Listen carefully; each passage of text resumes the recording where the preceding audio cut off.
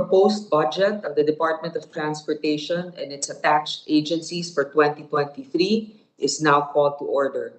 I would like to acknowledge the presence of my vice chair, our vice chair, the expert actually on many things on public services, especially rail. Senator J.D. Ejercito, thank you, sir, for your prompt attendance. As always, Madam Chair, always here to support my chair. Oh, thank you, sir. Um, the proposed budget for the Department of Transportation for 2023 is 120.45% higher compared to its 2022 budget. It has the highest percentage increase among all agencies. Today, we will evaluate this massive increase. Despite that, there's a notable decrease in the budgets for the aviation, maritime, and road sector for 2023. Road projects alone decreased by 88%. Lahat ata ng budget ay napunta na sa rail sector, which is not necessarily a bad thing, but I think it, it warrants an explanation. We asked the department to justify this complete realignment in priorities. Before we call on each of the agencies to make their presentation, I asked the committee secretary to read for the record the agency's representatives who will represent their budget for the committee's consideration. Please turn your cameras on so that we know that you're really there. Go ahead, committee secretary. Thank you. Thank you, Madam Chair. For the Department of Transportation, we have Secretary Jaime J. Bautista, together with USEC Kim Robert C. De Leon, USEC Emily R. Lontoc, USEC Timothy John Batan, USEC Elmer Sarmiento, USEC Roberto Silim, USEC Cesar B. Chavez, USEC Mark Steven C. Pastor, and ASEC Georgette B. Aquino, ASEC Leonel De Velez, ASEC Paula Domingo, ASEC Jesus Nathaniel Gonzalez, ASEC Enrique Antonio Esquivel. For the legal service, we have Attorney Rainier Paul R. Yebra, Director Marisa Malabag, Director Peña Francia Alzona, Director Joel Laguerta, Director Lalaine Cortez, and Ms. Jenna Flor Lagdameo and Attorney Julius Yano for the DOTR. For the Office of Transportation Cooperatives, we have OIC Crescenciana Galvez and Ms. Eleanor C. Tupas. For the Toll Regulatory Board, we have OIC Josephine T. Turbulencia, Ms. Julita B. Binco, and for the Philippine Coast Guard, we have Commandant Artemio Abu. And for the Philippine Ports Authority, we have OIC General Manager Francis Mansile. For the Philippine Merchant Marine Academy, we have Commodore Joel Abutal. For the Office of Transportation Security, we have Administrator Maor Aplaska. For the Civil Aviation Authority of the Philippines, we have Director General Manuel Antonio Tamayo, together with Attorney Danjun Lucas. For the Manila International Airport Authority, we have General Manager Cesar Chong, and together with Assistant General Manager Irene G. Montalvo. For the Civil Aeronautics Board, we have Executive Director Carmelo Arcilla. For the Metro Rail Transit Line 3, we have General Manager Federico Canar. For the Light Rail Transit Authority, we have Administrator Hernando Cabrera. For the Philippine National Railways, we have Assistant General Manager Celeste Lauta, together with Ms. Jo Geronimo. For the Land Transportation Franchising and Regulatory Board, we have Chairperson Sheloy Garafil and Executive Director Attorney Robert T. Pig. For the Land Transportation Office, we have ASEC Teofilo Jojo Guadis, together with Executive Director Horacio Enrico Bona. For the Maritime Industry Authority, we have Officer in Charge Sonia Malaluan, together with Attorney Marivic Ramos.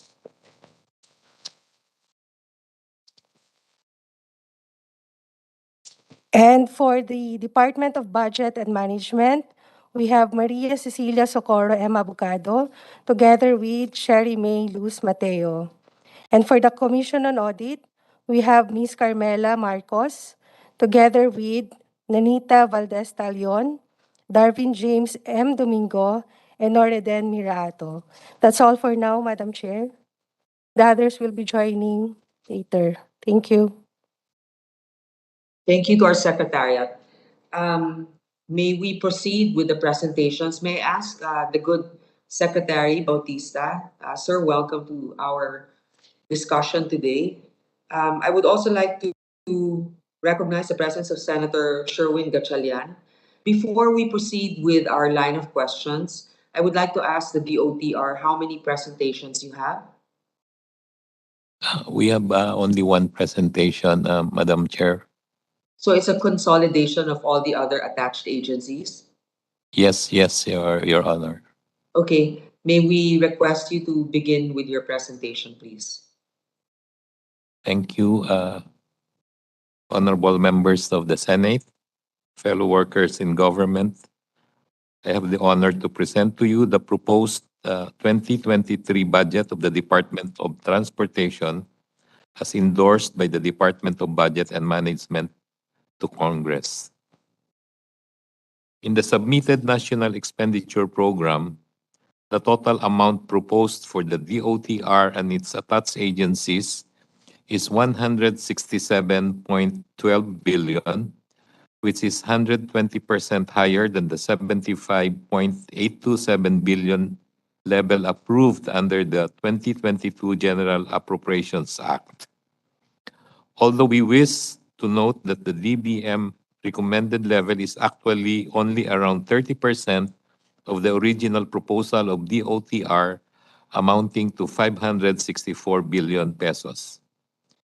It can be seen on the slide that bulk of the increase is intended for the projects of the Office of the Secretary Central Office, particularly to support the ongoing implementation of various railway projects, as highlighted by President Ferdinand Marcos Jr.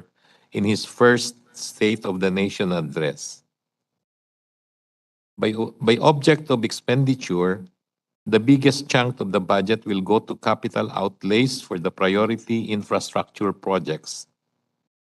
3 attached agencies will also have access to special accounts such as the Seatbelt Fund for the LTO, Tonnage Fee for Marina, and NCASC Fund for the Office of Transport Security.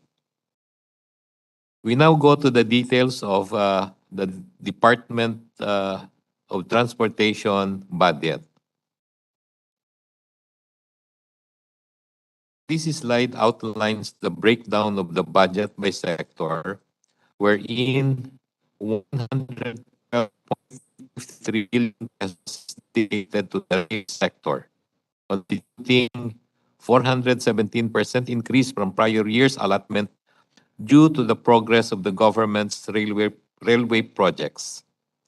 The aviation sector was provided with 2.489 billion for 5 key airport development projects, while the maritime sector was provided with 859 million pesos to support foreign assisted projects of the sector. Finally, the road sector was provided with 1.787 billion pesos, with details to be provided in the succeeding slides. The amount of 12.658 billion pesos was provided for right-of-way acquisition for all the ongoing projects, although this is far below the actual requirement of the department to ensure compliance with the President's directive of full speed ahead. We now go to the details of the infrastructure projects. All sectors were provided with a 1 million allocation for the construction, rehabilitation, and improvement of transport infrastructure that may be tapped within the year.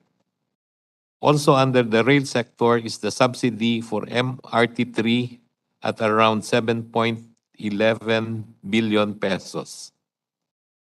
The proposed budget also includes the GOP counterpart for the following foreign assisted projects. North-South Commuter Railway System at 75.107 billion pesos. Metro Manila Subway Project Phase 1 at 26.261 billion pesos.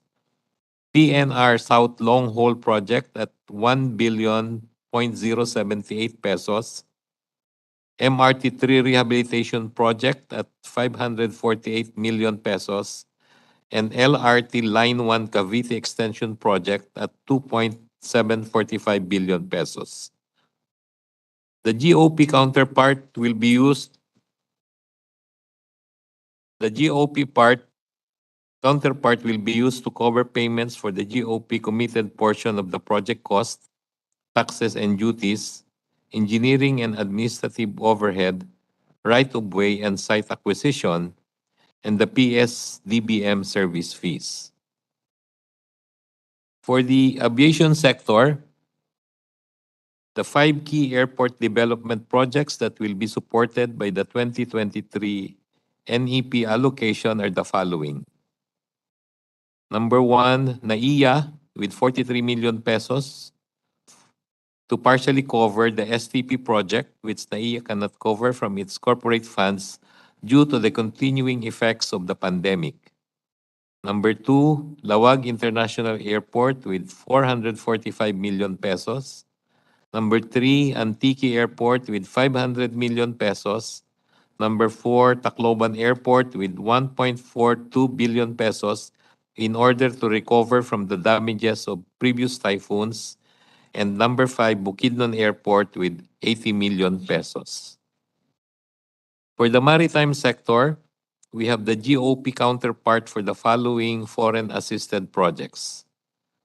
Number 1, Maritime Safety Capability Improvement Project Phase 1, 587 million pesos. And number 2, Marine Safety Enhancement Project for 270 million pesos. Finally, next slide please.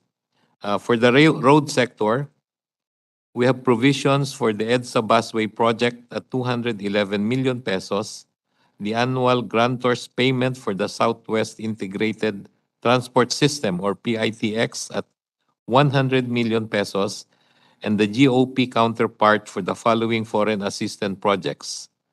Number 1, EDSA Greenway Project, 774 million pesos. Number 2, Cebu BRT Project, 700 million pesos. The budget for sectoral offices like LTO includes 4.783 billion for the procurement of additional plates to cover previous year's backlogs and 2.5 billion pesos under the LTFRB budget for the fuel subsidy to transport sector affected by rising fuel prices. We note that a 120% increase from prior year allocation might be a big ask, especially given the history of low budget utilization rates of the department. The low utilization rates in the prior years were brought by about the timing of award of the contracts of our major packages, which have to follow strict procurement rules by our funding partners.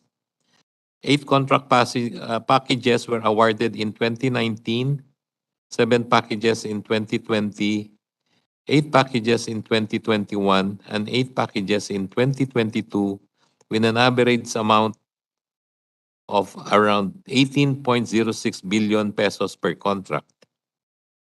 11 more contracts will be awarded in 2022 with an average contract amount of 33.3 billion pesos.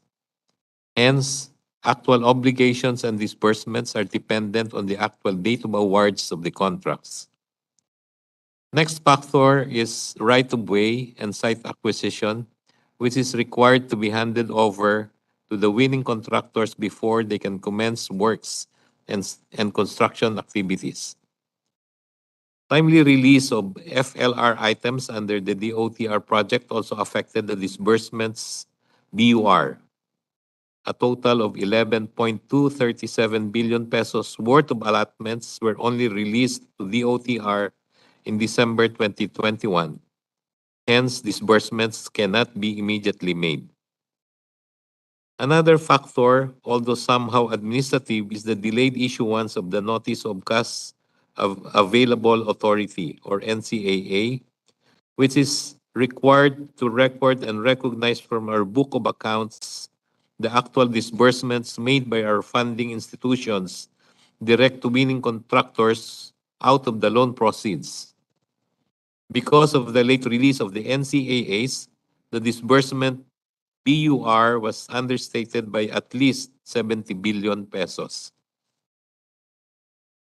To further illustrate our full year obligation for 2021 is 103.66% of what was originally provided under the GAA, and we continue to obligate portions of this fund this year in view of the extension of its validity.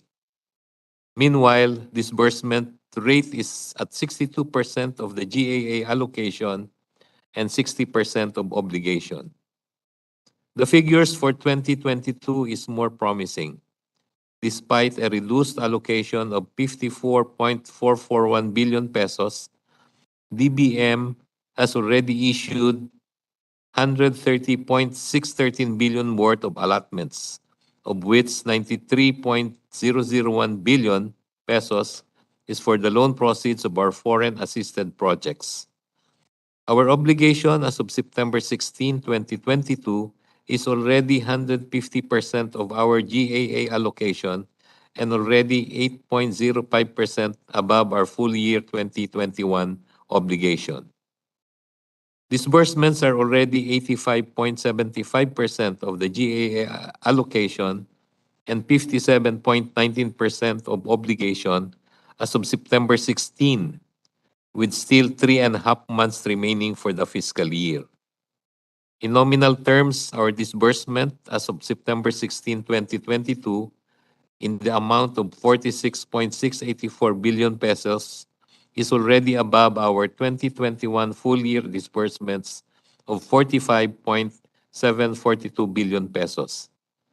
Indeed, not only that we need more funds to deliver the outputs expected from the department, but we are able to obligate the same and ensure timely disbursement that equates to actual delivery of goods and services for the benefit of the Filipino people.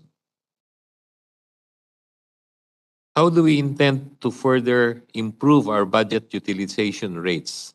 Number one, improve operational efficiency.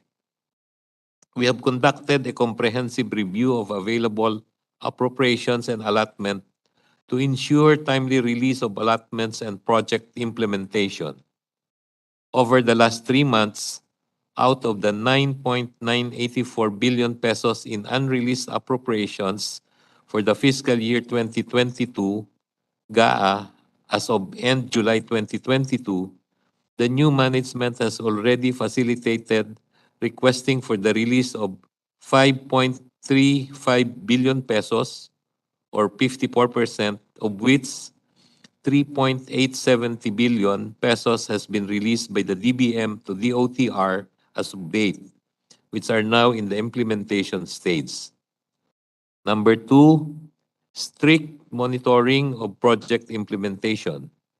We are now doing an inventory of all our live memorandum of agreements and contracts to ensure the strict observance of approved project timelines, particularly given the opening up of the economy that was previously disrupted by the COVID-19 pandemic. This aims to facilitate timely completion of projects and disbursement of payments. Number three, aggressive right-of-way and site acquisition. We are working closely with the Office of the Solicitor General to hasten the process to acquire the necessary right-of-way to facilitate full mobilization of construction activities. The succeeding slides will show the budget levels of the attached agencies of DOTR.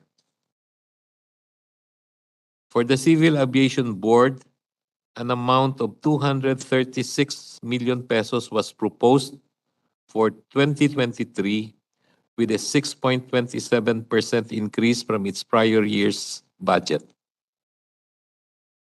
For the Marina, the amount of 916 million pesos was allotted for 2023, which is 5.88% lower than the 2022 level, since Marina received an additional 115 million pesos when Congress deliberated on its budget on top of the NEP level, particularly on registration and provision of authority for ships and shipyards, certification and documentation for seafarers, accreditation of training programs, faculty, and other maritime enterprises. For the Office of Transport Cooperatives, the proposed 2023 budget is around 37.689 million pesos with a 7.5 increase from their 2022 allocation.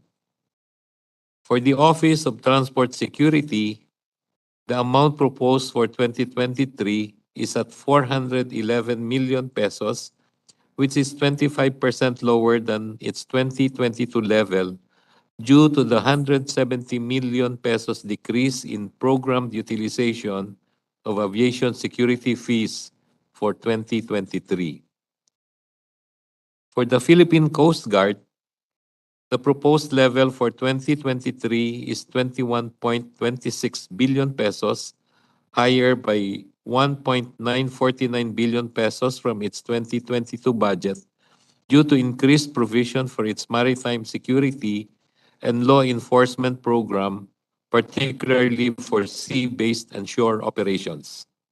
Finally, for the Toll Regulatory Board, the proposed level is 34 million pesos, lower by 1.3 million from its 2022 budget due to lower operating requirements. This ends our presentation, and we hope that our partners in Congress and Senate will help us.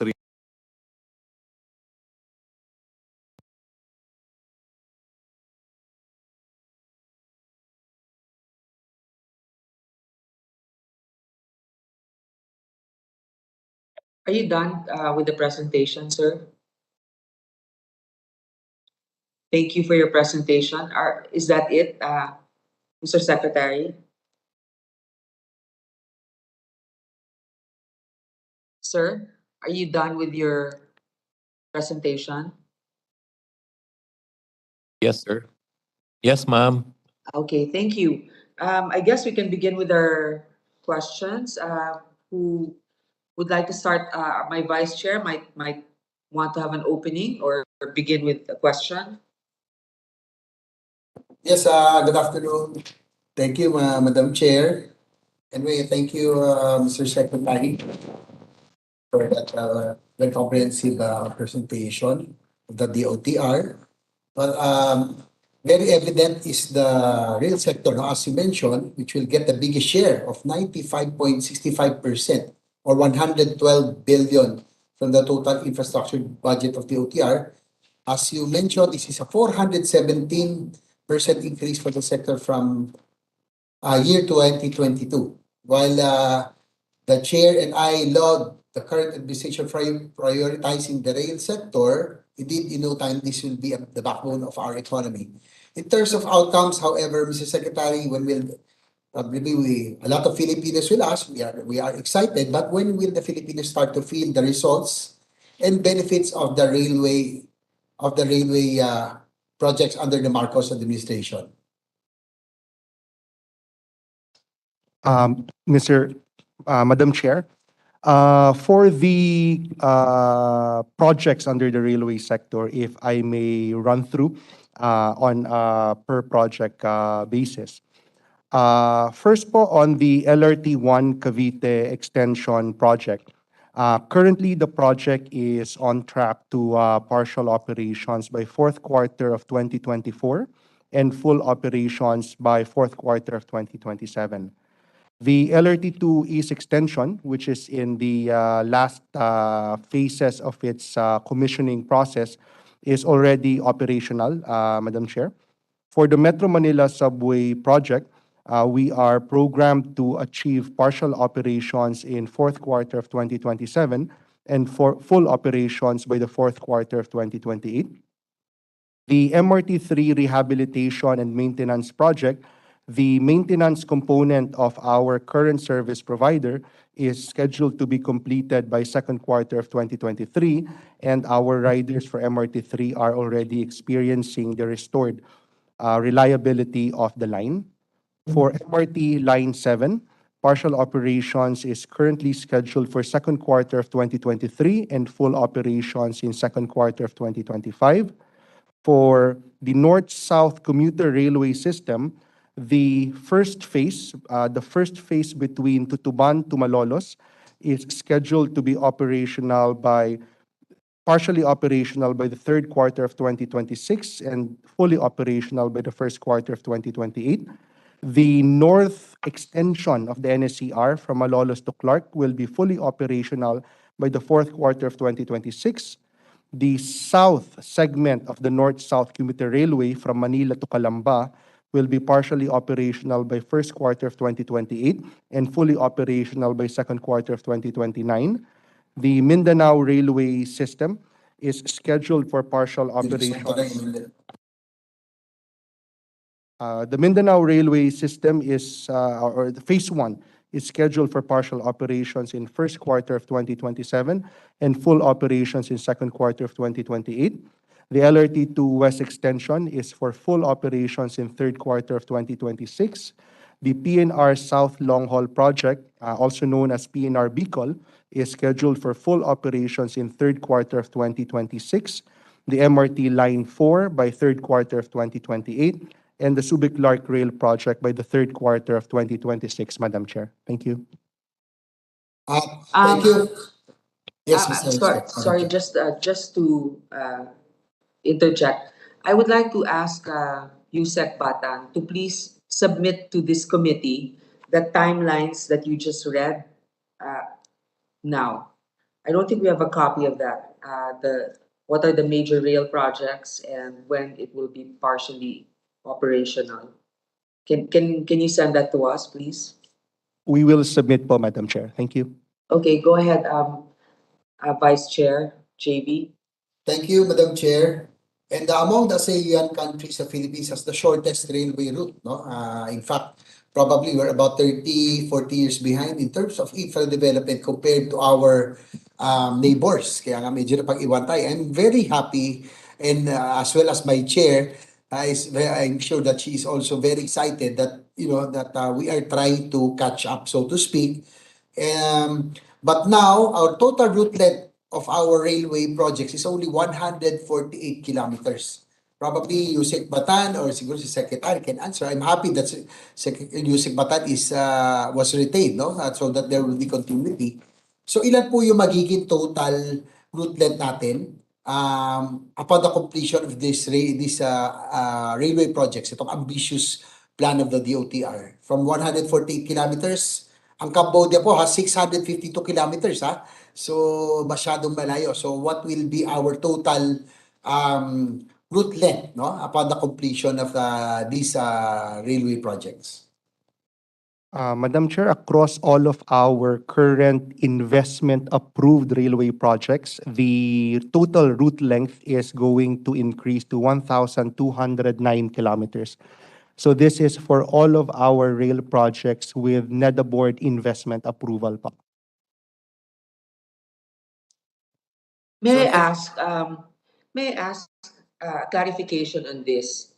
As you stated, part of the deliverables will be the Mindanao Railway project. But an article revealed that the planned funding for this has been withdrawn as the Chinese government failed to act on funding requests by the previous administration. So, is this accurate? And if this is true, uh, what are we going to do about this? Do we have an allocation for this? Madam Chair, it is correct po that our loan application for our three China-funded projects, the Mindanao Rail 1, the PNR South Long Haul or PNR Bicol 2, and the Subic-Clark Rail Project 3, our loan applications were deemed withdrawn as of end of June 2022 because it was a condition that was imposed by the previous Department of Finance that if the loans will not be closed or will not be signed by the end of the previous administration, then we are withdrawing our loan applications. So do you have now a new application from As to another the way funding forward, source? Yes, Madam Chair. Currently, the DOTR has already written to the Department of Finance requesting for the resubmission of our loan applications for our China-funded projects. And this is currently ongoing, the processing by our Investment Coordination Committee for purposes of getting the necessary government approvals, Madam Chair. Okay. Do you have a follow-up question, Senator JB? Madam Chair, I would like to acknowledge the Senator presence Bin- of Senator Nancy Binay. sorry, Madam Chairperson, wala po akong camera. Hindi, just to follow up your line of questioning. Kasi parang may sinabi siyang target date for Mindanao Rail, which is 2027. And technically, wala naman nangyayari pa dun. Oh, so paano nga naman yan? I think medyo na-cut. She might be on the road.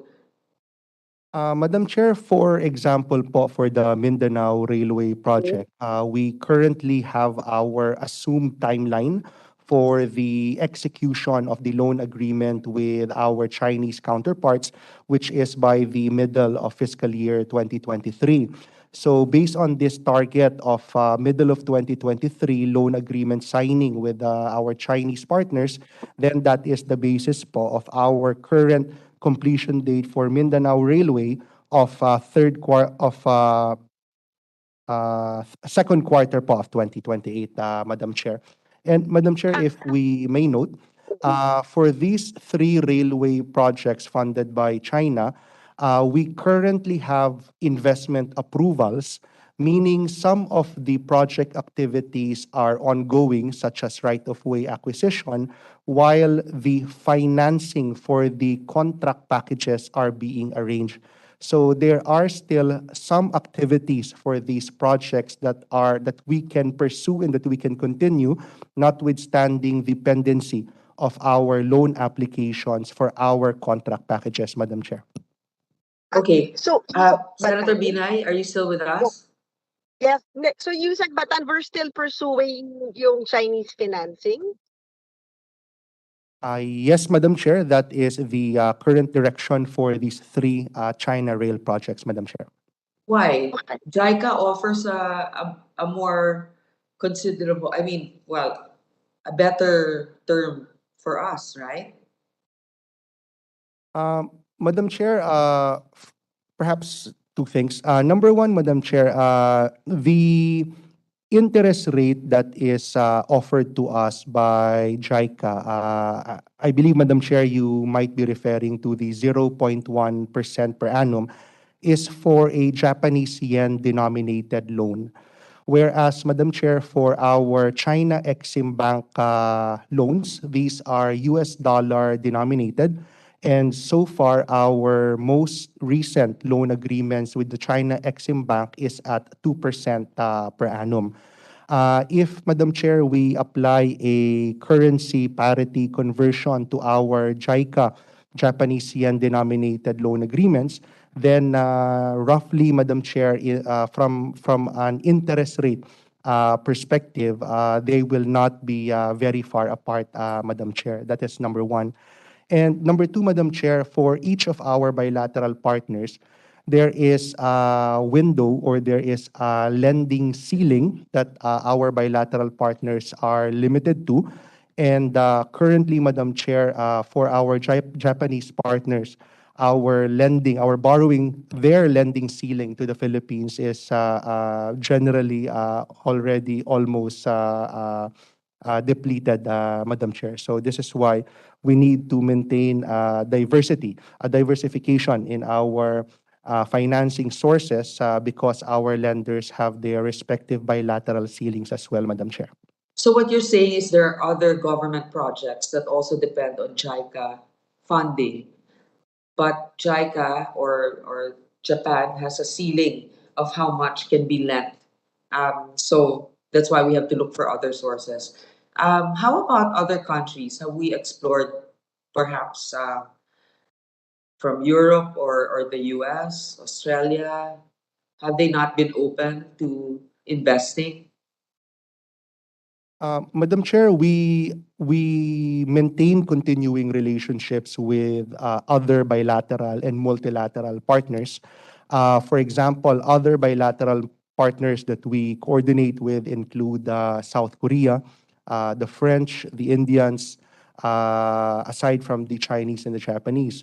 On the multilateral front, Madam Chair, we have developed an extensive financing program with the Asian Development Bank as well as with the World Bank. So, Madam Chair, the way that we work with our development partners is essentially we present to them our pipeline of projects, and based on various factors such as the areas of expertise, the areas of experience of our bilateral partners, as well as the financing headroom that they have available to the Philippines, this is how the financing is matched, Madam Chair. Madam Chair, if I may. Since sir, since we are in the topic of financing, the Metro Manila Subway project costs 227 billion as approved by NEDA when it was launched as part of the Build program in 2017. But based on the latest fourth quarter status report, the cost jumped to 448 billion, which is almost double the original cost.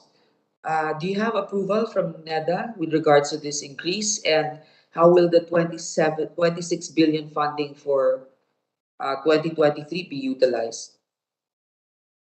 Madam Chair, that is correct that in the initial approval of actually the first investment approval of the project was at 300 billion, and the latest investment approval, the latest NEDA board approval of the Metro Manila Subway project is at 480 billion.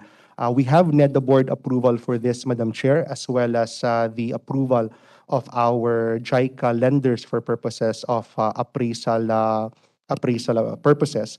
And Madam Chair, the biggest drivers of the cost increase are three things. Number one, Madam Chair, previously the Metro Manila Subway did not extend to any of our airports. So one of the conditions that our Investment Coordination Committee imposed on the project in 2018 was to make sure that the subway... I'm sorry, Yusek Batan. Yes, Madam Chair.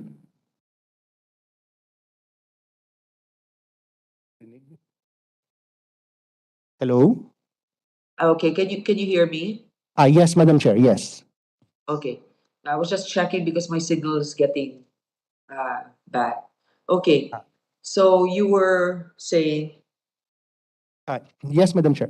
Madam Chair, you are correct that the latest NEDA board approval of the Metro Manila Subway project is for 480 billion pesos. And Madam Chair, there are three drivers to this cost increase. Number one, Madam Chair, is we extended the subway to connect to NAIA Terminal 3, which is one of the conditions that was imposed by the Investment Coordination Committee. Number two, Madam Chair, we interconnected the subway to the north-south commuter railway system. What does that mean, Madam Chair? That means that a subway train coming from Valenzuela or Quezon City or Makati, for example, from underground, it will slowly go above ground into our north-south commuter rail in the Bicutan area, allowing our subway trains to go all the way to Calamba. So that means, Madam Chair, that passengers, for example, coming from Calamba can go to BGC or to Ortigas or to Quezon City without having to transfer trains.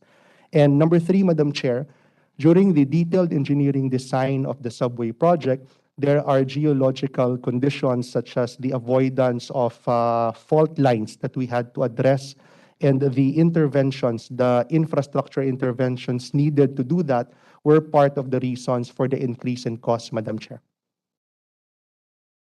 So you are saying that NEDA has actually approved this increase, correct? Correct, Madam Chair. Okay, now for the boring machine, the tunnel used to drill underground has already been put in place apparently. So has the construction commenced since then? What are our progress for the drilling?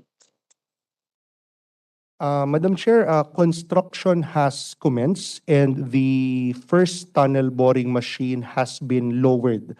From the time, Madam Chair, that the tunnel boring machine was lowered, it is currently ongoing installation. Essentially, Madam Chair, the tunnel boring machine requires a 2 to 3 month period after it has been lowered before it starts tunneling through.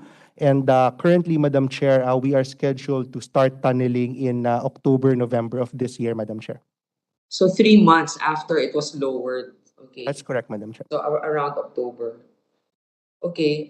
Before we, I'm sorry. I think maybe the vice chair would want to add a few more questions. I have a long list here.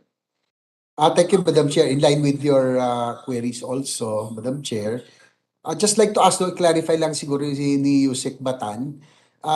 Does the inclusion of these projects, no, yung particularly Mindanao Railway System and the PNR South Long Haul in 2023, that we have renegotiated, or are we already still on the process of renegotiating the deal with China? And if ever there is, what are the terms, if any? Madam Chair, the DOTR has already submitted its request for the loans to be reapplied by our Department of Finance. It is currently ongoing processing by the Department of Finance and the Investment Coordination Committee. But officially, Madam Chair, the loan application is still for submission to our China counterparts. And in parallel, Madam Chair, discussions are already ongoing on the financing terms for these 3 railway projects, Madam Chair. And likewise, Madam Chair, I have observed also, because I ride my motorcycle most of the time, I'm happy to see that the North-South commuter line is really already, no, the progress. So I can see the development already towards Clark and elsewhere. And that itong subway will start boring already. In fact, on Monday, I think there will be a groundbreaking ceremony with President BBM himself in the Pasig area.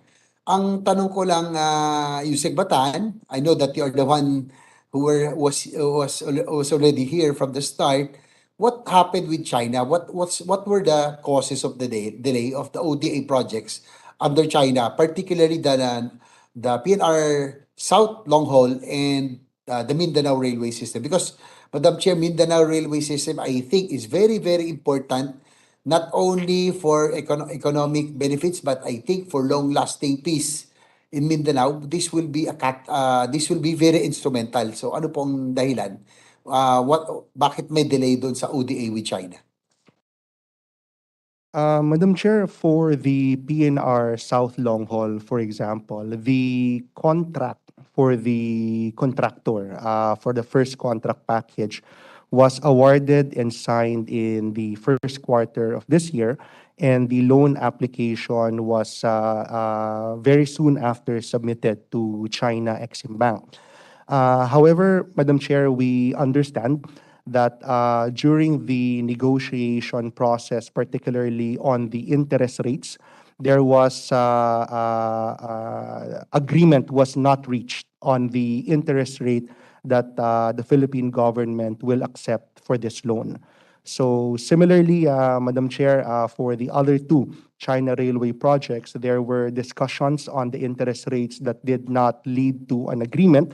And this is why, Madam Chair, currently negotiations are sought to be pursued again towards arriving at a mutually agreeable interest rate and other financing terms for our China Railway projects, Madam Chair.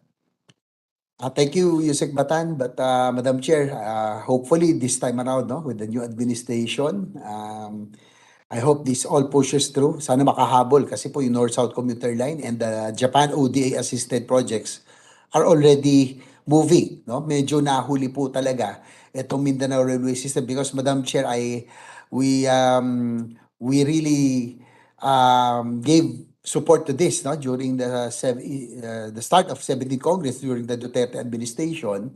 So sana po makahabol po sila at this time. Siguro before we leave this topic, Madam Chair, I know a lot of senators will still have questions. Narinig ko po nung inaugural address ni President BBM that he will prioritize indeed the railway projects. Yung pong nabanggit din niya yung Panay Railway System and hopefully Cebu railway system because these are all needed also, especially in Cebu. Talagang because of the narrow roads, I think the railway is the only way not to really solve the decongest the traffic there. So ano yun natin dito? Ano pong plano ng DOTR? No, would this be China also ODA or Japan ODA assisted projects? Madam Chair, for the Cebu projects, there is a master plan that was completed in 2019, which identified 5 potential alignments in Cebu for a railway system. The next step here, Madam Chair, is to conduct a feasibility study for these master plan identified projects, and the department is already working with our development partners as well as our counterpart agencies in the DOF and the PPP Center to obtain funding for the needed feasibility studies. For the Panay Railway, Madam Chair, same as in Cebu, the next step is to commission a feasibility study. And in fact, Madam Chair, for Panay Railway, we have already allocated our remaining portion of our remaining feasibility study fund from GAA 2022 for the conduct of the feasibility study for Panay Rail. Perhaps, Madam Chair, if we may mention, the department requested for a feasibility study budget for fiscal year 2023 in the amount of 1.4 billion pesos for various railway and other projects.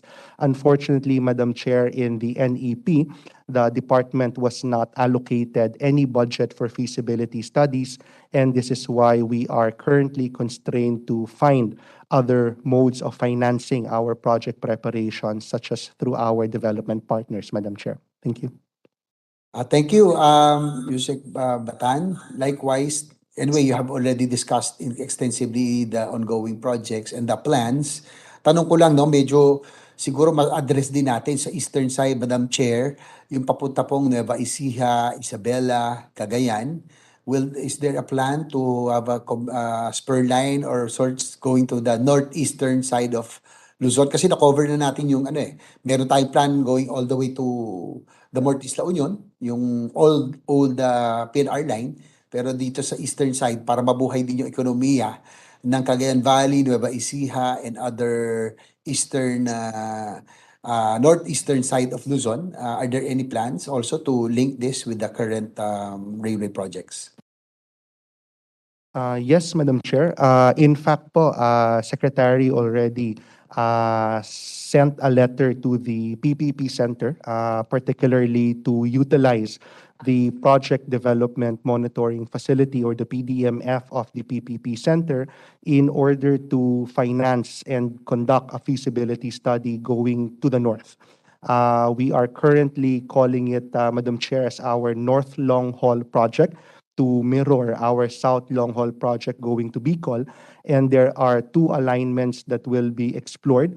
one going north to La Union, and another going northeast to Catanduanes, going to Cagayan, to Nueva Ecija, and to Nueva Ecija and Cagayan Valley, to Gagirao, Madam Chair. Thank you, Madam Chair. That's all for now. I think Yusek Patan already covered most of the railway projects at this time. So thank you very much. I'm very happy, no, that at least there's continuity, that Yusek Patan, who was in charge of the railway programs in the past, is still here, as well as Yusek Cesar Chavez. Thank you, Madam Chair. Thank you, Vice Chair Ejercito. Can you explain to me, Yusek Batan? I mean, on the more I examine this, we really don't understand how a 2% interest loan with China is better than a 0.01% interest loan with Japan. You explained earlier something about currencies because supposedly the one of China is pegged against the dollar, whereas the one in Japan is pegged against the yen. But with the decreasing value of the peso against the dollar, and actually, I guess conversely gaining against the yen, how can we say that it's actually cheaper or it's actually better to obtain a loan from a Chinese lender? Madam Chair, just to clarify po, obtaining a loan from China is not necessarily better from Japan. It's just that the interest rate difference is not as big as 0.1 versus 2.0%. Madam Chair, essentially the volatility of each currency is very different. And part of that volatility is reflected in the foreign exchange rate between Philippine peso and that concerned currency. Madam Chair, there is computation. We can submit this computation, Madam Chair, that takes into consideration the current volatility rate of each currency vis-a-vis the Philippine peso. And based on that, Madam Chair, there is a way to express the Japanese yen denominated loans into US dollar denominated loans. So, Madam Chair, I'm personally not, I'm not sure how to compute it, but there is a table. This is We confusing. obtained Now from you're the saying Department of Finance. it's better with some computation, but then you can convert the yen into a dollar denomination. So pwede naman pala. So ba't di na lang diretso din sa Japan? Because you've already had some inconveniences by the delays with the agreement with the Chinese lender. I know that there's a cap, probably a cap with JICA, but there are other lenders in Japan that are not necessarily uh, through the authorization of JICA, I suppose, right? Madam Chair, I guess this is partly because of the ceiling, the lending ceiling of our development partner. Currently, Madam Chair, the annual disbursement ceiling of JICA for the Philippines is at 300 billion Japanese yen per Japanese fiscal year, and at least up to 2025, Madam Chair, because of our subway and our north-south commuter railway projects, we have almost exhausted that 300 billion Japanese yen annual disbursement ceiling of our Japanese partners to the Philippines, Madam Chair. Hindi ko maintindihan pa rin yung explanation eh. Kasi 1%. Madam, Yes, Senator Binay. I'd like Madam, to recognize the presence of Senator Minority Leader Coco Pimentel. Yes, Senator Binay, go ahead. actually, Sorry. Madam Chairperson, I think yung interest rate is just one factor kung bakit hindi natuloy yung loan. Hindi ba may issue din tayo nung pagdating sa arbitration, parang sa Hong Kong, which is technically not good for us kasi parang ano pa rin yun eh, parang China pa din. Hindi ba, Yusek Batan, may mga iba pang factors aside from the interest rate? Kaya hindi natuloy itong Chinese loans? Madam Chair, as far as the Department of Transportation is aware, we understand that the negotiating point that did not reach conclusion was on the interest rate. Madam Chair, if we may just qualify, while the department po is in charge of developing and implementing and contracting projects, the negotiation process, the negotiation itself for our loan agreements is undertaken po by the DOF. Department of Finance po. So ang kausap ngayon na ituloy ulit sa China is still DOF. That's correct po, Madam Chair. This is the reason why the Department of Transport wrote to the Department of Finance endorsing the continuation of the resumption of the negotiations with China. But the actual negotiations, Madam Chair, is something po that happens between our Department of Finance and the China Exim Bank, Madam Chair.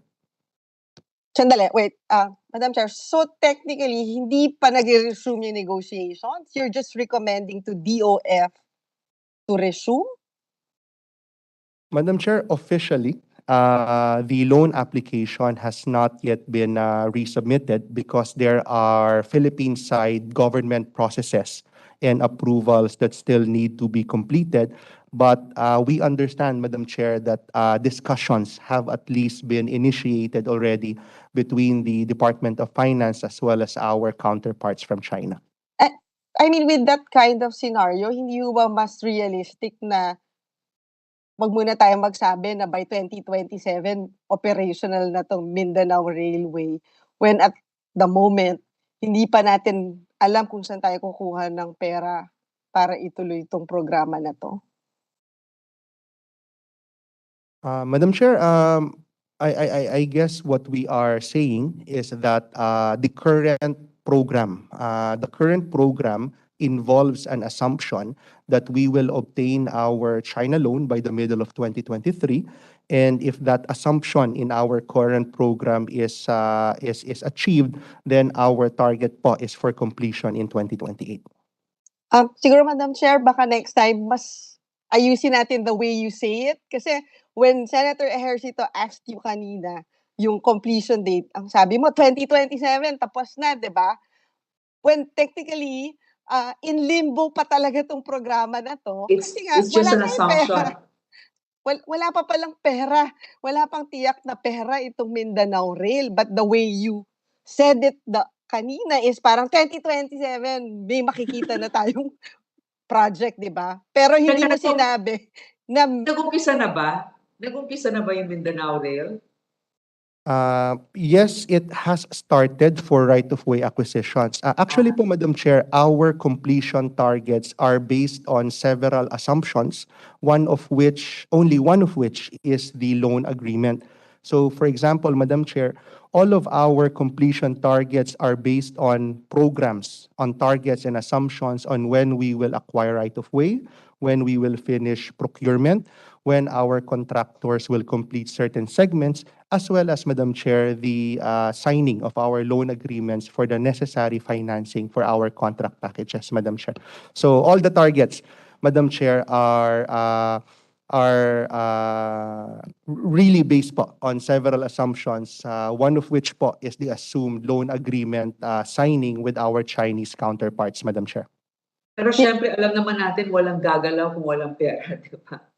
Yun na nga, Madam No, but Chair, diba? I know what you mean. You have to do certain due diligence and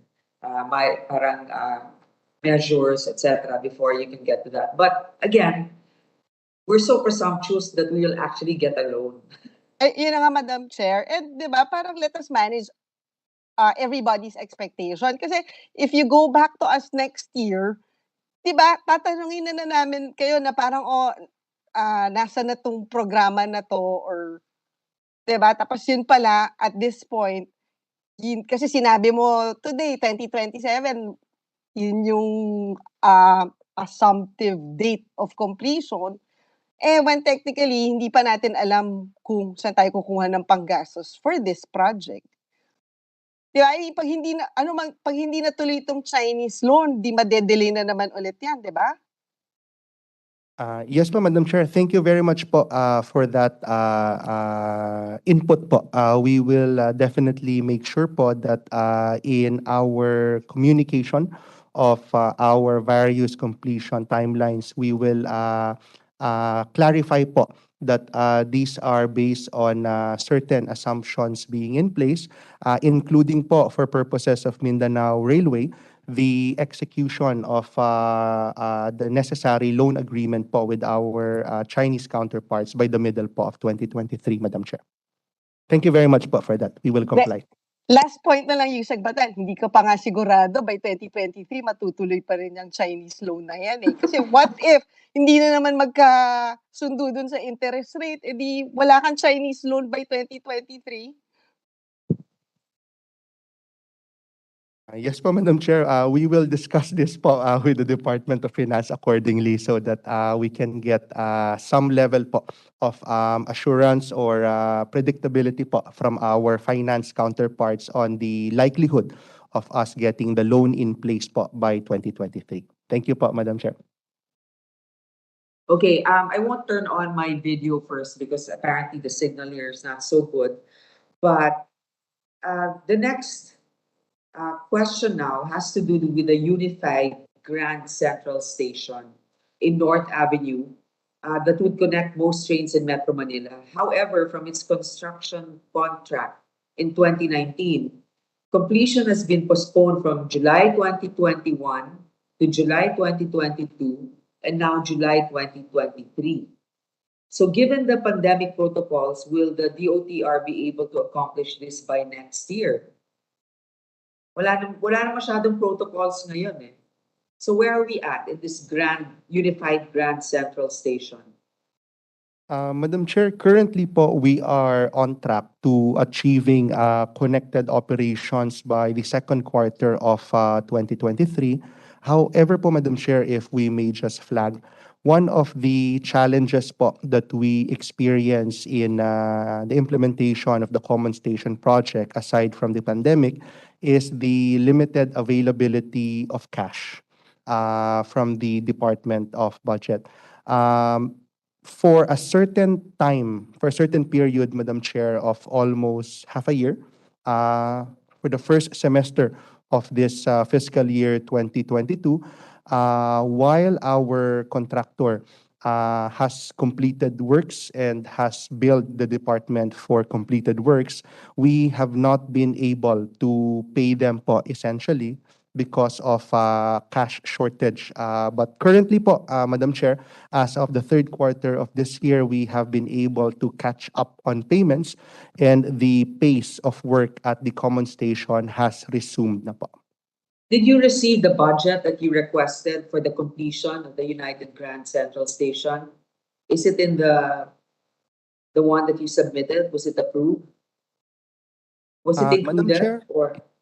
Madam Chair, the issue po that happened that affected the Common Station, it wasn't a budget issue po, it was a cash availability issue because the entire contract amount po for the Common Station was already appropriated by the Congress in an earlier GAA and has been fully obligated.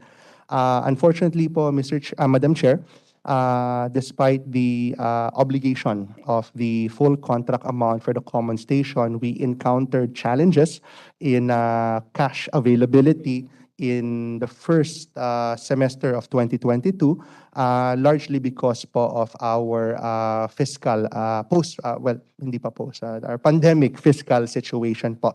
But as now, did you coordinated po. get it now? Did you get it Yes, already? as of the third quarter po, Madam Chair, we have been able to obtain the cash release needed and we have already paid them po and works have resumed po, Madam Chair.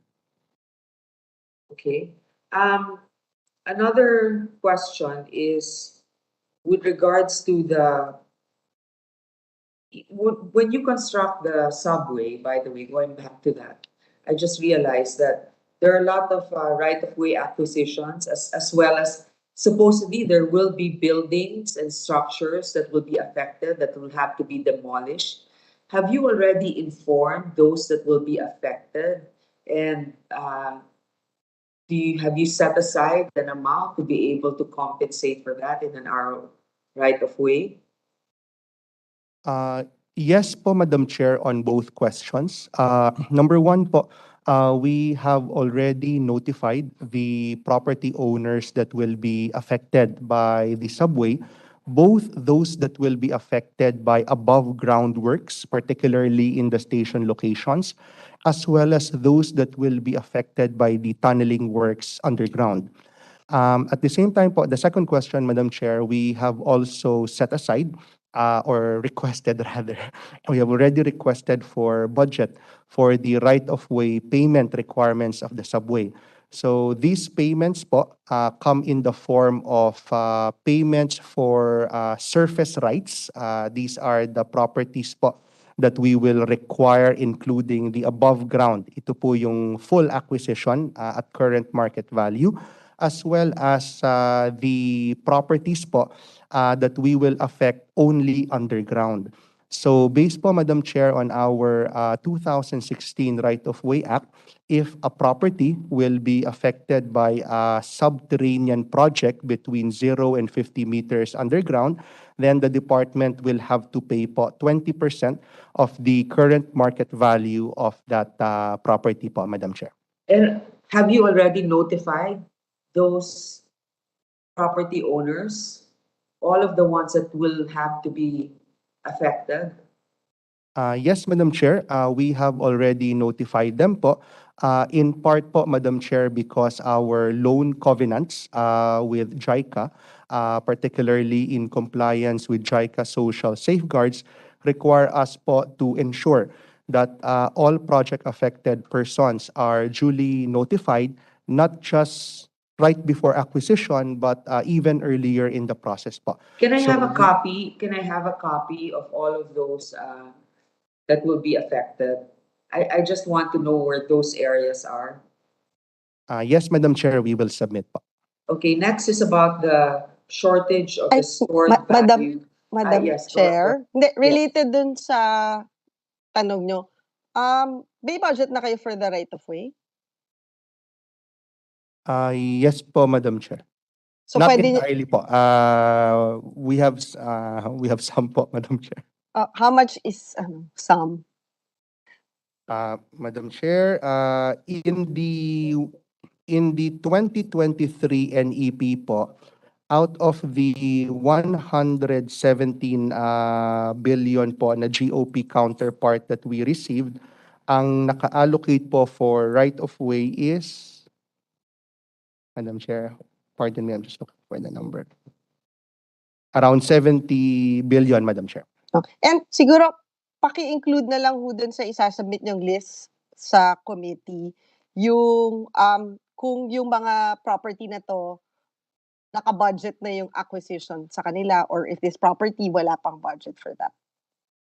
We will submit po, Madam Chair, we will submit po the list of project-affected persons. However, we would just like to note po that our right-of-way budget is not specifically allocated to specific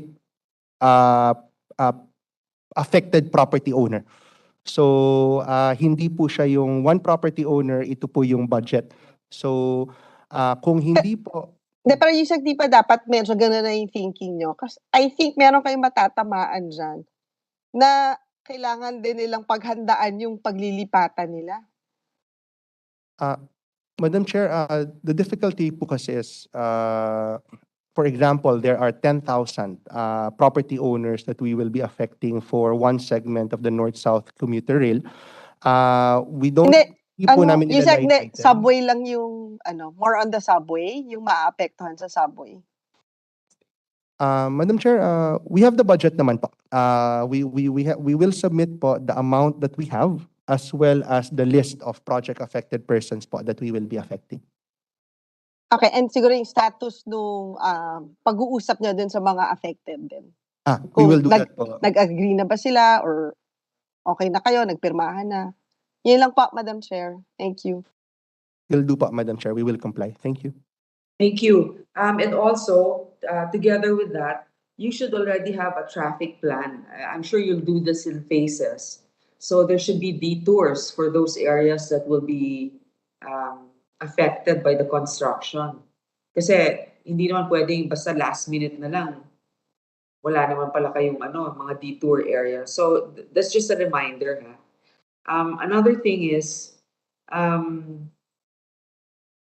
yung beep cards. Supposedly, we were warned about the possible shortage of the stored value or beep cards. They won't be able to deliver, the suppliers won't be able to deliver 75,000 beep cards for MRT3. Can you tell us if there's an actual shortage, or is this being addressed, or has it been addressed? Madam Chair, LRT po, Attorney Cabrera po. Yes. The last time po na nakipag-discussion po kami sa AFPI, ito po yung provider po natin. Ang issue po talaga is yung supply po worldwide ng microchip. So yun po yung problema. Wala po problema doon sa plastic part kasi marami po tayong supply yan. Ang problema lang po is yung worldwide supply po ng microchip. And then worldwide din parang dalawa na lang po yung manufacturer po nito.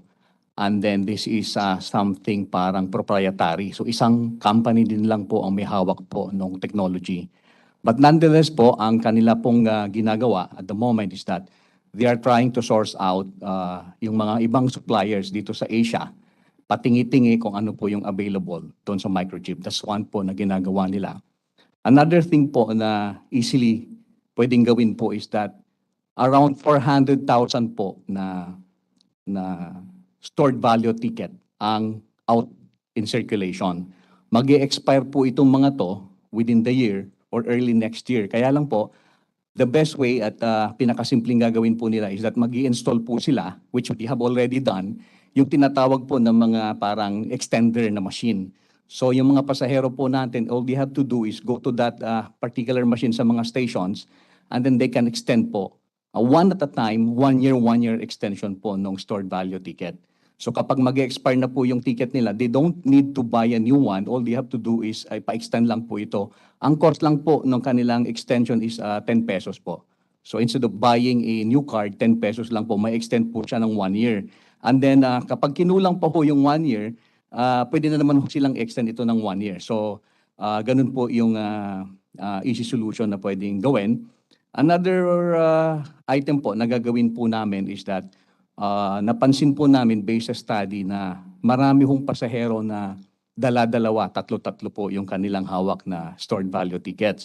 So ang isang program po na ginagawa po namin ngayon is that we are encouraging po itong mga pasahero na ito na i-share po nila yung iba nilang ticket para doon sa mga kaibigan nila or sa family members so that maibsan po yung possible shortage. And then on the idea po na marami po kasi natatakot na baka sabi ho nila with the shortage baka bumalik po sa mano-mano na bayaran. Actually hindi po mangyayari yun kasi available pa naman po, napakarami po tayo ng supply ng single journey ticket.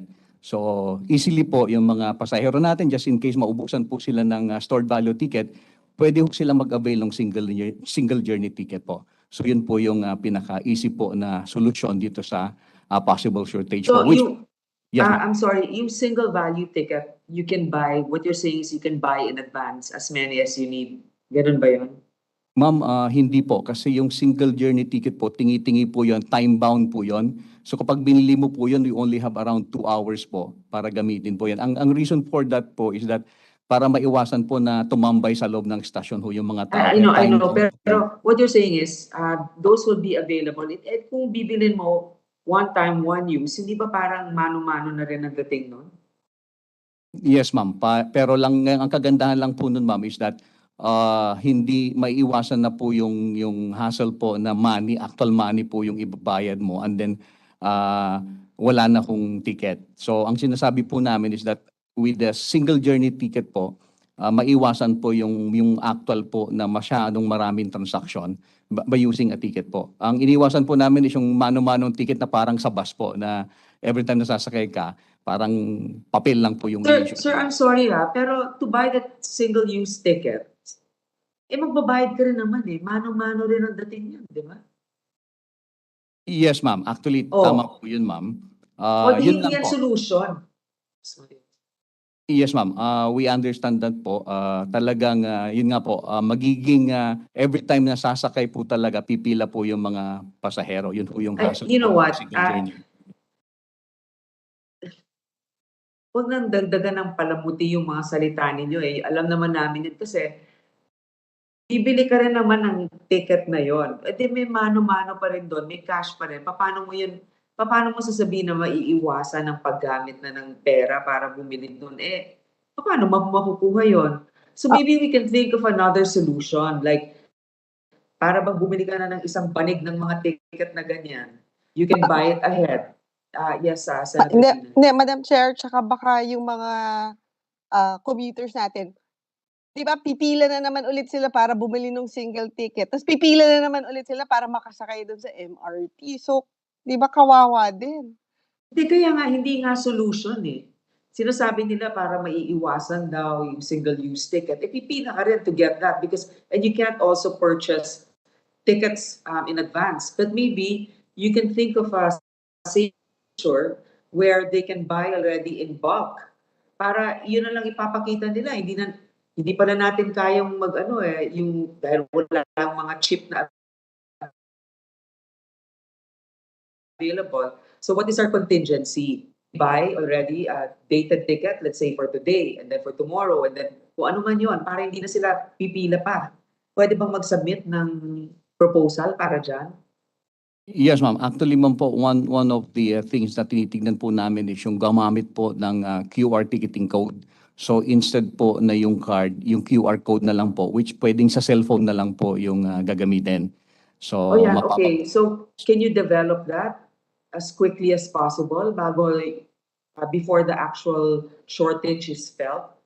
Ma'am, actually, na-develop na po namin. Natapos na po yung ating pilot testing po dito. Lumusot na po yung paggamit po nito sa line 1 at saka sa line 2. Yun naman we're pala now- eh, dapat yun ang sinagot mo kanina sa amin. Actually, ma'am, isusunod ko sana yan. I'm sorry po, nahuli ko lang pong nabanggit.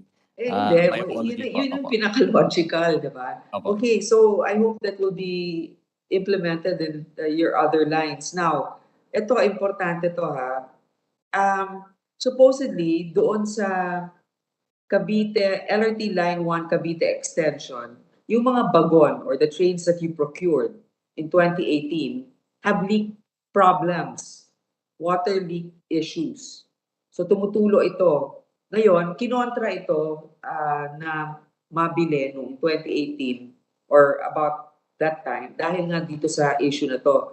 Pero nakapark na ngayon sa LRT Line 1 depot sa Pasay at hindi pa rin operational. So DOTR PNR procured 3 China train sets with standard gauge, existing in PNR's narrow gauge, using local funds and ahead of the loan approval for the PNR South Long Haul project. Paparating na ito mula sa China, walang mapaparkingan. Di rin magagamit ng PNR ngayon kasi narrow gauge ang riles nila. Sino bang genius na nag-order nito? Narrow gauge ang ginagamit ng PNR, samantalang yung in-order ninyo, mali yung size. Tama ba yon? Ma'am, good afternoon po. This is Jeremy Regino. I am the new GM. Can you speak closer to your mic, sir, so we can understand you? Please This identify yourself again. Yes, I am Jeremy Regino po. I am the new GM of PNR. Please. I think Hindi ka pa rin namin maintindihan. You're the new GM of... Ma'am, Okay, I'm the there. new GM of PNR. Okay, sir, go ahead. What's going on here? Were you part of the transaction to purchase hindi those po. things? Ha? Hindi po, ma'am.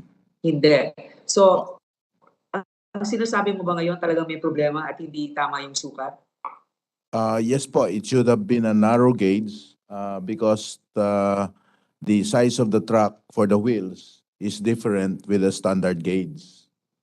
Okay, so who decided? Who gave that approval? Yusek Bata, nandun ka pa nun, di ba? Ma'am, if I may. Sino? Ma'am, Yes, if go I may, ahead. ma'am, it's the PNR board that decided on this.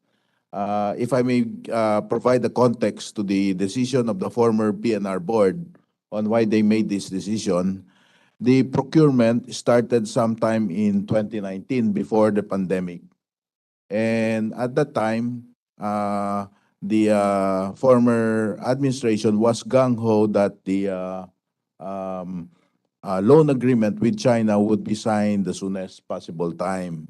And with the signing of the loan agreement, of China loan agreement the soonest possible time, they felt the best solution, the best looking forward, the best it would be better to have a standard gauge train purchase rather than a narrow gauge, in order to be able to be of use even after the South Long Haul project had already been established.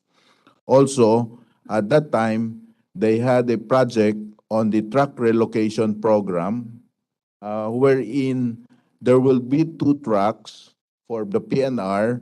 One is narrow and the other is standard gauge size. Meaning to say po, dadagdagan po ng isang riles, isang truck po, yung narrow gauge para dual fit ho ang trend doon. One narrow, one standard. No, okay, I get it, but have you started adding those rails? Pardon? Okay, natanggap na ninyo itong mga na-deliver na ito, di ba? Pero hindi nga kasya. Not yet, ma'am. It's on the factory. It's still for a factory acceptance test. The first test train po is on the status po is a factory acceptance test. In fact, ma'am, I had a meeting with representatives of the CRRC yesterday in my office, and I asked if it's possible to convert the standard gauge trains, still convert the standard gauge trains to narrow gauge, or as an option to suspend the delivery and production of the trains. And they said yesterday po they will get back to me and consult with higher authorities if that would be a possibility. Oh, wait a minute, wait a minute. Akala ko ba your initial solution was just to add another rail para maging standard yung rail and also can accommodate the narrow one. So right now, what you're saying, sir, is that you are not going to add that extended rail. Tama? Yes, ma'am, because it's not going to be viable. We just ordered 3 train sets, and we will just add an additional cost with an additional track. And by 2026, we will already have the NSCR. So parang sayang po yung gastos natin. So it would be better, it would be more judicious at saka mas makakatipid po tayo kung we will just convert, if it's possible, we will just convert the standard gauge to narrow gauge or suspend the manufacturing of the trains. So pwede pang i-suspend. They will get back to us po. Senator Pimentel, minority leaders recognize. Masyado magulo ang kwento, Madam Chairperson. Gusto ko rin malaman yung sino yung henyo na nagde-decide for us. Ang binanggit ni Mr. Regino is the old board. Pero Madam Chair, I think we need I think one entire day present nila. Hindi ko rin ma-picture sa mind ko is the plan, sir, that we will have two ano ba tawag mo, railways, two railway system, one narrow, one standard. That is the plan, or the standard is the new one, and then we will ultimately abandon the narrow gauge railway. Yes po. The old standard po of PNR is a narrow gauge. That's the old line since the Spanish period po. Now, globally po, we are now shifting to the standard gauge, which is a wider size and is considered to be safer, especially on curbs and on high speed. So, in order to standardize our rail system. Wait, sir. You're talking about that's the world standard now and it's Opo, safer. opo. But you just told us that you are going to let these trains be converted so that it's compatible with the narrow line. So ano ba talaga? Are we trying to comply That with the was the world original standards plan, or ma'am, ano? of Di ba sabi mo kasi it's cheaper probably to let it be adaptable to a narrow rail. Yun pala mas okay yung standard. Ano ba talaga?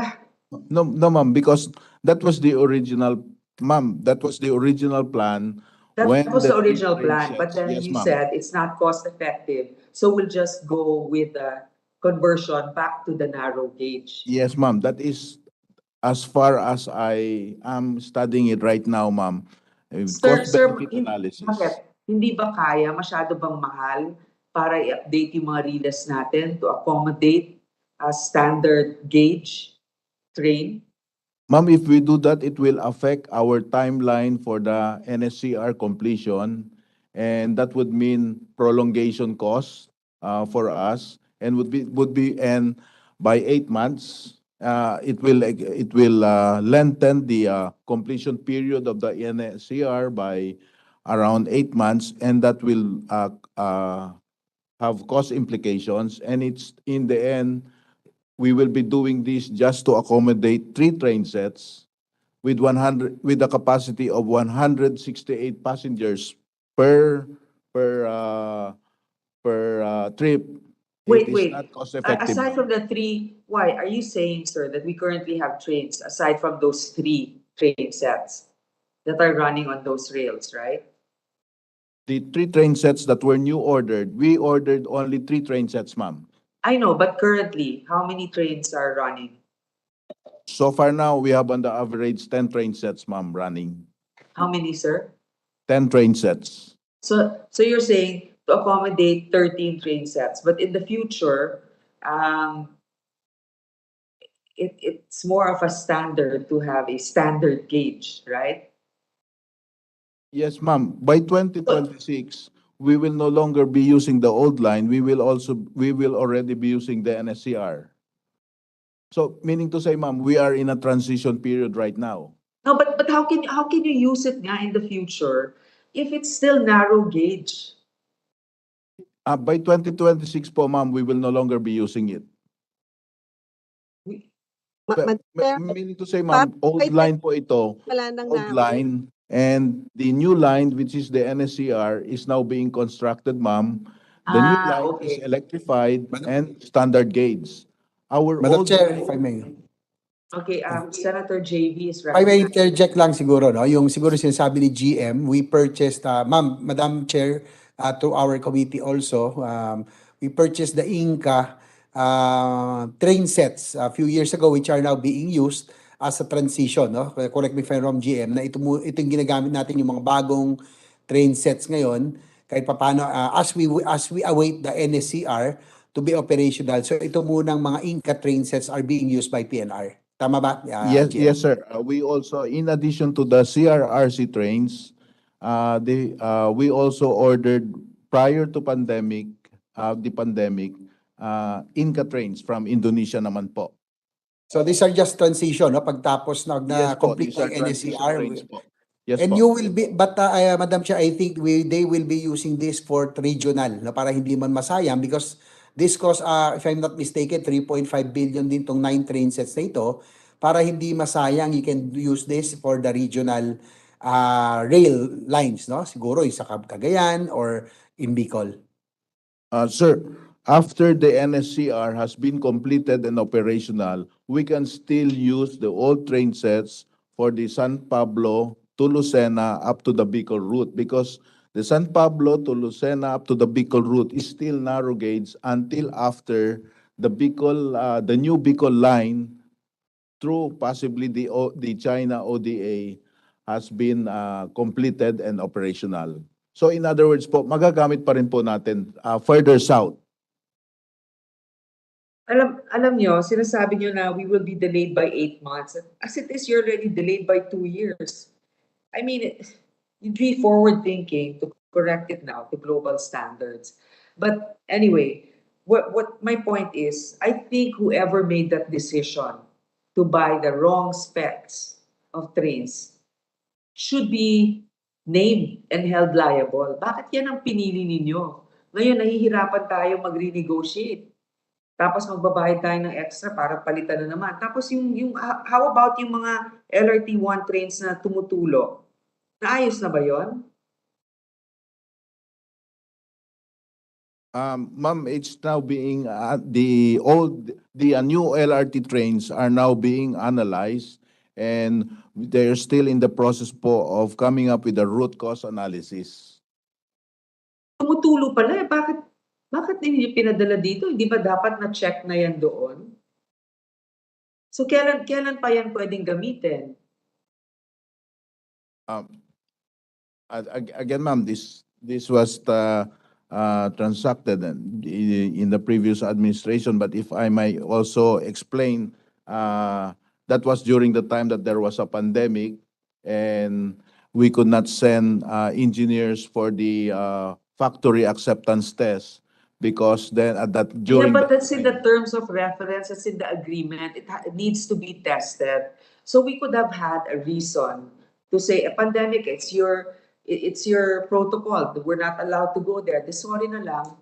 That would have been grounds to terminate the contract. Why did we accept it? Anyway, that's not within your purview. If you were, Madam Chair, yes, yung supplier ba natin, wala bang quality control yun? Sasadyain ba niya mag-supply sa customer nila ng tumutulo? Madam Chair, if I may po. yes, Yusek Batan. Madam Chair, the contract for the 120 fourth generation light rail vehicles for LRT1 was signed po in 2018, and the production and manufacturing happened between 2018 and 2021.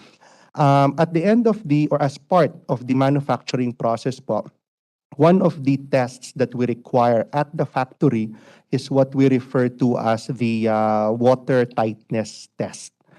The water tightness test was conducted po in 2020, but unfortunately po, we were not able to send physically our project engineers as representatives to participate in that water tightness test. Based po on the results of the water tightness test at the factory, the trains passed po at the factory, and that's why production and manufacturing proceeded. However po, Madam Chair, still as part of the process of testing and commissioning the trains before deployment, there was an actual test run that was conducted po in the second quarter of this year. It was during that test run po that the leaking issue was identified because the trains po, fortunately po, were tested at the time that it was raining. So because of that observation po, as part of the commissioning process, the issue was brought to the attention of our supplier. And currently po, as mentioned po by GM Jeremy earlier, root cause analysis is being conducted so that a possible resolution can be recommended subject po to the review and approval of LRTA and of DOTR as part of our project management po, Madam Chair. So, Hindi ba pag clearly meron po, tayong binibili, may warranty?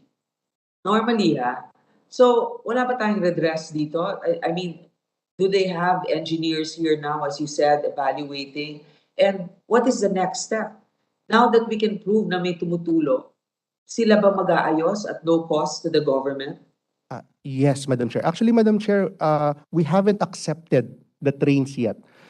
From delivery po of the trains to acceptance, there is a long process po where the trains are subjected to different types of testing and commissioning activities. So it's still with them? The trains have been delivered.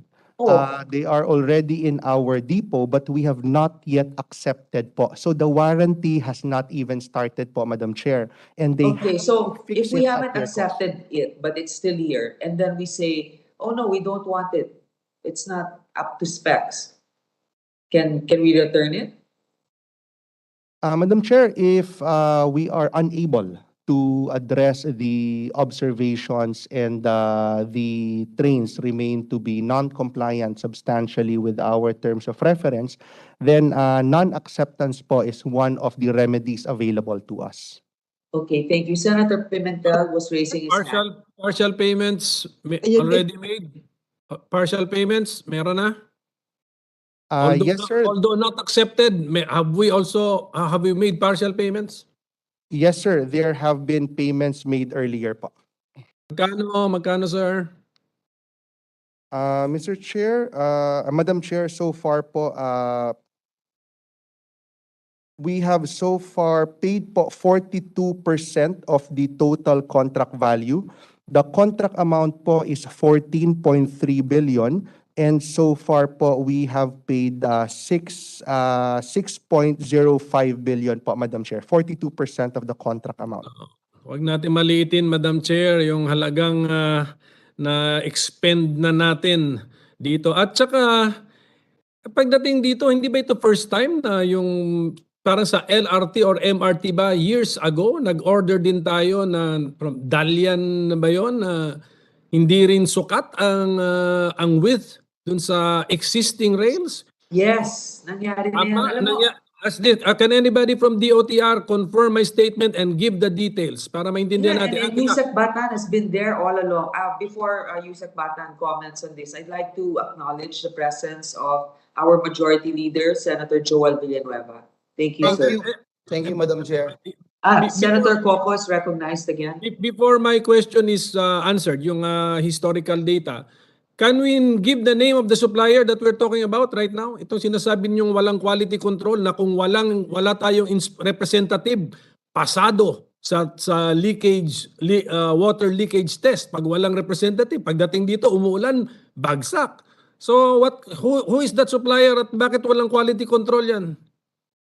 Madam Chair, the 120 LRV supplier po is the Mitsubishi Corporation in partnership po with a Spanish company called Compañía Auxiliar de Ferrocarriles, that's CAF. This is a JICA-funded contract po, Madam Chair.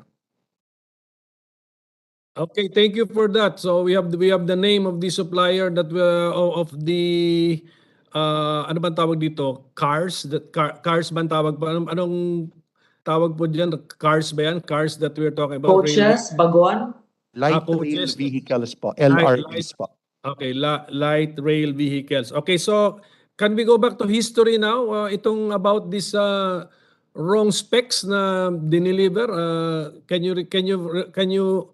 you refresh our memories? Madam Chair, in 2014 po, the Department of Transportation entered into a contract for the purchase of 48 light rail vehicles for MRT3, which is what we now know as the Dalian trains. Delivery po of the Dalian trains started in 2015 through 2017. And in 2016 to 2017 po, you are correct po, Madam Chair, that there were issues that were brought up on the Dalian trains, particularly on their compatibility with the MRT3 system. Following these issues po, Madam Chair, the department commissioned po an independent audit of the Dalian trains that was undertaken by the German firm TÜV Rheinland in 2018 to 2019. Based po on that independent audit by TÜV Rheinland, the issues po that were earlier identified were addressed. And right now po, just to give a status, some of the Dalian trains, 9 out of the 48 Dalian trains have been provisionally accepted po in 2019 and were used in the system during the height of the pandemic and is currently po being used also by the MRT3. Now, Madam Chair, currently the Dalian trains have not yet been fully deployed because, Madam Chair, at the time that our current service provider, maintenance service provider, Sumitomo, was mobilized in MRT3 in the middle of 2019, The Dalian trains po were not included in the scope of the maintenance contract of Sumitomo, and agreement has not yet been reached with Sumitomo to accept the Dalian trains into the scope of their maintenance, and that is why they are not being maintained po by Sumitomo currently. So just a brief overview po, Madam Chair. Financial damage po, how much have we partially paid or fully paid for these Dalian trains? Na 9 out of 48 ang naremedyohan para gamitin. So 39 totally not being used, and the contract is dated 2015 if I'm not mistaken. Sige, financials po, kung pwede ma-remind niyo po kami. Sir, Madam Chair, this is June Canar, the new General Manager of MRTD 3. Sir, as to the question kung magkano na po yung nabayaran, ang total po out of the 3.7 billion ay 750 million na po ang na total payments made. Sir? Okay, thank you for the information, sir. So 750 million, we have paid. 3.7 billion is the contract price. And I hope that whoever was the middleman or the supplier has learned a lesson out of this incident, as well as the Republic of the Philippines. Dapat matuto rin tayo sa mga ganitong magastos na mga karanasan natin involving the DOTR system, Madam Chair. So for the moment, I yield, Madam Chair, because I think Senator Villanueva, I saw him Yes. raise his hand. Before, this is actually a rejoinder to what Senator Pimentel said. The MRT3 stations were designed for 4-car trains. Will the stations be adequate to handle the 73 check rail cars and 48 Dalian cars? Can the depot handle 121 rail cars? Yes, Madam Chair. The design of the stations from the very start is designed for a 4-car train.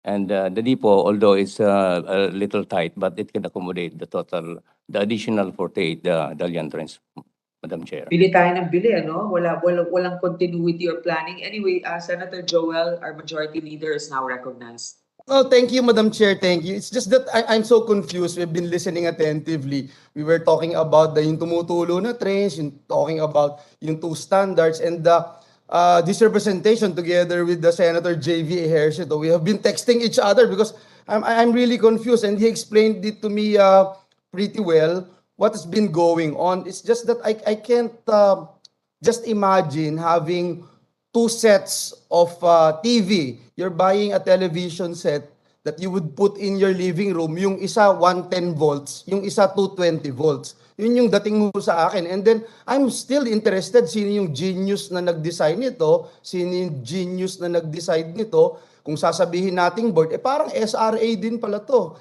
So, it's just that, Madam Chair, nakakalito na, ang daming pinoprocure, tapos lahat ng pinoprocure, puro may problema at parang hindi tayo ready. And then sa explanation na naririnig natin, parang, hindi kasi may loan kailangan bilisan na natin yan But at the expense of our people, at the expense of our taxpayers. I just want to put that on record, Madam Chair. Hindi ito talaga yung pakay ko in this hearing, but I am here to support our chairperson, and thank you, Madam Chair, for this opportunity.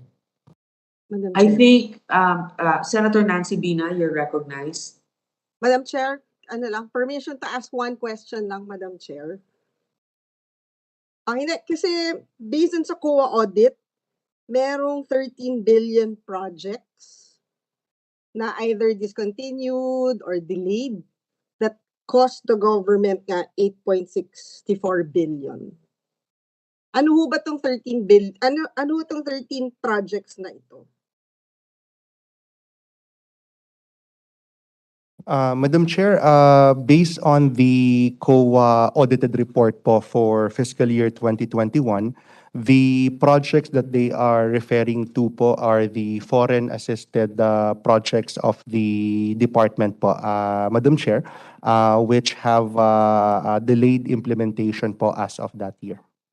So, ano yung 13 foreign assisted project?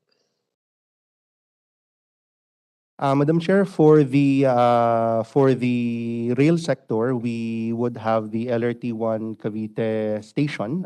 We have the North-South Commuter Rail, the Metro Manila Subway project, the 3 Chinese projects po, the Subic-Clark Rail, the PNR South Long Haul, as well as the Mindanao Railway.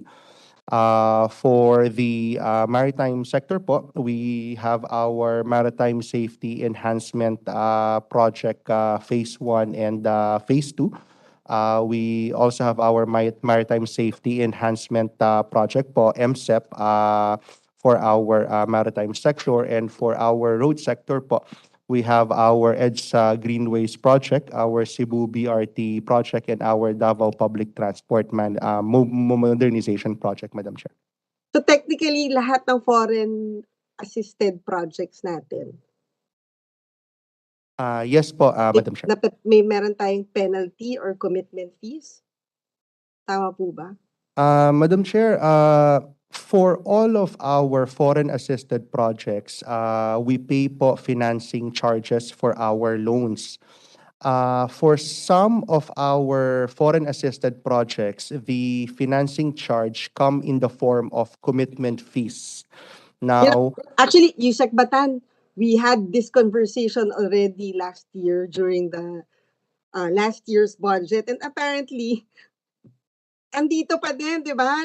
Tuloy-tuloy pa din siya. So, with new people in charge, well, except you, that you're still there, ano yung plano natin to stop the bleeding, kumbaga? For example, I will cite again the same project, itong Cebu BRT project. Di ba? Hanggang ngayon, nakahukay na ba kayo kahit isang section man lang na itong BRT project na to? Meron na ba?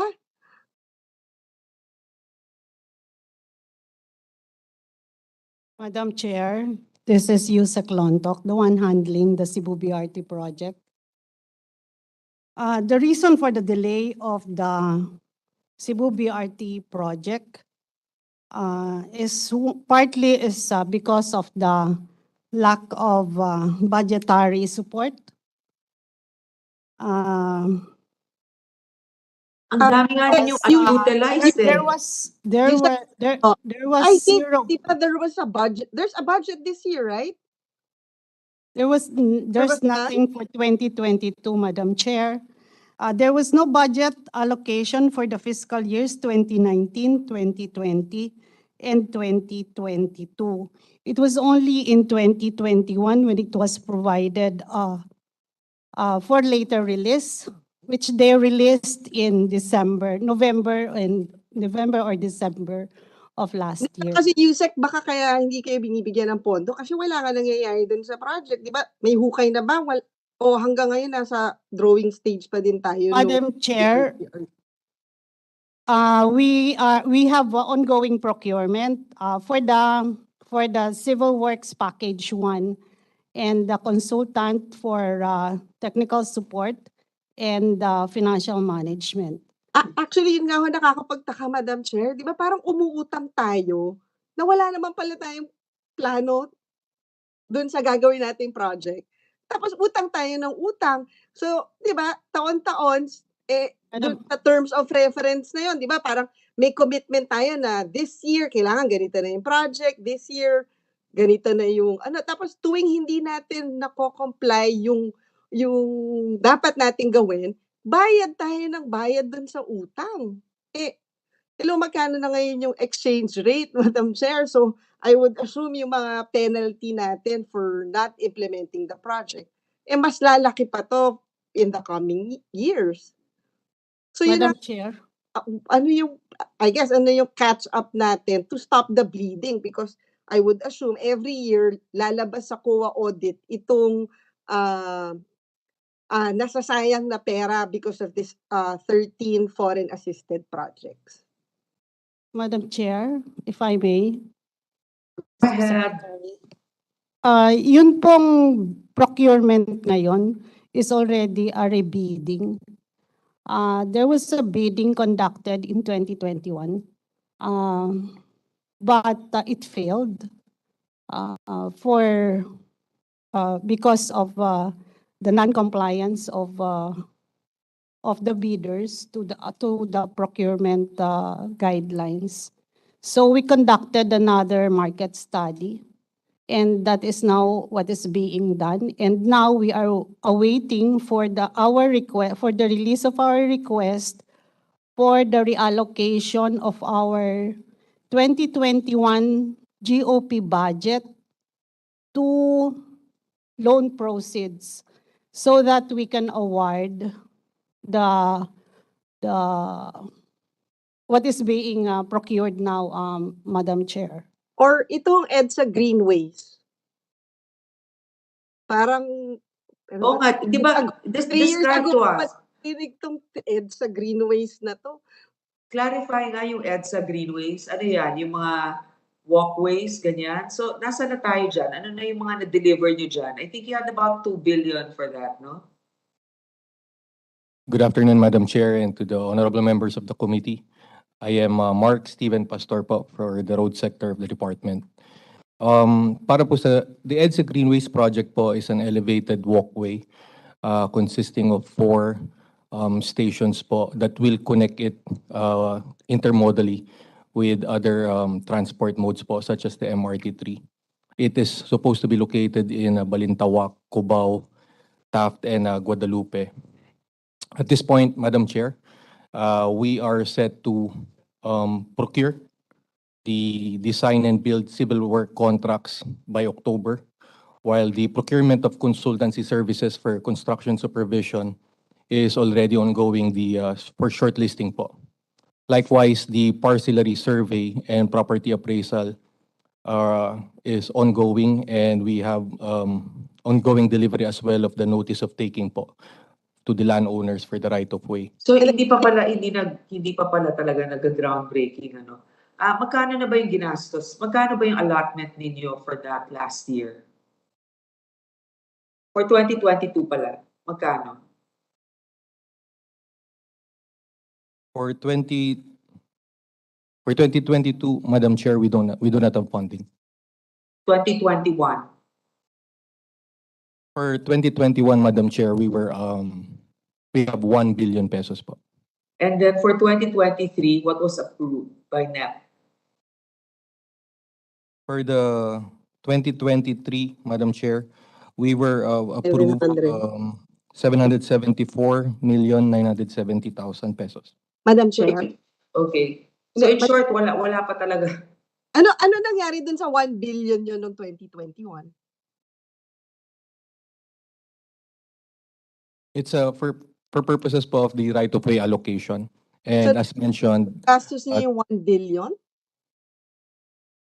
I'm sorry, Madam Chair. Nagastos niyo na yung 1 billion? Hindi pa po. Because of there was a delay in the parcellary survey po because of as an effect of the pandemic. But we are now delivering the notice of taking at this point, and that payments will follow thereafter po. Wait, kailan ba yung pandemic? Di ba yung pandemic 2020? O 2020. Pero you were given 2021 billion, 1 billion to do this project. Yes, So ma'am. parang, But, parang masyado ng gasgas ata yung reason na because of the pandemic.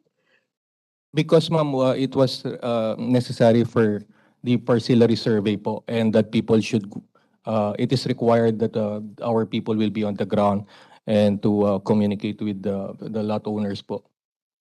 So, ilang taon na delayed yung project and how much have we paid kasi hindi on time yung implementation?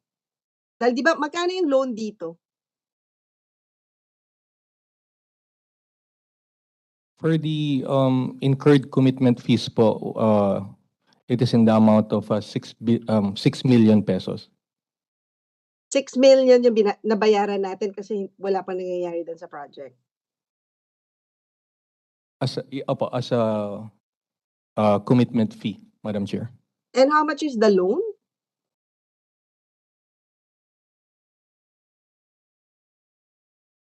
It is 8.7 billion, Madam Chair. So 8.7 billion. Yun lang. So are we already paying interest on that 8.7 billion? Yes. Madam Chair, we do not start paying interest until the loan proceeds have been disbursed. Prior to disbursement po, what we pay are commitment fees. So this is the cost po of essentially reserving the money in the bank for our projects po. But And that's wala about pong interest. 128. That's about 128 million a year for those 6 projects, right?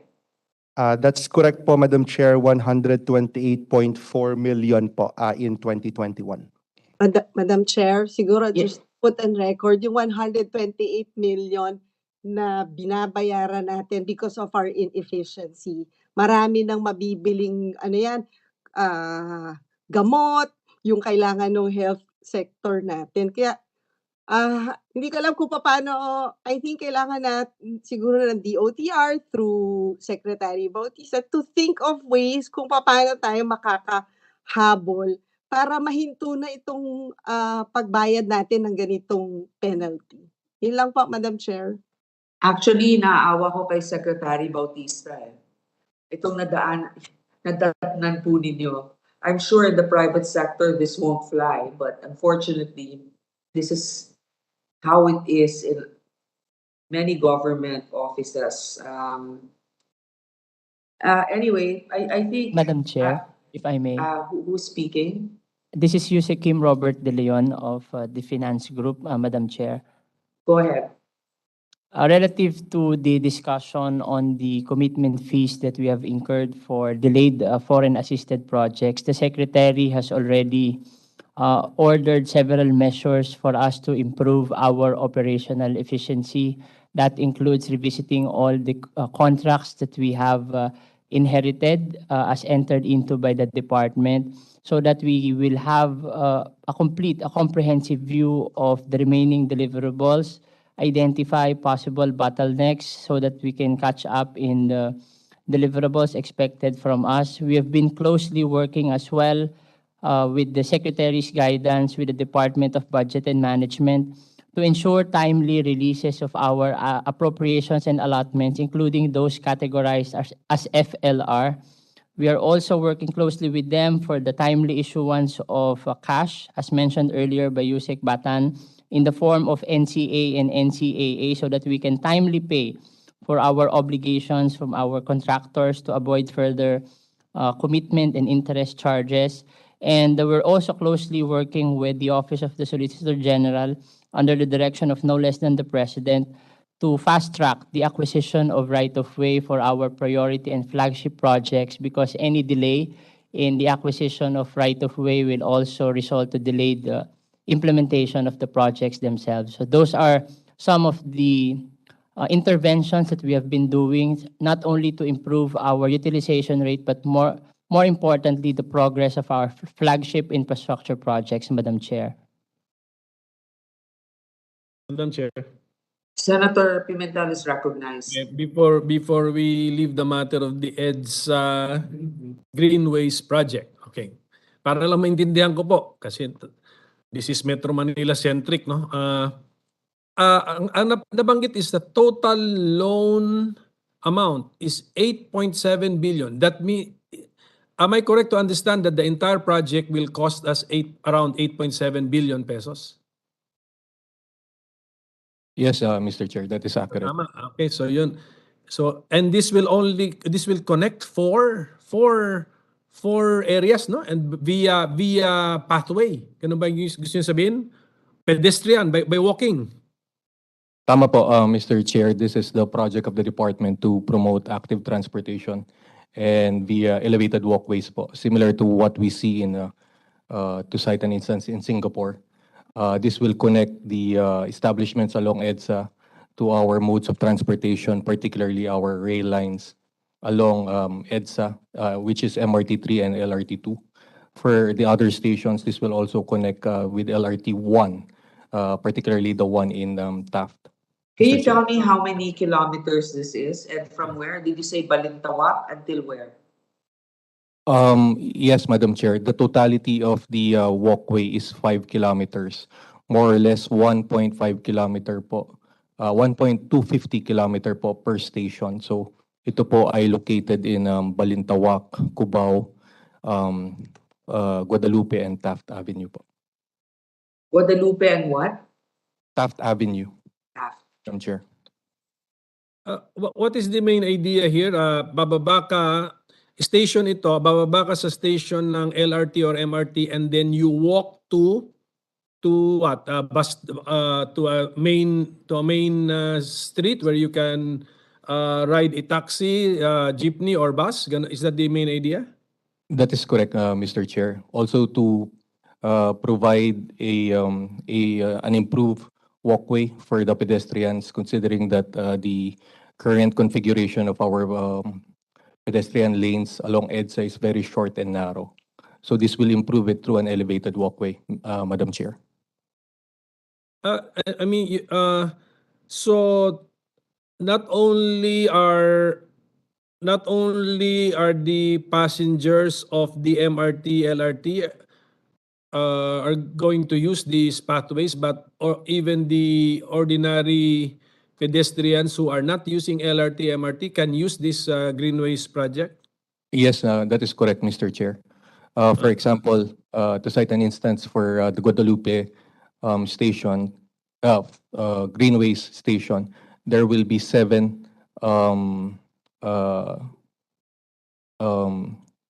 staircases, which you will have access to the greenways in that particular area, which will also connect you to the busway system. Sige, example lang natin. One connection is busway, one connection is ano pa? Out of the 7, saan punta yung 6 others? Landings, the landings are located in if I'm not mistaken, it's JP Rizal Avenue po. So you will have direct connection if you will walk, say, from the busway in Guadalupe. You can walk by using the EDSA Greenways po. Bababa na po kayo sa may JP Rizal. There are 3 landings po sa JP Rizal, the one near a park there, and the other is on the other side towards MMDA. Mr. Chair, Madam Chair.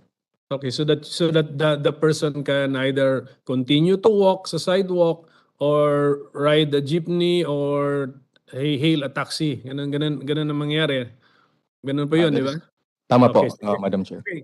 Pagdating po sa commitment fees, we're paying 128 million to reserve the 8.7 billion amount. Ganun po ba yun? Or that is based on a smaller amount?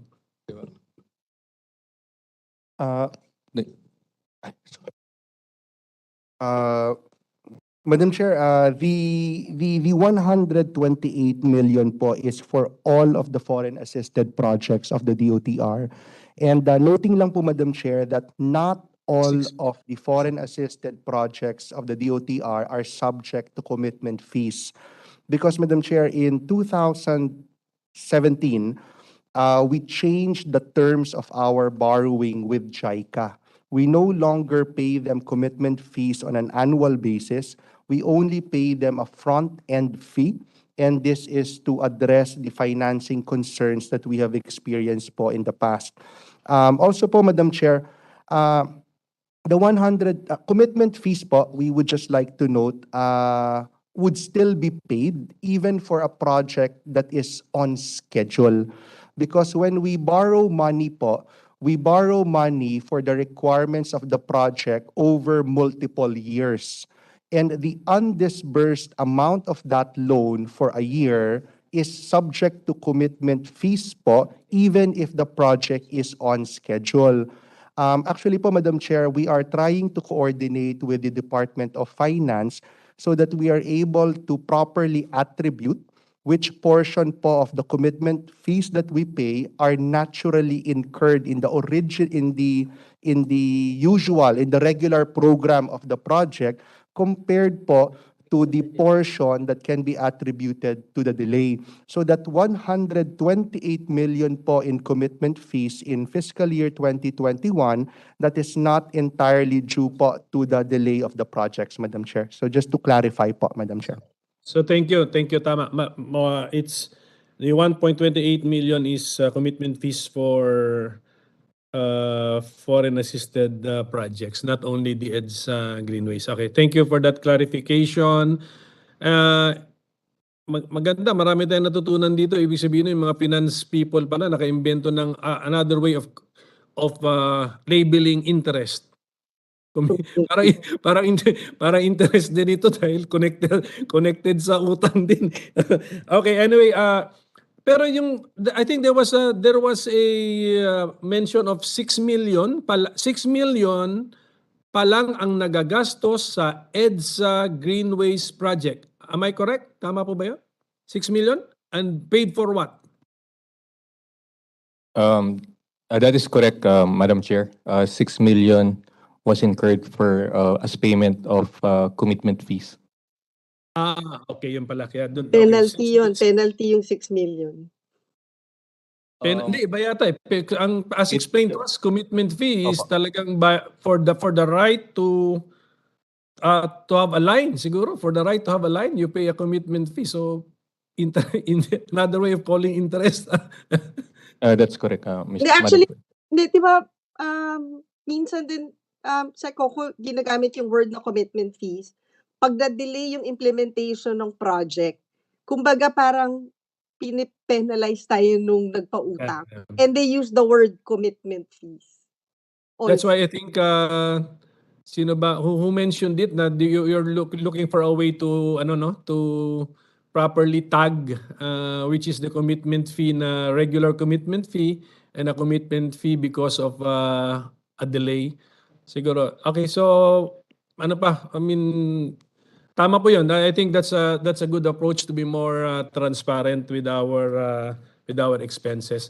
So, Madam Chair, with the permission of Senator Coco, siguro yes, DOTR submit to us a breakdown. Ano ba tong 8.664 billion na COA findings that cost DOTR due to delayed, terminated, or suspended projects? Kasi technically, parang merong 8.66 billion na kumbaga sayang, wala na to eh. Babayaran na natin to, di ba?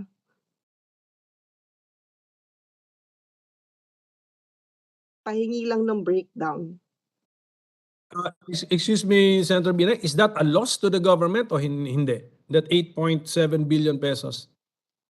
Yeah, based dun sa COA findings, 13 projects of the DOTR costing 8.664 billion were either delayed and or terminated, suspended due to. So costing eh.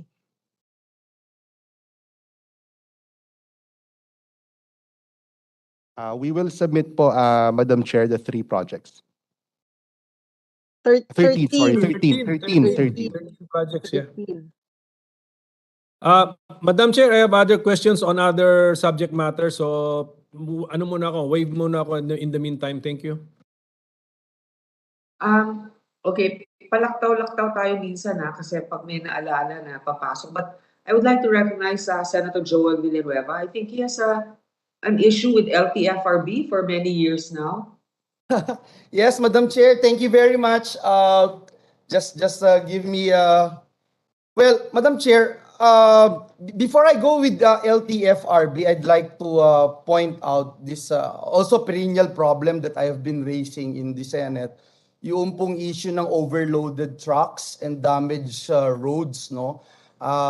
Privilege speech na ho tayo, ni-raise na natin ito noong nakaraang panahon sa mga budget hearings. Siguro, tanungin lang natin ng DOTR kung ano yung role ng DOTR in implementing itong anti-overloading law and what initiatives they are doing in order to prevent this from happening. I've been sharing this for quite some time. For example, Madam Chair, in Bulacan, if you're going south, going to Manila, pagdating nyo po ng Bukawi, aakyat po kayo dun sa exit toll gate, pupunta kayo dun sa Governor Halili, magmamacarthur Highway kayo, tapos pupunta kayo doon sa Marilao exit para pumasok uli patungong Metro Manila.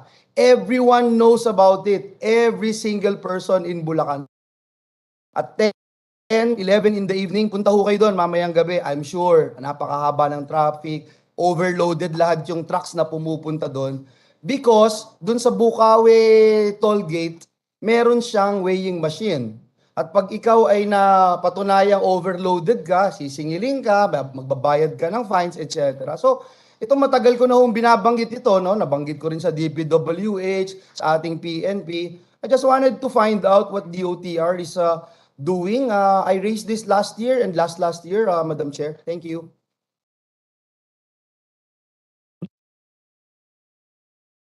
Thank you, Madam Chair. For the Department of Transportation po, ang participation po namin is through the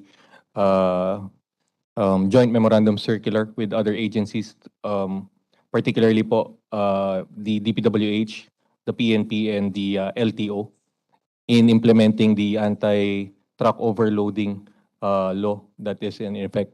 For this purpose, Madam Chair, if we may ask the good LTO chief to provide the further details on the matter. Thank you. Go ahead, LTO, please. Good afternoon, Madam Chair. My name is Chofilo Guadis III. I am the Assistant Secretary and current LTO Chief.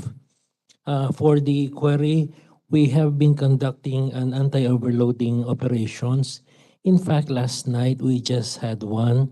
It's both a combination of anti-drug driving and anti-overloading, and we have apprehended several drivers.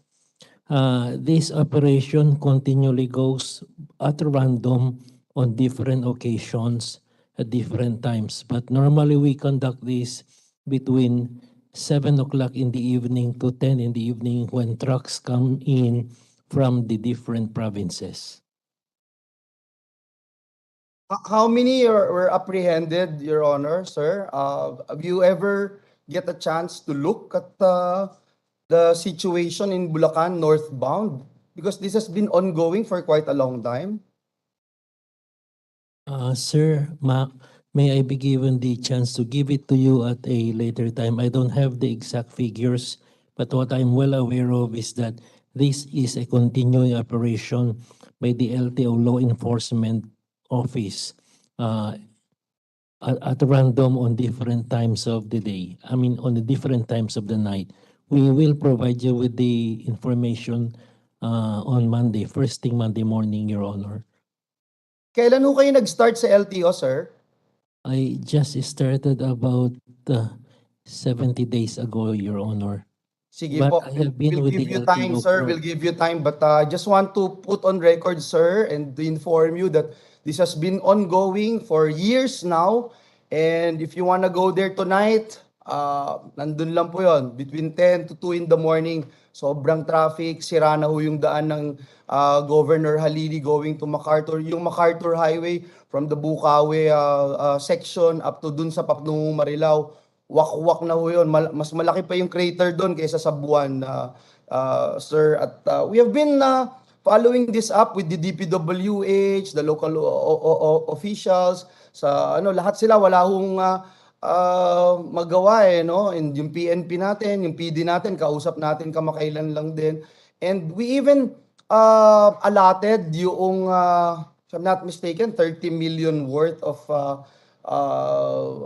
funding for DPWH to put up yung weighing scale ba tawag doon, or machine, or whatever you call it, para Weighing stations. Weighing station, yes. Napondohan po natin yon last year eh. So I wonder what's going on with the funds, etc.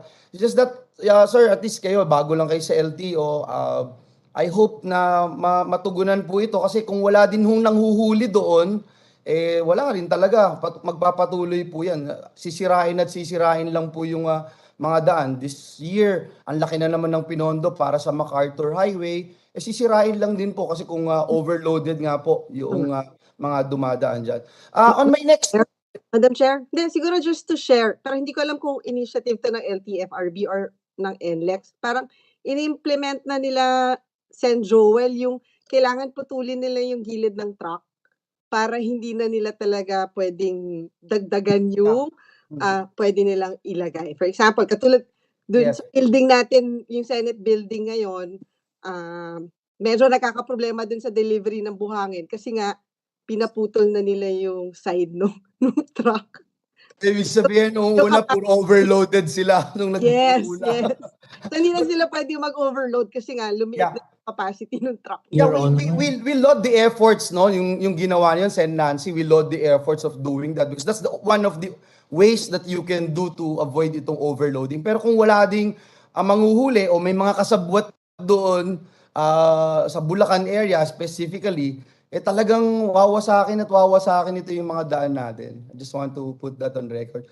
Going to my next point, with the indulgence of Your my Honor, colleagues, no? may I just say something, please, if you would allow me, as a follow-up to your question. Your Honor, we have deputized the DPWH, and what we do is that we have portable weighing scale, which we carry on designated places, though I must admit, we cannot stay at one definite place like the MacArthur Highway all of the time. Kasi ho, ang nagiging trend yan, pag nagtagal po kami sa isang lugar, umiiwas ho yung mga trackers. So, ang ginagawa namin, we go at random at different places. For the weighing scale, we deputize the DPWH, pero kasabay ho niyan yung anti-drunk and drug driving naman, which the LTO itself is managing. But rest assured, we will put a greater emphasis on the areas that you mentioned. And I will ask the DPWH together with the LTO to conduct special operations on these areas, Your Honor. Thank you. Thank you very much, sir. But I have to say this, face value pa lang, you already know that they're overloaded. Pagpasok pa lang dun sa NLEX, pagpasok pa lang sa highway, merong mga, kaya in-inform din natin yung NLEX officials about this, no? Yung speed nila, mas mabilis pa akong tumakbo kaysa dun sa truck na yun eh. So, alam mo na kung bakit, dahil hindi sila makatakbong mabilis, overloaded sila. So, thank you, Madam Chair. Let me just go to another point if I... Sorry last na lang. Before we move to another topic, pero hindi din ba kasi dapat taasan din natin yung quality ng kalsada natin to accommodate higher load? Wala bang pag-uusap si DOTR at si DPWH na yung kunwari, ganito yung standard nyo, hindi na pwede yan, dapat kapalan natin, or may ganun bang pag-uusap yung dalawang ahensya?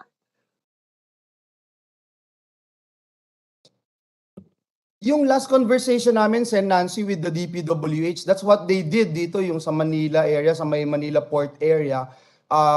In-upgrade na nila, no, yung standard nila. Tapos sabi din nila sa akin, yun yung gagawin nila doon sa mga areas na talagang heavily na dinadaanan ng mga trucks like yung MacArthur Highway. But I'm not sure kung nagagawa ito or how many areas they have identified, or will this standard be continued or be the standard nationwide, no, itong binabanggit natin.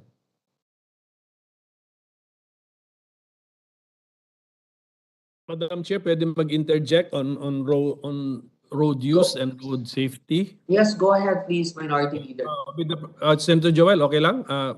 Yes, boss. Yes, sir. May continuity of tayo at is road use and road safety.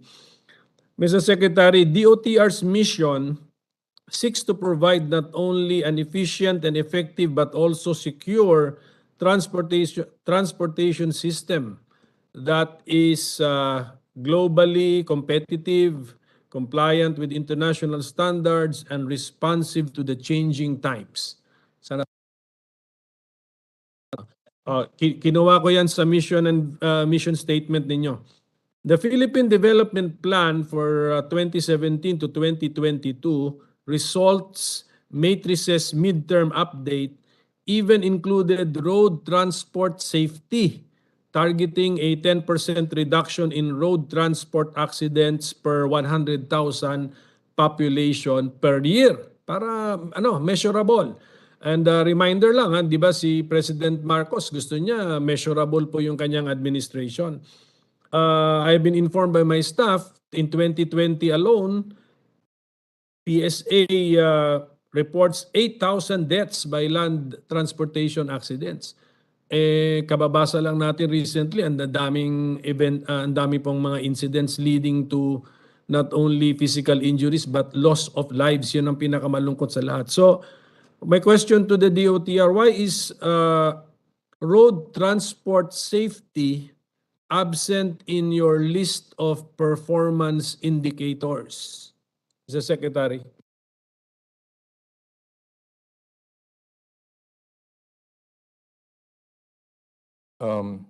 If I may, Madam Chair.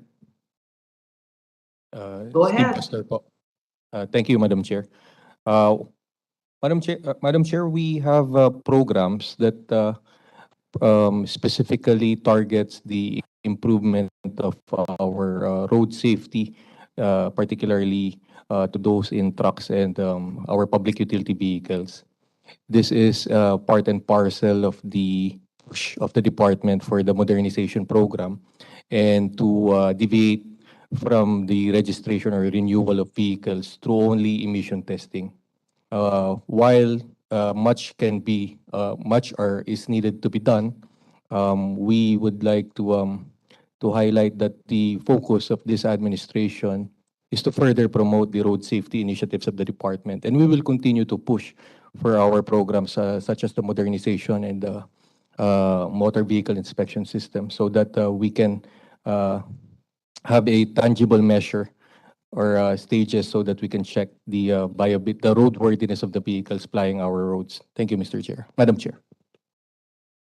Hindi po ba merong speed delimiter ba yung tamang term noon, requirement under a relatively new law? What's the status of that law? Is it being implemented? Is DOTR pushing for its implementation? Ayan ang author, oh. Ayan si Senator JV.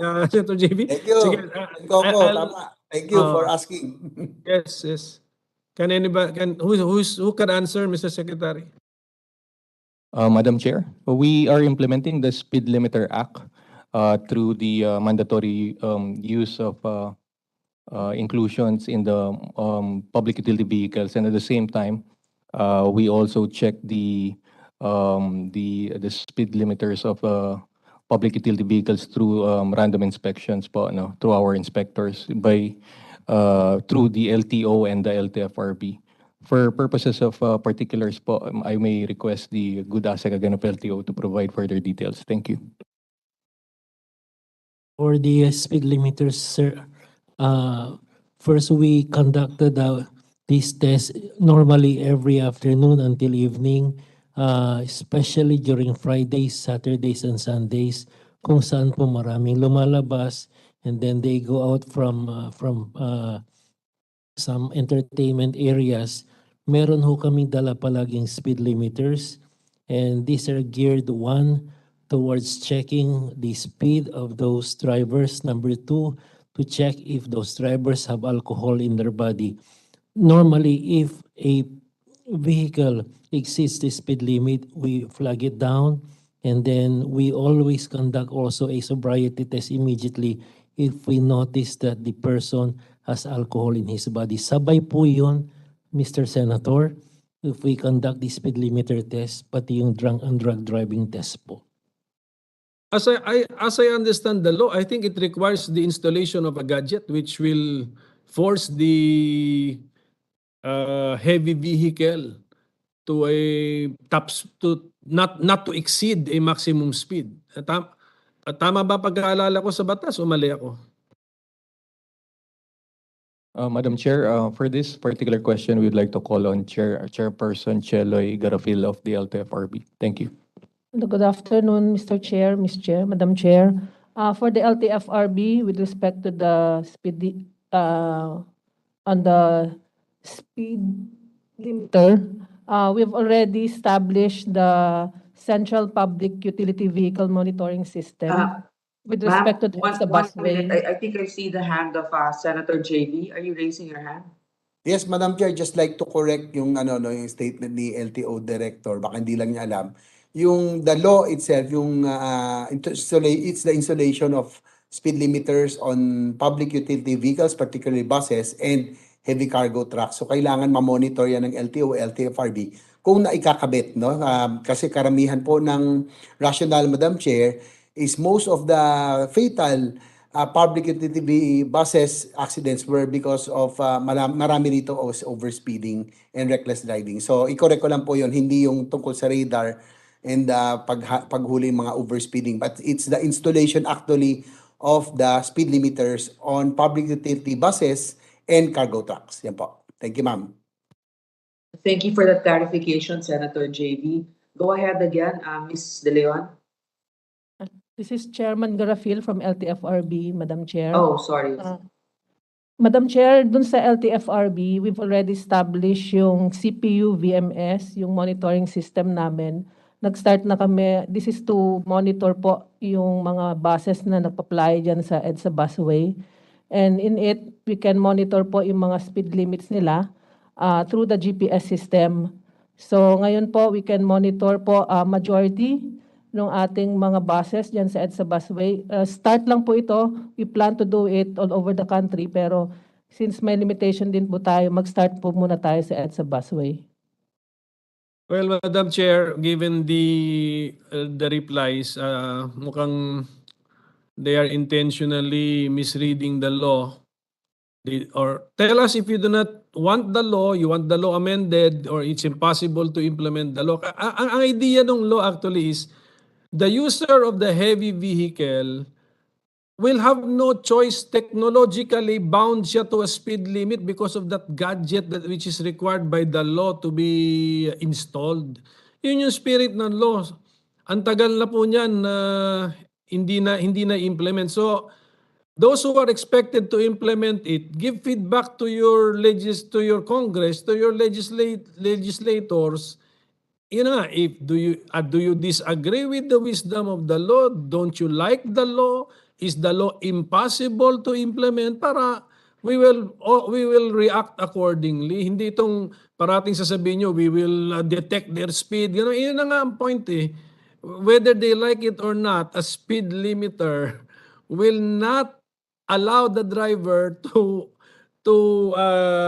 go faster than the physical limit of his heavy vehicle because of that gadget required by law to be installed to protect our pedestrians, other users of our road system, dahil ang daming namamatay unnecessarily. Kasi para sa akin, Madam Chair, unnecessary death yung mga ganun na aksidente, negligence, failure ng brake system, not paying full attention sa pangyayari sa daan, and you are cruising at high speeds, unnecessary deaths. That's why naisip nga yung law na yan eh. So, I'm disappointed with the replies, Mr. Secretary. Medyo, let's tighten, Mr. Secretary, let's tighten supervision, monitoring of the agencies or divisions below us, Mr. Secretary. Lalo na itong buhay ito eh. Kaya, the rationale of the law is to save lives. Yan ang...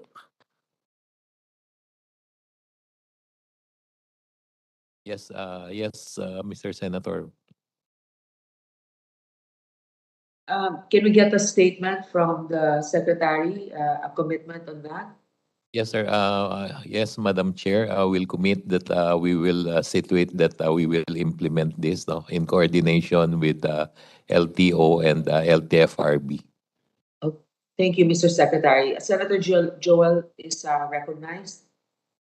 Thank you. Can I continue, Madam Chair? Thank you, Senator Coco. I totally agree. And again, I would invite all of you, everyone here in this chat room to go to Bukawe later, 10 in the evening, up to 2 in the morning.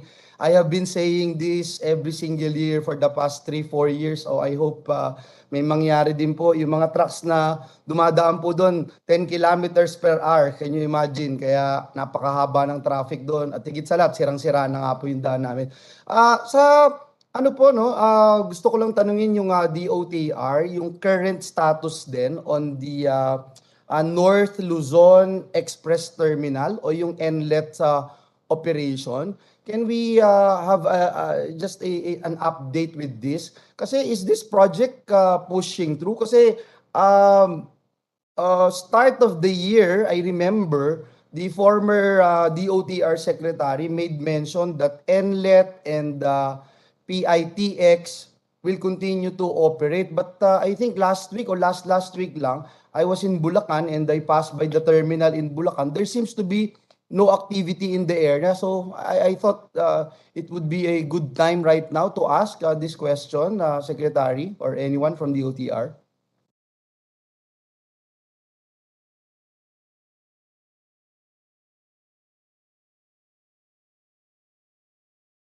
Yes, Anyone? yes, Madam Chair. There's an existing unsolicited proposal coined as the North Luzon Express Terminal. It's still pending with evaluation by NEDA and the Department of Transportation's Planning Office. But for purposes of implementing a terminal hub in the north, the NLET po operates an interim terminal at this point in time. Yeah, I know that. So this project will push through and the ball is in the hands of NEDA. Is that what you're saying? Yes, Madam Chair, there is an existing unsolicited proposal po and it Unsolicited is still proposal. under evaluation po of the appropriate agency. Okay, is there a time frame for that? Last question before I move forward. You have a time frame? Madam Chair, since this is an unsolicited proposal po and since there is new implementing rules and regulations for the BOT law, that is, well, it's just waiting effectivity po actually by the middle of October. Once the new implementing rules and regulations are effective by the middle of this October, we will be coordinating po with the Investment Coordination Committee on the way forward for the unsolicited proposal for the North Luzon terminal project po, Madam Chair. Okay, thank you. Let me go to LTFRB and I also been raising this particular question, no? While we understand that the LTFRB has recently given older PUVs an extension of 2 years. Thank you. Been waiting for this for quite a long time before their vehicles are considered obsolete and no longer fit for service. Kasi while this is a welcome development, we also note that these operators are currently experiencing financial difficulties because of inflation, because of the increase in prices in oil, etc. So yung updating or modernizing their vehicles will be financially burdensome on these operators. In fact, in the past year or so, we have been asking yung LTFR because parang ang daming ang gugulo ng mga memo nila. And this is a personal experience. No? I have friends in Bulacan, in Valenzuela, in Marikina, na mga they were asked and forced to take a loan, tapos kumuha ng mga vehicles, tapos hindi pa pala i-implement, etc. Hindi na rin sila makabayad, na embargo na foreclose na yung kanilang mga biniling mga sasakyan. So my question is, what are the assistance being given by DOTR to PUV drivers in order to update their vehicles, number one, and number two, yung LTFRB, meron na bang malinaw na patakaran ngayon para maalagaan natin itong mga operators natin, no? Kasi ito yung mga hindi sumuong doon sa linya na magkolorum sila, etc. You know, talagang nagtiyaga sila at nandito sila para magserbisyo and at the same time, syempre, para magkaroon ng hanap buhay. And I'm sure ang dami-dami pong naapektuhan dito, ang dami-daming nahirapan dito sa mga past orders nito. May mga pag-aaral na po ba kayo how you're going to address this, ma'am? Hi, sir. Sir, based dun sa aming pag-uusap nga with the different transport organizations for the past few months, since nag-assume po kami, yun nga isa sa mga hiniling nila is extend yung mga age limit nila sa mga vehicles nila kasi nga 2 taon din silang hindi nakabiyahe. So we recently issued a memorandum circular addressing that. So nag-extend po tayo ng 2 taon dun sa mga age limit nila. So kung hindi na po sila pwede this year, may 2 taon pa po sila na pwedeng tumakbo as long as they submit the required papers and documents to us. Yung pangalawa po, nag-extend din po tayo ng mga waiver ng penalties nila. So lahat po ng mga hindi nakapagrehistro, hindi nakapag-confirm, may mga supervision fees na kailangan silang bayaran, ini-waive na po namin lahat yon.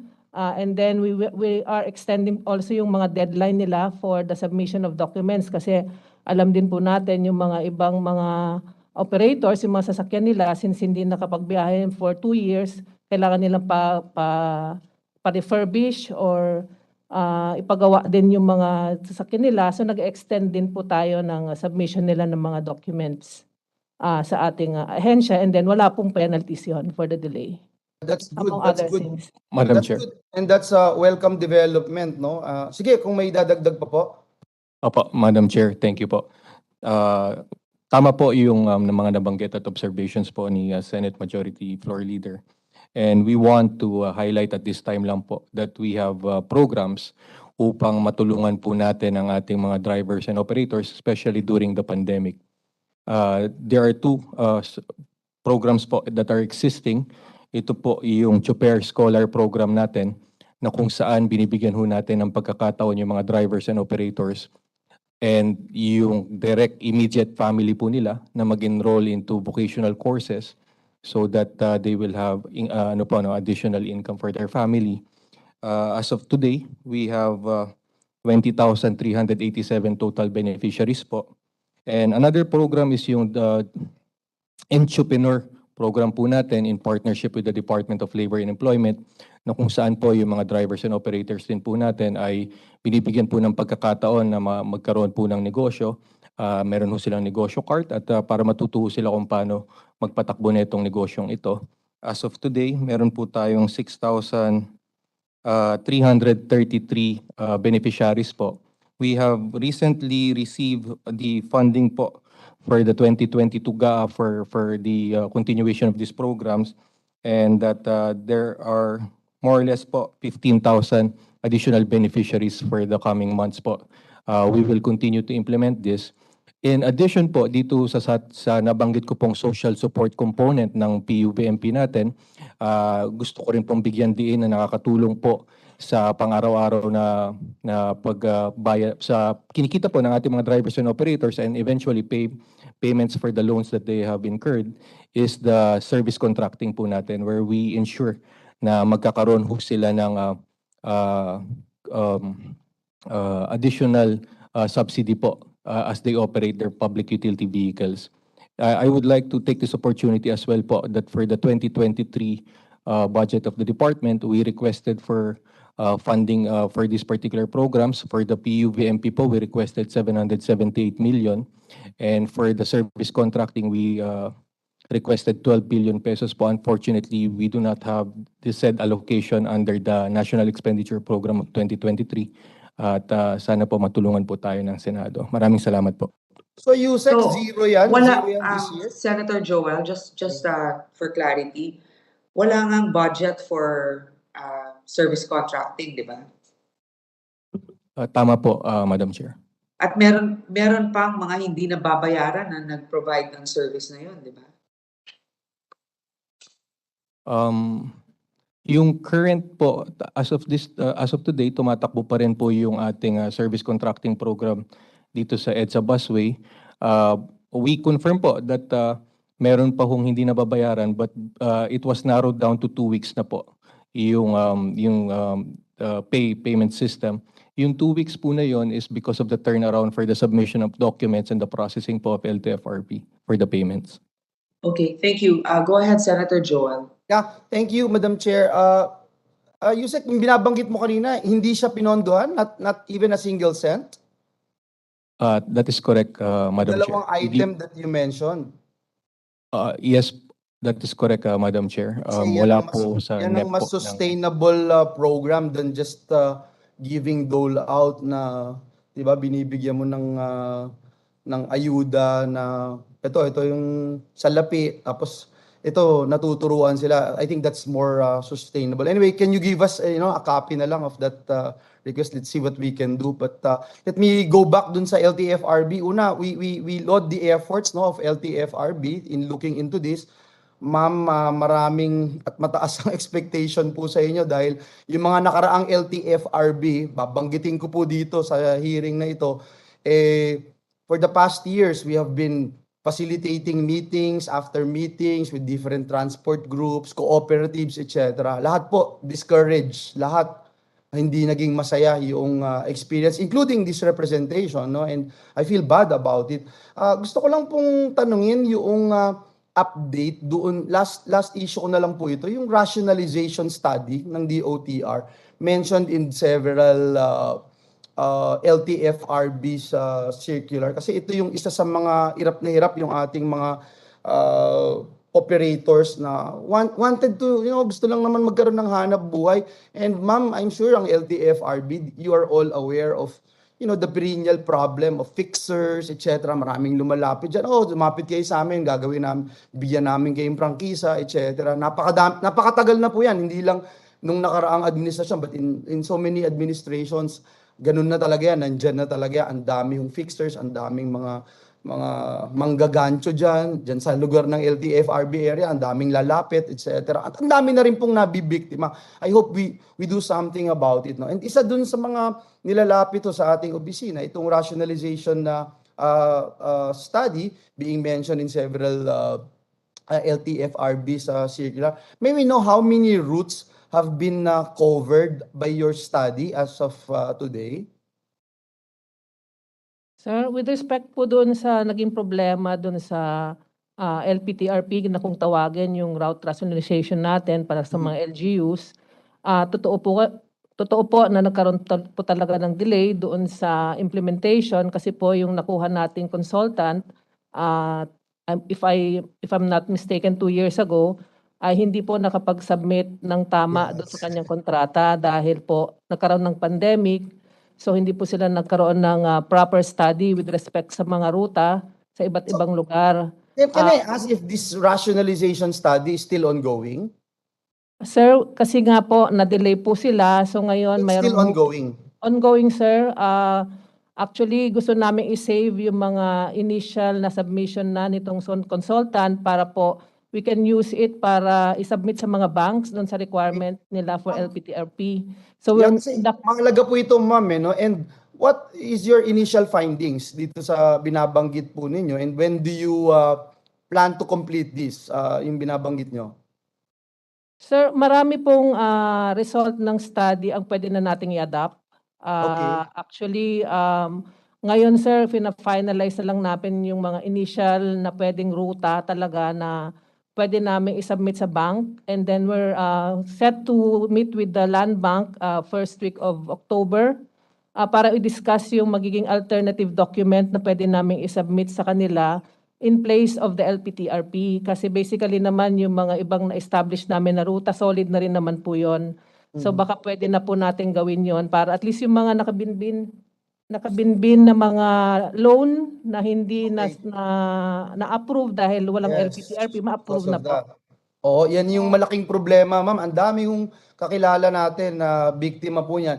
And isa pa, yung binabanggit, yung ilang mga local government units, ma'am, na not prepared their, yung local public transport route plan o LPTRPs, which causes a delay in the grant of their CPCs, no? So ang next question ko din is how do you encourage itong mga local government units to prepare this plan?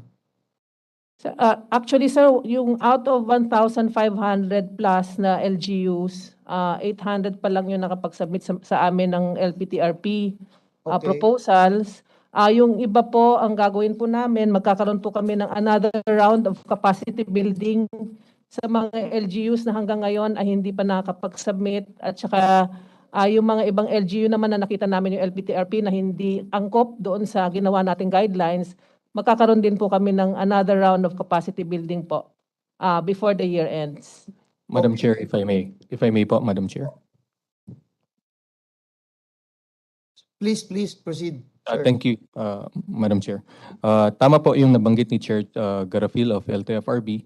And based on the policy po of our Secretary, we will also make a push, Madam Chair, to po sa ating government financial institutions, particularly the Development Bank of the Philippines and the Land Bank of the Philippines, that in lieu of the LPTRP po, no, which is still wanting at this point in time for various reasons of the local government units, the LTFRB shall instead issue a document po that will be acceptable to the banks so that the loans can be processed at the soonest possible time. An alternative document po para mas mabilis po yung ating turnaround for the processing of loans and that more modern units can be seen on the road. Thank you, Madam Chair. Sorry, are you implementing this now, sir, or are you just proposing pa lang?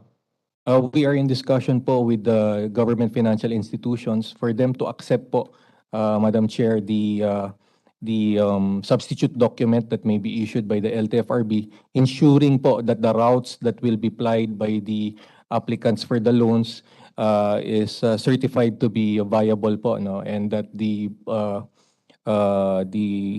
government financial institutions will have the comfort to extend the loans to these applicants, Madam Chair.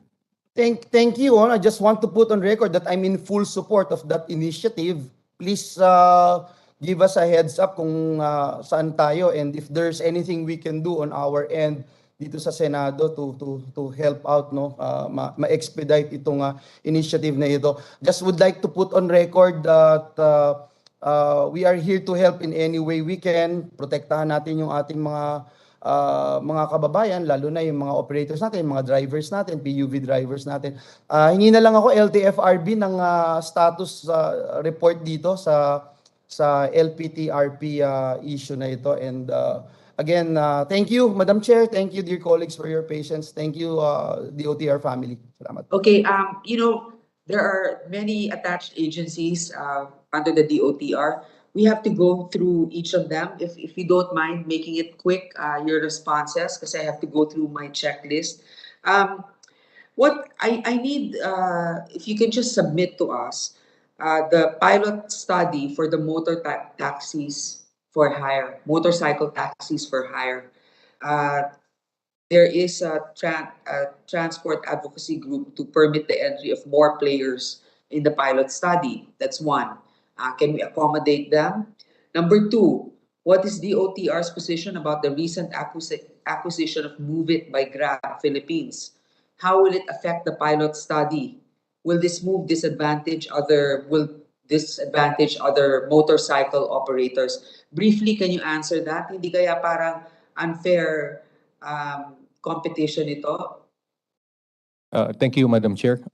Very briefly po, for the motorcycle taxi, the technical working group that was constituted during the past administration po has already submitted 2 reports with the House of Representatives, and we believe that this will also submitted to the Senate.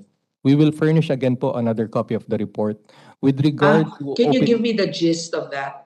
Is it applicable? Is it something that you recommend? Yes, Madam Chair. For the Department of Transportation, through the technical working group, we focused on the safety of the motorcycle taxi as a mode of public transportation, and we recommend. And so far, lalo na yung angkas, they follow protocols, di ba? Yes, Madam Chair. The 3 proponents of the study have followed to the letter the rules and regulations that were given by the technical working group, and Okay. we respectfully All right. submitted to. Thank you, sir. I think I'm sorry if I missed the copy of what you submitted. If you have it, you don't have to. If you submitted, you don't have to resubmit. Next, about the car plates. Each vehicle owner pays 450 pesos, totaling in 1.1 billion already collected. Ano pa ba yung backlog dun sa ating mga plates? Yung mga plaka ng sasakyan, yung mga delay, matagal na yan, di ba?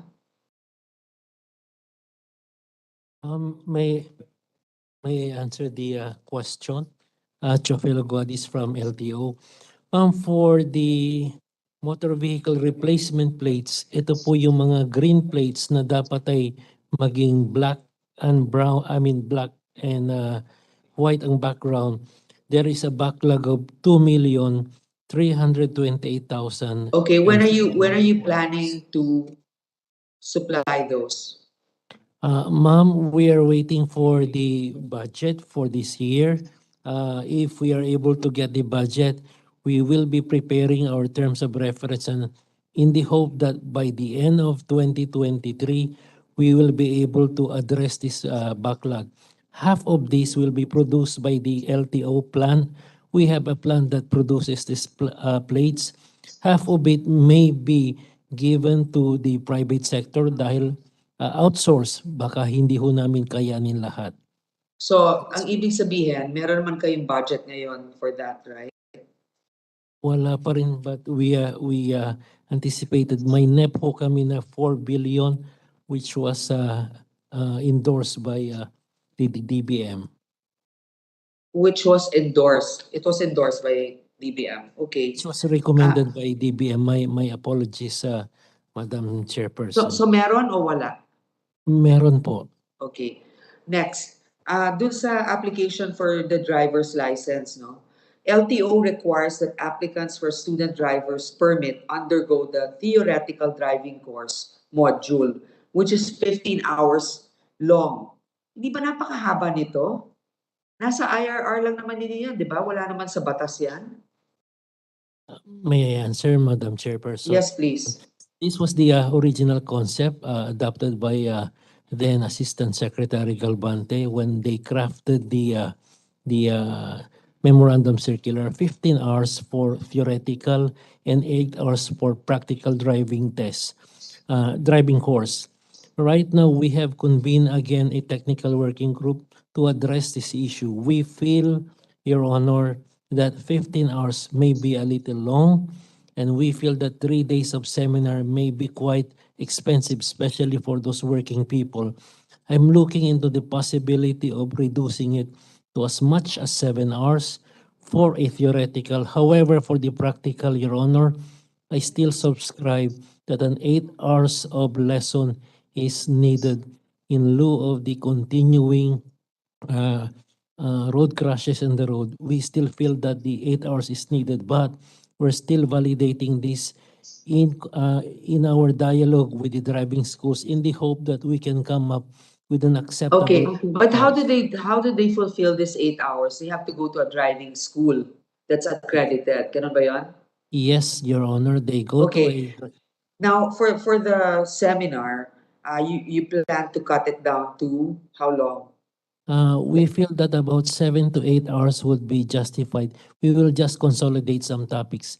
Most of these are on road signs and road safety.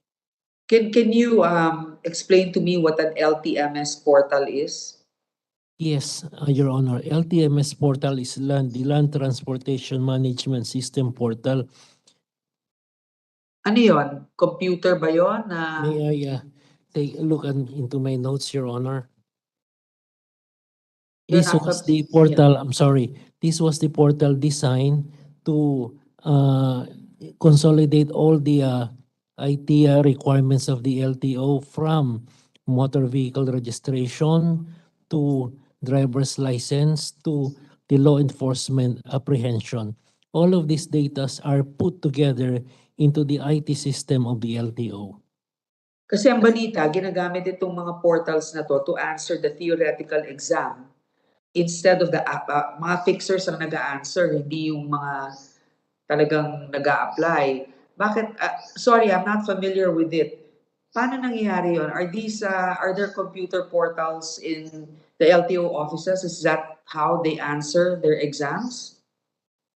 May I answer, Your Honor? Yes, In the please. previous administration, what they did is if you will be given if your driver's license will be renewed, the law or the memorandum circular requires you to undergo 5 hours of seminar online using the LTO portal. And number 2, there will be an examination which you will be taking on the portal also online. What the irony here and what we found out, Your Honor, as we go on is that in most of these cases, I would say 75 to 80%, it is another person who is taking the seminar, it is another person who is taking the examination. We feel that this is reprehensible, so we are evaluating this, and my inclination is just to totally abolish this portal. I don't understand. So another person is taking the exam. How are the exams conducted? Are they written exams? You take it physically, or you go to a center where there are portals that you actually enter your answers? Your Honor, actually yun is nasa computer yun, Your Honor, or you can take it in your cell phone and then you answer it also online. However, Your Honor, since Online. there is no facial recognition, kung sino-sino na lang ang sumasagot doon, kahit hindi mismo yung applicant, nagagawa yan. For There sure, is for sure gagawin po nila yan, sir. Maganda, I encourage any online format as long as it has safeguards, no? Like makikita talaga, like during the pandemic, those that were taking standardized exams abroad, for applications to schools abroad, they were taking it, but there's a certain camera setup para nalalaman na ikaw nga yung nag-a-answer doon. Maybe you can turn on your camera. I don't know, this is something that you really need to review. Kasi madali talagang gayain yun. Ito naman, yung LTMS portal ba ninyo, nabigay na ng dati ninyong IT provider na Stratcom to Dermalog ang database? No, this is with the current IT provider. Ang kailangan lang doon and what we feel is that kulang lang yung app ng facial recognition for us to be able to effectively use the portal. If that feature is added, Your Honor, hindi na pwedeng mandaya dahil dapat kitang-kita noong portal yung nag-exam, yun yung talagang may-ari ng driver's license. Okay, so can we expect a progress report on how you plan to fix this? Your Honor, may I answer? Yes, Your Honor, we're in that process now, Your Honor, of developing this facial recognition, not only for this portal in renewing driver's license, but in our future plan also na yung driver's license renewal would now be done online using Okay, also the same feature. Thank you, sir. Thank you. We will Thank you very expect much. something, a report on that. One more, LTFRB. I'll just tell you, please put your contact numbers in government websites for complaints, and make sure that you have somebody who actually can answer those complaints. Kasi meron this call LTFRB, pero minsan naman ang hirap maka-connect or walang sumasagot. Pakisagot lang yung mga tawag sa inyo. Okay? I think that Senator JV was... Madam Chair. Yes. Yeah, go ahead, please. Yes, Madam Chair, in line with your query regarding the backlog on the car plates, I'd just like to ask our Assistant Director of LTO, ASEC Guadis, ilan ba ho talaga ang backlog ngayon sa ngayon, yung estimate nyo, no? Both motorcycles and vehicles? Kasi, Madam Chair, this is very important, no? Lalo na sa peace and order at lahat, no? Importante na, ang pinaka-importante, malagyan kaagad ng mga plates as soon as possible. Itong mga, lalo na yung mga motorcycles, marami ang malaki backlog. ASEC, can you answer kung ilan talaga yung backlog natin? Yes, Your Honor, I can answer that. For motor vehicle replacement plates, ang backlog is 2,328,701 pairs. For motorcycle, it is 11,541,050 pieces. Wow, napakalaki pa talaga. Ano ba kaya talaga ang magiging natin, ang strategy natin? Because this has been a problem since the Aquino administration, nag-carry over sa Duterte administration, akala natin masusolve na. And now, medyo malaki yan, no? Lalo na yung 2 million pairs again for cars. and 11 million for 11 million motorcycles. pieces. So ano Yes, pong Your Honor. ano natin dito, kasi dati we used to import, no? Na dati ginagawa pala. Panahon ni President Marcos, alam ko ginagawa yan dito yung mga plate numbers, tapos nag-import tayo, ginagawa natin sa labas. Tapos ngayon, ano na po talaga ang magiging strategy? Ang mahalaga po rito, yung backlog na ito talagang ma-solve natin, because this is a concern for peace and order, kasi maraming gumagamit ng pag wala pa yung mga plate numbers. Naku, talaga nakakatakot, baka yan ay gamitin sa krimen. Your Honor, may I answer that query? Go ahead. Your Honor, the DBM gave us a NEP of 4,700,000 to address the backlog. Though we feel that's not enough because our requirement is 6,828,039,916 pesos. We feel that this can address at least 80% of the backlog. Now, how do we address this? We have a plate plan in LTO. Yun hong gumagawa ng plaka. So we can address as much as 60 to 70% of this. Yung hindi namin kakayanin within the year, we intend to source this out in the hope that by December of 2023, mapunuan man lang namin at least 90% of the backlog. Well, that's good to hear. I'm hoping, no, we will support you. I'm sure our chair will also support that, kasi malaki talagang ano yan, no? Yung absence of the official license plates, no, ay talagang concern niya, especially in peace and order. Going ano lang doon sa motorcycles, medyo concerned ako, no, na after the pandemic, ngayon napakarami na talaga ang motorcycle riders. I myself, I'm a motorcycle rider. 11 million, medyo malaki yan. And going dun sa, siguro kung aware kayo dun sa plaka, yung medyo naging controversial, yung Motorcycle Crime Prevention Act, no, that was passed a few years ago. Pero ang naging usapan kasi with the President Duterte niyan is hindi lang natuloy, no? Parang i-amend yung law kasi nga may RFID na tayo, 'di ba? May nilalagay ng RFID which already contains the information, no, yung license plates, yung information on the motorcycle, the owner, probably the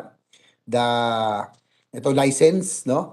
That it would lahat ng information nandoon mapapadali na rin sa mga checkpoints. So ang ginawa nun ni ASEC Galvante back then was to order the rear plates para mas mapabilis. Siguro baka mas magandang ganun muna para lahat ng motor mabigyan muna. Hindi nga natin mabigay yung plate number ng 11 million kung maglalagay pa tayo ng front plates, uunahin, baka mas tumagal. Ano nyo ron, ASEC Gadis, what's your take on that? Madam Chair, may I answer? For that issue, Your Honor, what we have done is inuna na po namin muna yung mga backplates. For the front, ang trust ho niya ng previous administration which we're adopting is gagamit kami ng decal. Decals, However, yes. we are anticipating the passage of the new law. So sa Yes. ngayon po, we Tama will po. just address first the backplates, hindi ho muna yung sa harapan. Well, that's good to hear, Madam Chair. Siguro unahin na lang po natin para lahat magkaroon na, ma-address natin 11 million. Pagawa na po natin siguro yung backplates. Tapos yung front po ay already filed an amendment to the Motorcycle Crime Prevention Act, no? Yung SB Bill number 159 amendment, no, to the law, which seeks to na talagang front yung RFID and rear plates. So I think we will be hitting two birds with one stone. Ma-address muna natin yung backlog. At least unahin na natin yung rear plates, Madam Chair. Thank you po, Madam Chair. Okay, thank you. Before I recognize Senator Coco Pimentel and Senator Joel Villanueva, I just wanted to be prepared. I will ask about the airports because I need to know what's going on there with the rehabilitation of NAIA. I also want to know about the marina, about our EU accreditation, and then the Toll Regulatory Board and the interoperability program of their the companies in the RFID system. All right, Senator Coco, Senator Joel, 30 seconds. 30 seconds lang, Senator Coco. Okay, go ahead. With the indulgence of the Minority Leader. Thank you, Madam Chair. Thank you, Minority Leader. Every year I do this during budget hearings, and unfortunately, this is my sixth budget hearing. And just to point out, ang Department of Transportation, ang DOTR, ay meron pa rin po na unfilled positions, personnel, na 924 positions. 924 positions. However, you still have casuals, contract of service, job orders na 1,868. Please correct me if I'm wrong, but again, I just want to put that on record. Year after year, we have been raising this. Again, sa DOTR, 1,868 ang casual at job order. Ang unfilled positions naman ay 924. I'm more than willing to be corrected if my figures are wrong, Madam Chair. Thank you. Thank you, Senator Coco. Senator Cocos recognized. Thank you, Yes, Senator Joel. Tungkol ito sa mga license plates na yung delay. Millions na. Ito po personal, Secretary, personal experience. Bumili po ako ng motorsiklo September 2017. I-highlight ko lang. Rider ka rin pala, ha? Hindi po. Ngayon ko lang narinig yun, Hindi. Ikwento ko na lang sa inyo yung background dito sa pag magkita tayo ulit. Basta bumili po ako ng motorsiklo September 2017. Sa inip ko, May 2022, ako po'y sumulat na sa LTO for the plate. So 5 years later, ako po'y sumulat sa LTO for the plate of my motorcycle. 2 days later, from my letter, you gave me the plate. So I'm very appreciative. Salamat sa inyo. Pero ang akin lang tanong sa sarili ko, paano pala kung hindi senador yung sumulat? At saka hindi ako sumulat, 5 taon ang walang kilos. Sumulat ako 2 araw. Ang ganda pa ng plate number ko, vanity plate pa. So, no, I'm very appreciative for the attention that you gave to my letter. Pero as representatives of the people, dapat dala namin dito yung situation ng natin, mga kababayan natin na walang mga title, walang mga posisyon. So I did nothing for 5 years, walang plate, but when I wrote 2 days later may plate. So can we explain this? Ano bang what is this phenomenon, Mr. Secretary? May I be given the chance to explain this, Your Honor? I've been with the LTO for 12 years. What the previous administration does is, yung mga plaka after they have built them, binibigay po yan sa mga dealers. And we allow the dealers to distribute these plates to their clients. We have to admit in some ways yung mga dealers may not be that effective, or in some instances, nawawala na po yung tao, they've lost contact. I really do not know the peculiar circumstances why your plate was only given after 5 years. But under normal circumstances, pag-produce po ng plate, and as of this moment, wala na ho kami, current ho kami sa yung mga plate, motorcycles currently purchased po, na ibibigay naman po ang plaka in about 1 week or 2 weeks at the most. But these plates are given to the dealers, and the dealers are given the duty now to distribute this. Siguro po hindi na ibigay po ng dealer sa inyo, and we apologize for that, Your Honor. Well, of course. With the indulgence of Sen. Coco, yes. singit lang ako kasi I'm a motorcycle rider, yung mga nauna kong motor, 5 years old, 6 years old na, wala pa yung plaka. Pero yung mga bago ngayon, meron na. So yun lang, para lang for the information of our LTO director. Yan ang problema. Sige, siguro take a look at that, no? Kasi that's quite ironic. And then I have information here that you have collected 1.2 billion in fees for the replacement of license plates from starting in 2015. Tama po ba 'yun? And what do you do with these fees? Nabigay ba sa mga nagbayad yung purpose ng pagbayad nila, which are the license plates? May I answer that, Your Honor? These fees which the LTOR collects are deposited to the National Treasury every day, Your Honor. And then when the time comes for us to request a budget for these replacement plates, we ask them through the legislative body or through the DBM na ibigay yung pera sa amin para po kami makagawa ng plaka. Yun yung nabanggit nyo, sir, na 6.8 billion kanina? That is the yes, Your Honor. Those are for the plates. Tama ba yan? For the production of the plates. Yes, Your Honor. Na request ninyo yon, nabigay naman sa NEP. Ang binigay po ng DBM out of the 6.8 billion requested is 4.7 billion. 4.7. Okay. So 4.7 should be good enough to reduce our yung mga undelivered natin for both four-wheeled vehicles and motorcycles. Ganun po ba? Yes, Your Honor. By how much ma-reduce? Ilan ba tong 4.7 is what percent of 6.8? So dapat more or less ganun. Tama po ba yun, sir? Yes, Your Honor. If we just get the percentage, 4.7 is what percentage of 6.8?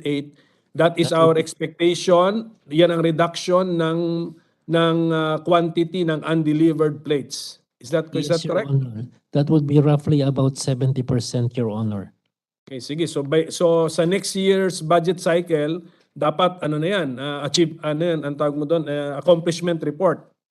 We are very optimistic that we can accomplish this, Your Honor. Ano, sir? That you are... We are very optimistic that we can live up You to can, your yes. expectations, Your Honor. So thank you. Nabanggit din natin po yung ano, no? Madam Chair, I'll move on to another topic. Go ahead, sir. Yes. According to the 2021 COA report on the DOTR, ito, i-quote ko po, the contract for the IT project component A was perfected on May 28, 2018 and is awarded to Dermalog Identification Systems, Holy Family Printing Corporation, Microgenesis and Verzontal Builders Incorporated joint venture with a total contract cost of i-round off ko na lang, 3.1 billion pesos. So question, has the joint venture supplier delivered completely this IT project, component A?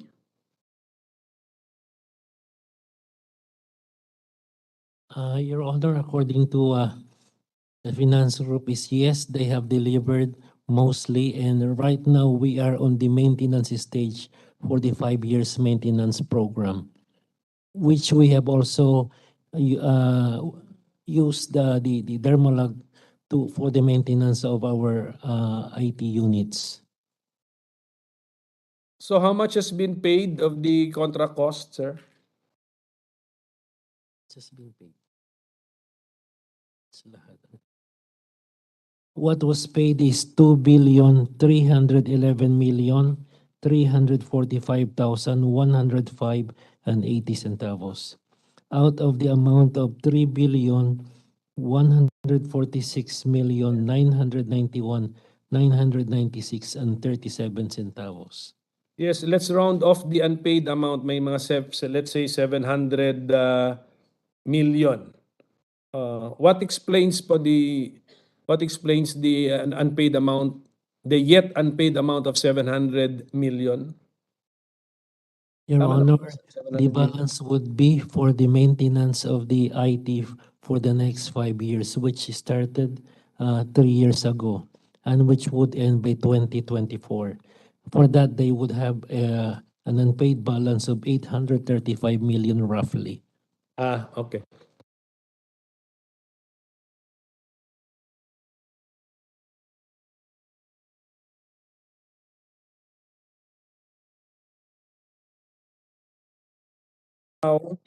Itong mga reklamong natatanggap namin, sir, na slow processing of documents in getting driver's license or renewal of driver's license, registration ng vehicles.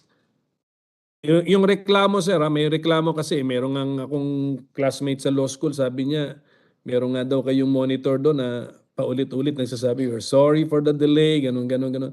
So, all of these, the delays that your clients are currently experiencing can be attributed to this IT project dash component A that we are talking about?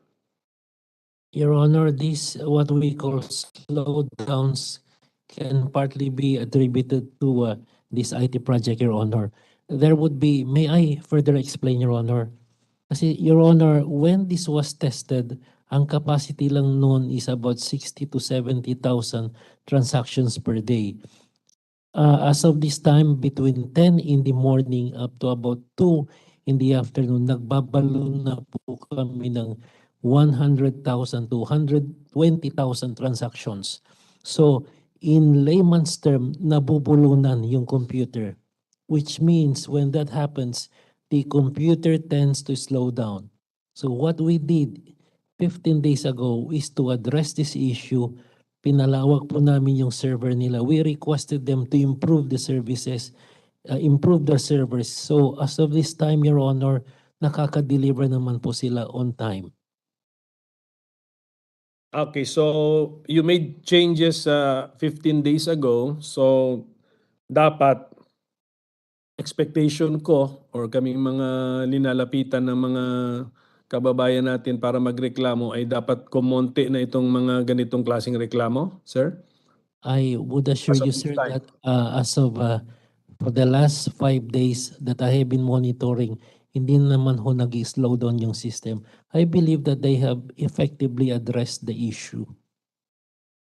Thank you very much for that, sir. For the 2023 budget, Mr. Secretary, one of the unprogrammed appropriations is the payment of arrears of LTO IT service with an amount of 2 billion pesos. This item was also present in the 2021 GAA, we observed, no? But the same cannot be found in the unprogrammed appropriations of the 2022, itong taon na ito. Present po ba ito? Itong payment of arrears of LTO IT service for this year, 2022? And if yes, where can it be found in the law? Kasi nahirapan po kami hanapin sa GAA. Madam Chair, Mr. Senator, the amount of 2 billion pesos is appropriated for LTO IT arrears under the unprogrammed appropriations. Madam Chair, Mr. Senator. Correct.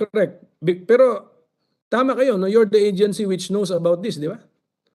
We confirm that, Mr. Senator. Okay nga, it's for 2023, meron to be unprogrammed, meaning to Correct, say sir. there are some conditions to be met, then we will pay this. Noong 2021, present yan, napansin namin. Pero for 2022, nothing? There Meron is din po, Madam Chair, Mr. Senator. Saan po mahanap, sir? Nahirapan kami hanapin . It's also under the unprogrammed appropriations for 2022, Mr. Senator, Madam Chair. Can you take a look? Bakit tayo na... Okay, so sino po ito? Sino itong anong details nitong arrears natin? Is this just one recipient or many recipients? And how many years are we paying? What amount? What is the total expectation? At what year are we going to end paying these arrears? Madam Chair, Mr. Senator, we are paying these arrears to one recipient, and the actual arrears amounting to 9.454 billion pesos is brought about by the phase-out agreement entered into between by and among DOTR, LTO, and Stratcom in 2016. Hence, our total arrears of 9.454 represents the IT fees collected from 2013 to December 11, 2016.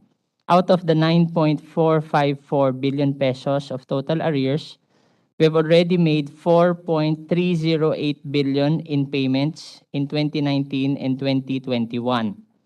That includes the full 2 billion under 2021 unprogrammed. And if we will be granted with another 2 billion this year 2022 and another 2 billion in 2023, this will leave our balance to 1.145 billion pesos to fully cover for the arrears to this IT service provider, Madam Chair, Mr. Senator.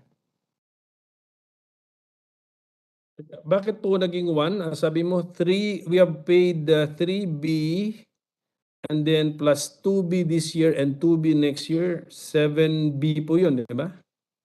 Mr. Senator, Madam Chair, so our total payments made is 4.3 billion pesos. 4.3.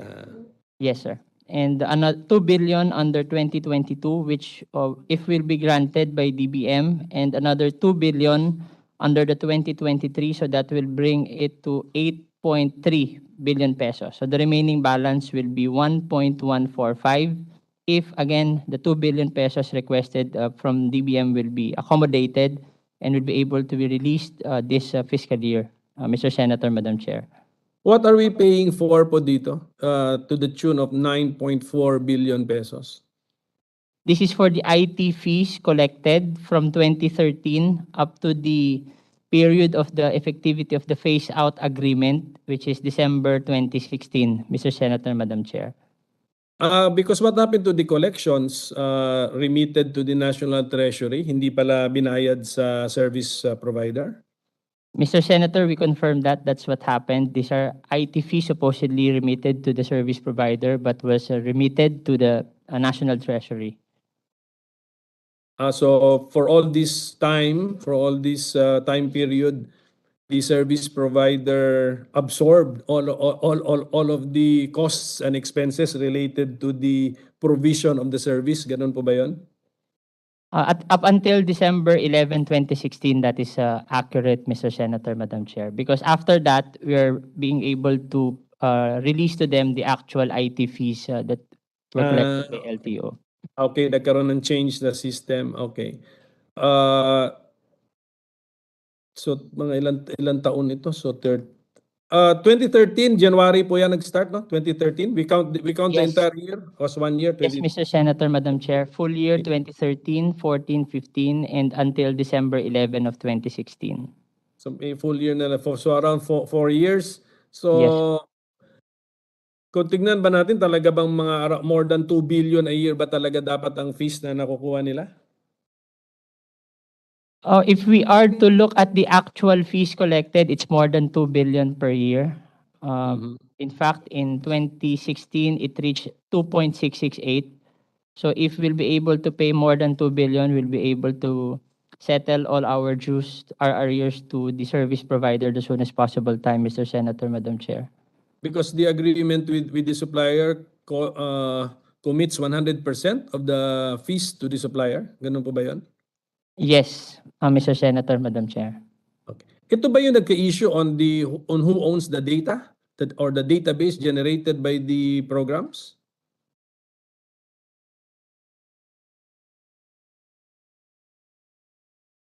Ito po ba 'yon? Nagka-problema ba tayo dito sa legal question on who is the owner of the data or database?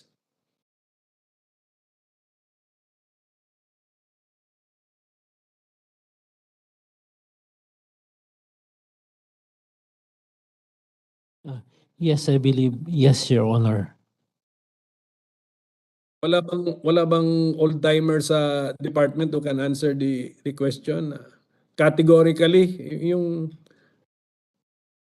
who is answering the question, sir? May I have your name? Tapos are you I'm Chofelo Gualdis, Your Honor. I'm the Assistant Secretary for LTO. Sige, so as matter of fact yung sagot mo, sir. Yes, Your Honor. There used to be a conflict before with the IT provider on who owns the data. And I believe that has been resolved, Your Honor. Resolved na.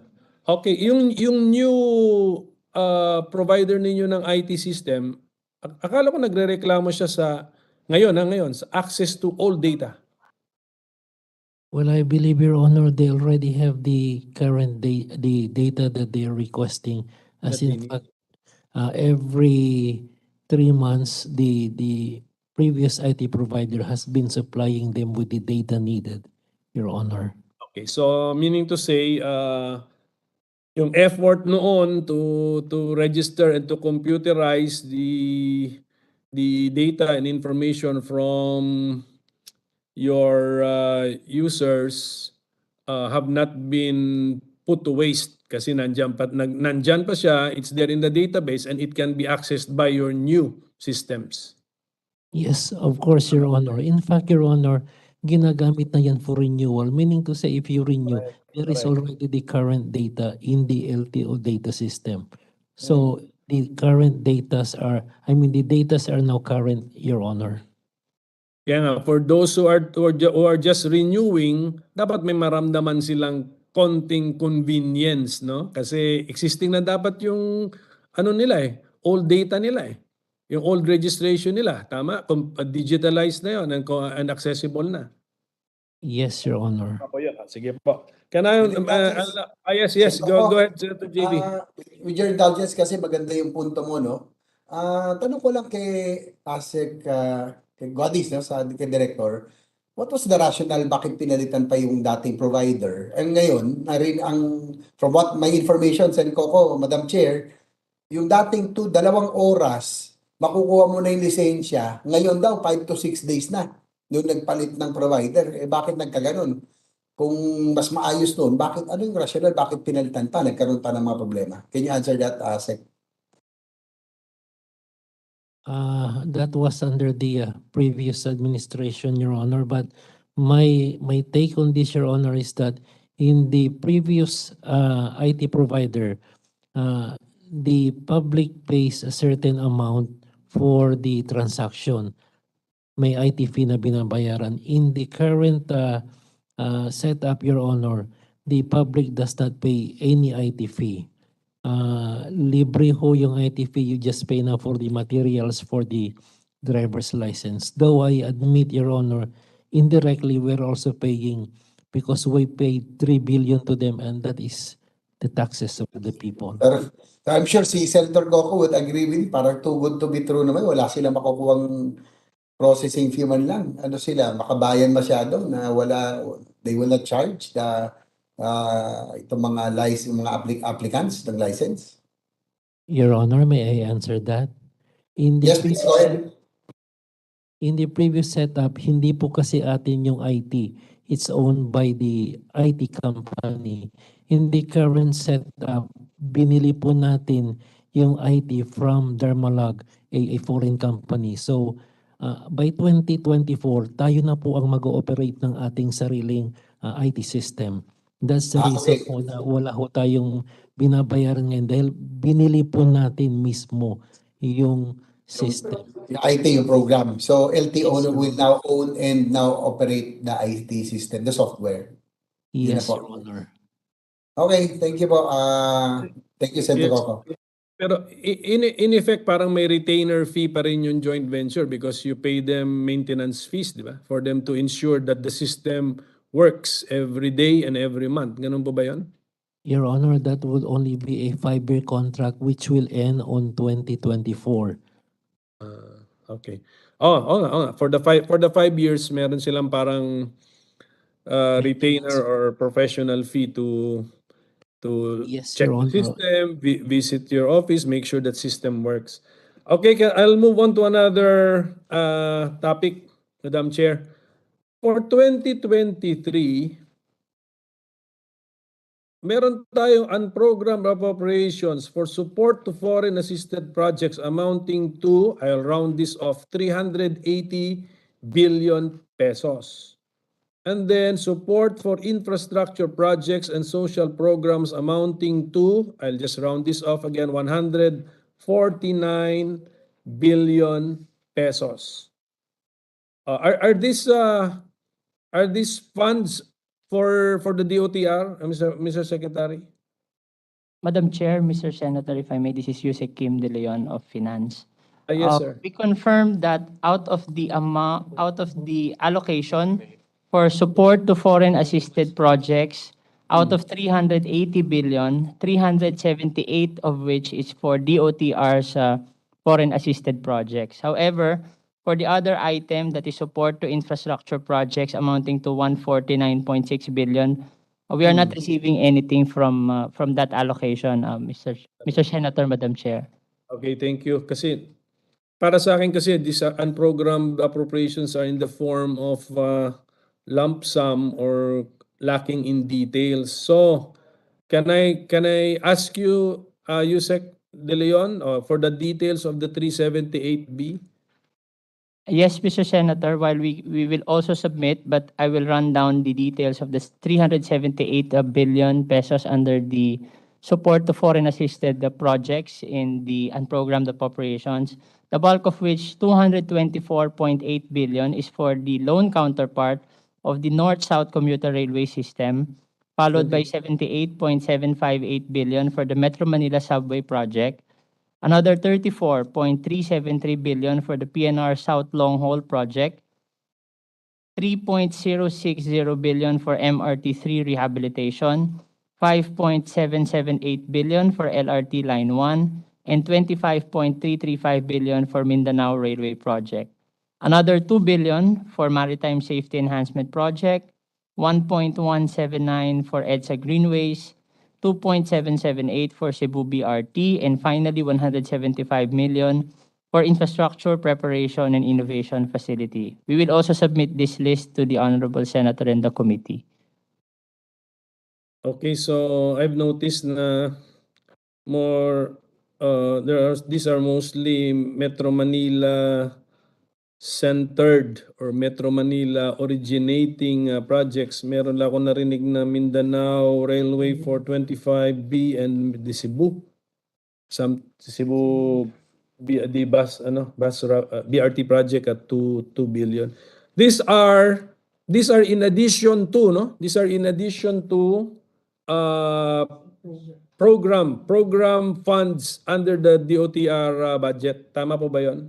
Yes, Mr. Senator, Madam Chair, the ones under the agency-specific budget is for the GOP counterpart to include portions of the contract guaranteed to be paid by the Republic, payment for taxes that may be incurred as part of the package, right-of-way acquisition, engineering overhead, and payment to PSDBM service fees, Mr. Chair, Mr. Senator, Madam Chair. So, thank you for that kasi ang purpose talaga ng tanong ko is to get details. Pero doon sa sagot nyo, sir, meron kayong 100 plus million which is parang also a lump sum. So maybe details na lang po doon. The last item that you mentioned?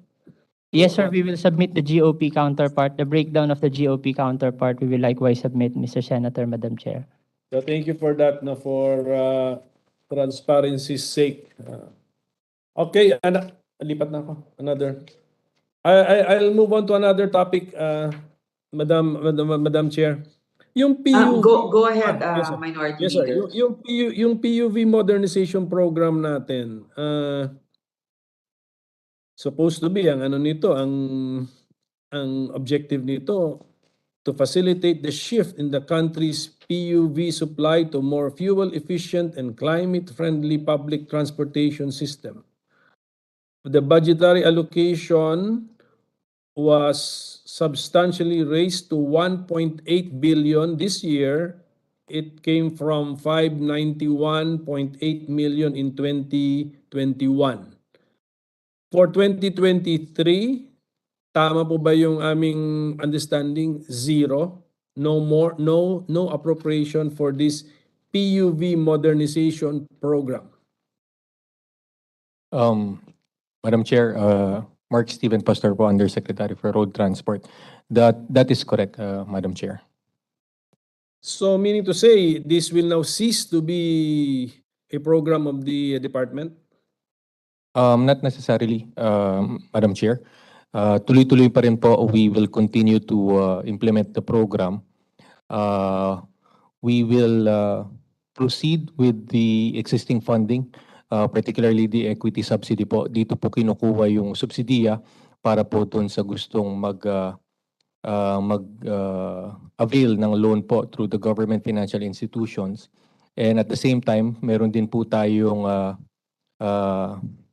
memorandum of agreement with Philippine Guarantee Corporation so that the private banks can also participate already with the equity subsidy program po of the department. In addition, if I may just clarify, Madam Chair, there are 10 components of the PUVMP program. We want to highlight also the other components, which is the consolidation, so that yung mga specific routes po natin will be consolidated and that on-street competition will be avoided. It is just unfortunate, Madam Chair, that by next year, we do not have funding. We requested 778 million, 500 million of which is supposed to be dedicated for social support component para po matulungan pa ho natin yung ating mga operators and drivers, but it was not included in the National Expenditure Program of the department. So thank you for that information. You requested pala 700 million? 778, Madam Chair. 77. So tapos you were not given any. Why? Is there a problem with the program concept? How long is this program supposed to last? And then what is the total estimated cost of the program for it to achieve its objectives, Mr. Secretary? If I may, the program was supposed to be for a period of 6 years within the past administration, but due to delays caused by the several factors, mostly with regard to the pandemic, we are recalibrating the timelines po. We intend to extend it to another 5 to 7 years so that the targets will be met. We expect that there are more or less 128,000 units that needs to be consolidated. And with the extension of the consolidation, we are looking for a 50 billion funding for the next 5 to 7 years, Mr. Chair. Madam Chair. Are we experiencing resistance from the ground or from the intended beneficiaries of this program? Initially, Madam Chair, admittedly po, we receive a lot of resistance and opposition, especially from our existing drivers and operators. But when they understood that the modernization does not only solely focus on the upgrade of the public utility vehicle, but also the change already in terms of the how we operate the public transport sector, the road-based public transport. We have received strong support from existing operators and to those who want to invest and join the program, Madam Chair. Basically, sir, ano ba ito? Ano bang concept ito? Di ba loan ito? There's nothing free here, no? Walang anong tawag mo rito? Walang grant ito. Loan to avail of the PUV modernization program. The concept, the main mechanism is a loan. Madam Chair, the modernization of the fleet is one of 10 components, Madam Chair. If I can enumerate, the other components of the modernization is fleet modernization, which is the upgrade to a modern unit. We also have industry consolidation, stakeholder support, vehicle useful life, financing, and social support components of the program. So it's not focused really solely on the loans. It's just a matter of extending by the government of an equity subsidy for them to modernize their units, Madam Chair.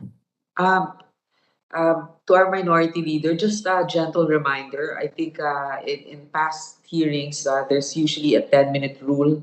I think we started our hearing at around 1:30. It's now 5:10. So maybe if may I ask if there are many more questions lined up? So I can also tell the others who are waiting, Senator Gatchalian.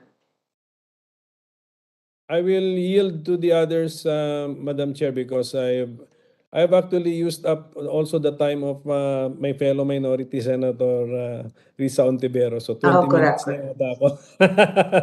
Sorry for that. Hindi naman nagpakita kasi si Senator Sherwin na nandyan din pala siya sa office niya eh. Nandito pa kami sa building, Madam Chair.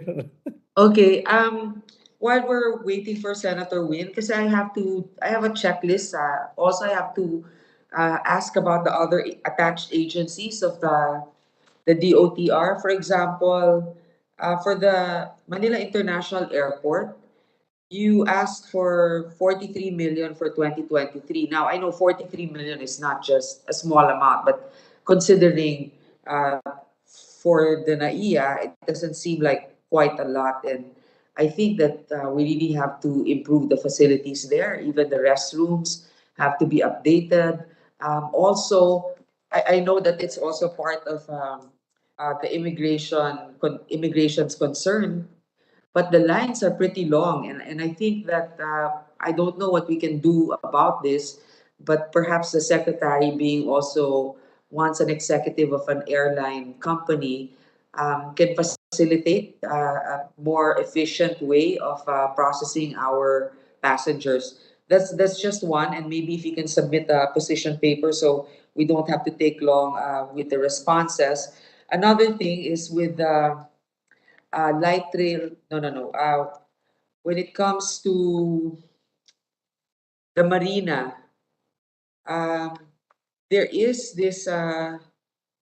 Sorry, now I lost my notes here. But with the marina, there is a compliance that we need to have for our for.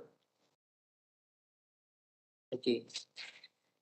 Okay, let's go back to the Philippine.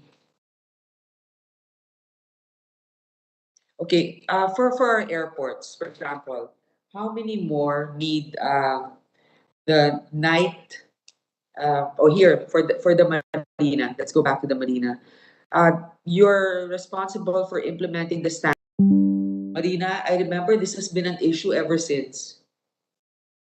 Good afternoon, Madam Chair, and to the honorable members of the Senate. This is Yes. Sonia Malaluan, the Deputy Administrator for Planning ng Marina. If I may lang po give a very short background, yes, we've been inspected and audited by the European Commission through the European Maritime Safety Agency, or EMSA, since 2006. And during that time, until 2012, the implementation of the International Convention on the Standards for Seafarers Training, Certification, and Watchkeeping were being implemented by the Philippine Regulation Commission, CHED, the Maritime Training Council, and the TESDA. Okay, So sagutin many mo na lang ako, agencies. bakit hindi pa tayo compliant hanggang ngayon? So in 2013 po, Madam Chair, the functions were transferred to Marina. And in 2014, we were almost compliant. But unfortunately, hindi na sustain. So we are still, we were audited last 2020. But we have submitted our corrective action last March this year. So we have submitted the Ano ba yung corrective kulang action. ninyo? Ano ba yung kulang? Kulang ba yung, I don't know, instructional materials were not updated? Give us an idea because we don't know what requirements you need to submit. If I may, Madam Chair, for the 2020 inspection reports, there are 6 key areas that were included in the inspection. What are those? This includes the program and course approval. So this is the Bachelor of Science in Marine Transportation and in Marine Engineering. Monitoring and evaluation of the maritime education and training systems.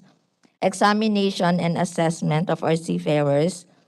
Facilities and equipment of our maritime higher education institutions as well as maritime training institutions, the onboard training for our seafarers, and the certification process. So Okay, there are so 6. what are you not compliant with in that 7 requirements? Well, I cannot enumerate all, but we have 23 shortcomings covering this particular 6 key areas of inspection. Okay, So, you know what? I think it's unreasonable already to be waiting this long to be compliant. Um, who is the main person responsible to monitor this and to follow up? well, under the existing law, it is now the Maritime Industry Authority as the single maritime administration for the implementation of this particular Okay, convention, sino nga Madam to? Chair. So, of course, this is the administrator, and we have a specific office, which is the STCW office in Marina, who are addressing Give all me a these name. teams. As of now, our administrator is Attorney Fabia, who assumed his office last July, end of July. We have Okay, our officer. when can we expect for you to be compliant? Well, Madam Chair, if I may, we have submitted our corrective actions to the European Commission last March, and those corrective actions they are ongoing now, evaluating our submissions. So, Okay, that's good to know we have that you submitted na submitted. po. Maybe magpatulong kayo dun sa mga maritime schools. One of the biggest is the Magsaysay Maritime School, if I'm not mistaken, correct? If I may, Madam Chair, actually, all of them are also part of this audit because this includes all maritime schools. We have to, if I may, mention that the convention prescribes or provides the standards for the maritime education and training. So this covers all maritime schools, all training centers, and of course, the government agencies who are issuing the certificates after all these education and training requirements. So they are Okay, part so po of our STCW Advisory okay. Council. Since you already submitted it last March, can you please update us when you hear about the decision on on the proposal that you submitted? Okay. What's his name again? Attorney what? Hernani Fabia, Madam Chair. Is he present here today? Unfortunately, wala po. Okay, I'm tell him to write representing the the committee a letter and detail the what we might expect and what probably the deficiencies were. Okay, thank you. Next, for Thank you, Madam the Chair. We'll comply. airports, Civil Aviation Authority of the Philippines, CAAP, uh, equipping local airports with night rating capabilities or the ability to accommodate flights after sunset would greatly help in decongesting flights in NAIA. I want to know how many airports still do not have this capability. Okay. Good afternoon, Senator Paul. This is USEC Roberto Lim for Aviation. Oh, okay, Mr. Lim, I'm glad to know you're back. Thank you, Madam Chairman. Your Honor, right now there are 23 night-rated airports. You have 8 in Luzon, 8 in Visayas, and 6 in Mindanao. There are 6 more airports that are scheduled for possible night rating depending on the availability of demand, of funds and traffic demand. These are Kawayan, Dipolog, Pagadian, Osamis, Calbayog, and Catbalogan. When do we expect them to be um, delivered for those that you mentioned? Madam Chairman, there are just ongoing studies now on the traffic demand. But insofar as availability of funds, that is being programmed for the moment, Your Honor, and we will have a better picture of the funding availability at the latter part of this year.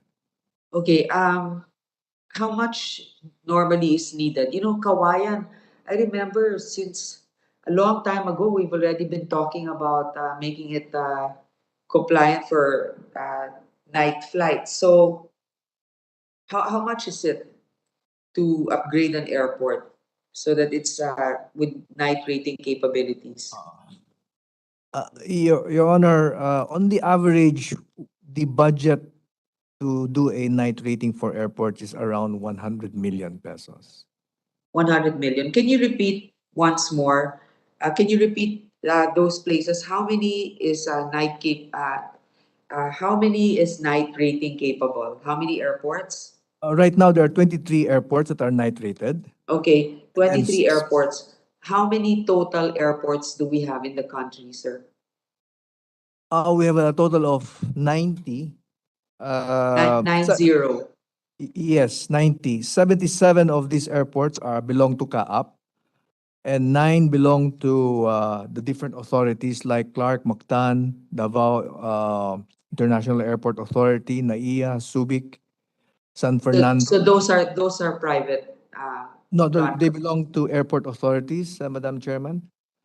And then, so there are 77 that belongs to CAAP, 9 that belongs to separate airport authorities, 1 under a concession agreement.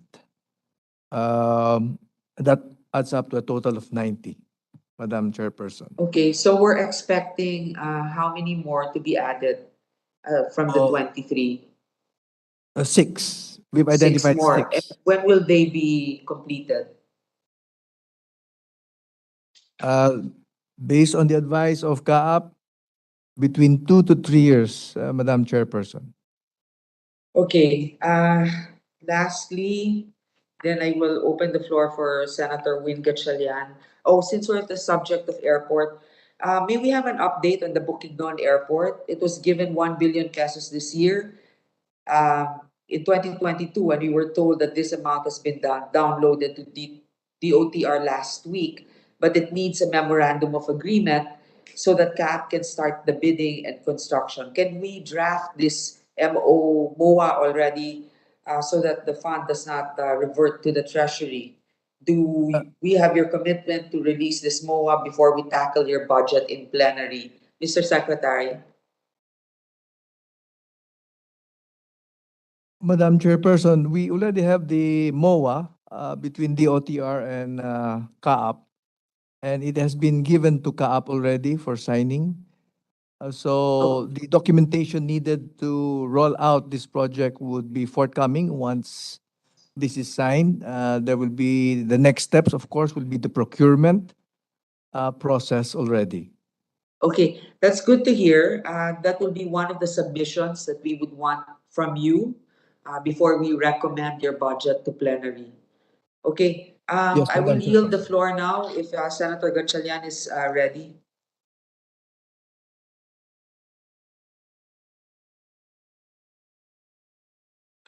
Okay, Senator. Yeah, thank you very much, Madam Chair. Madam Chair, I heard was listening to the conversation discussion earlier, and I was learning a lot. So I don't mind taking the last spot if Senator Pimentel still wants to propound questions, because I took notes from his questions earlier. So I don't mind taking the last spot. Wala na po, wala na po, ma'am. I yield to Senator Gatchalian. Thank you. I'm Minority Leader. How about our Vice Chair? Vice Chair, would you like to add? Later after Senator Win, but I'll ask Naku, something matagal about yan. airports. If with the indulgence of Senator Win, siguro to kasi before we move on, kasi natanong na ni Vice Chair. Tungkol sa airport, so before we move on, may tanong lang po ako sa airport o sa CAAP, no? Kasi yung Mati Airport, Madam Chair, that's in Davao Oriental, we funded that a few years ago para maging operational because that area, maganda yan for tourism, and it's quite far, no? Davao Oriental, Davao de Oro, Davao del Sur. That's quite far from Davao City. So, yung Mati Airport, naglagay mo tayo ng initially 200 billion para maayos na to lengthen the runway. Tapos ang kulang na lang itong mga terminal. Any updates on Mati? Kasi sayang po yan. Kung matitenga lang, we already, Madam Chair, naglagay na tayo ng pondo so that it will service that area, that region. Through the chair, Senator Hercito, for the 2023 budget of the DOTR, it proposed 240 million for the airport development of this airport, consisting of site development, improvement of runway, water tank, and other support infrastructure like fire station building, and of course, the access route to the airport.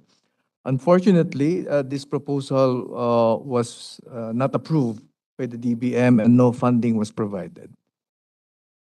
Well, that will be kasi sayang naman, we already started it, and it will greatly benefit, no, that region. The province I mentioned are really very nice tourism areas, kaya lang masyado siyang malayo from Davao City, no, sa airport. So siguro tingnan na lang natin, Madam Chair, if we can insert or introduce amendments, so para matuloy na itong it will definitely benefit the region. Tapos yung huli na lang po, yung Surigao Airport, which was affected by the earthquake, no? For how many years nabiyak yung runway, pero alam ko ayos na, pero it's not operational yet. So yung eastern side also, northeastern side of Mindanao, they have to go to Butuan pa. So sayang na po yung Surigao del Sur, Surigao del Norte, which will also greatly benefit kung mabuksan ang Surigao Airport. Any updates po?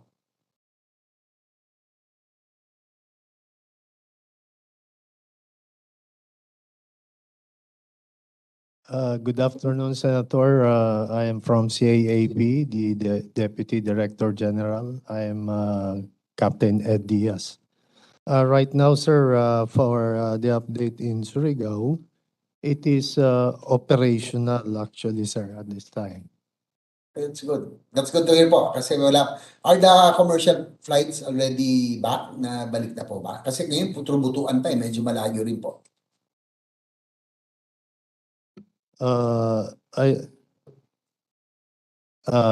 a while, Mr. Senator. Siguro po, mamaya na lang po. We will Paunahin na check natin with si the Sir. airline, sir. We will check with the Balik na lang po kayo later kasi sayang po itong dalawang airports. I think this will greatly benefit the eastern side of Mindanao. So, Madam Chair, that's all. Thank you. I will yield na. Thank you, Senwin Gatchalian also. Thank you.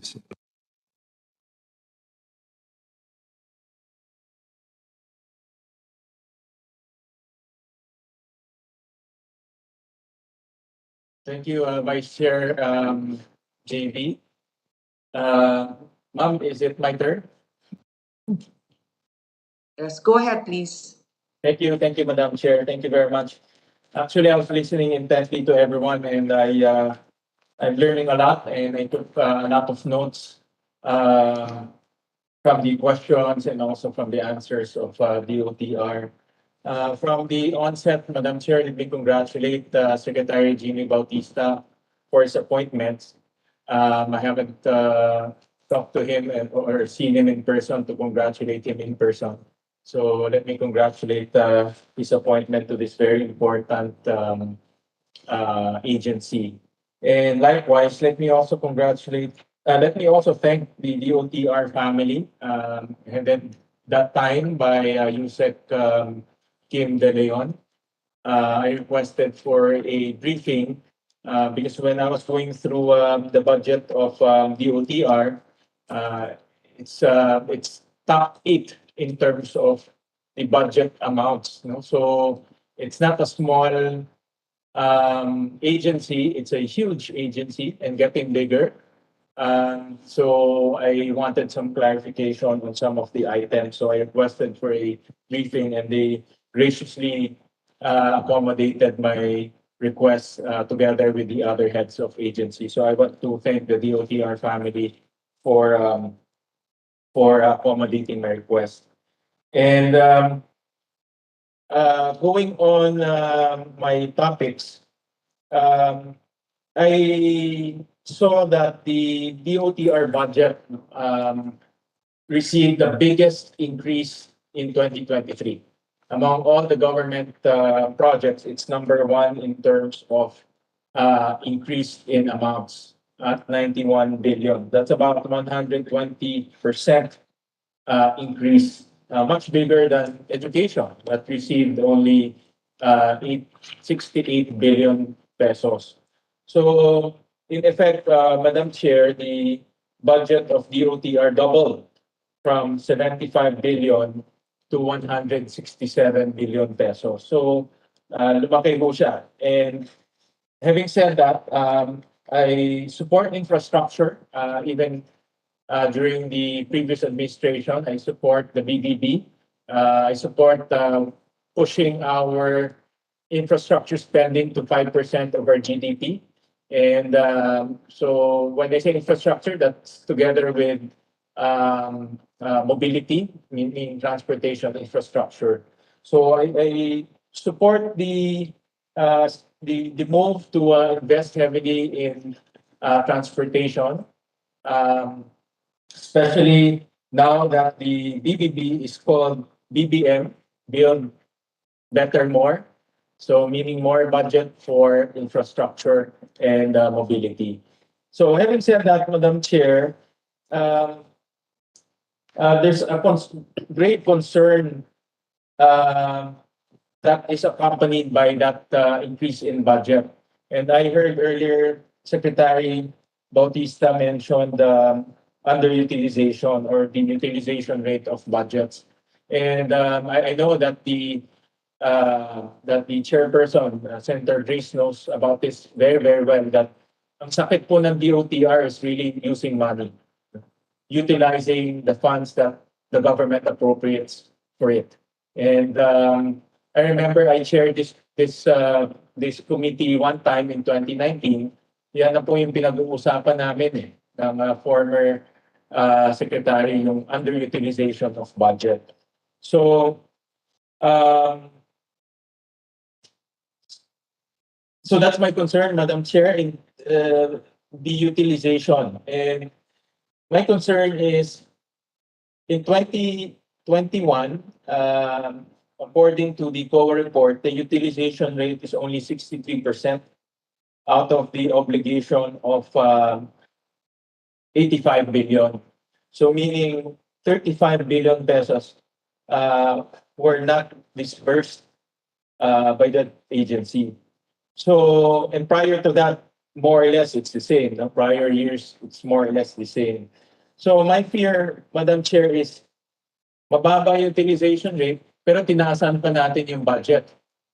We, in fact, doubled the budget. During the hearings, I realized it's easy to ask for budget. It's easy to loan. It's easy to the request for appropriation. But typically, big agencies like this, ang sakit po nila, ang problema is executing the amounts. And now that we haven't really resolved the utilization problem of this department, we're now doubling the amount, from 75 billion to 167 billion. So I want to hear directly from the Secretary, Madam Chair, and this is a good timing, because we have a new leader in the Department of Transportation, and with the new leader, of course, new strategies, new experiences.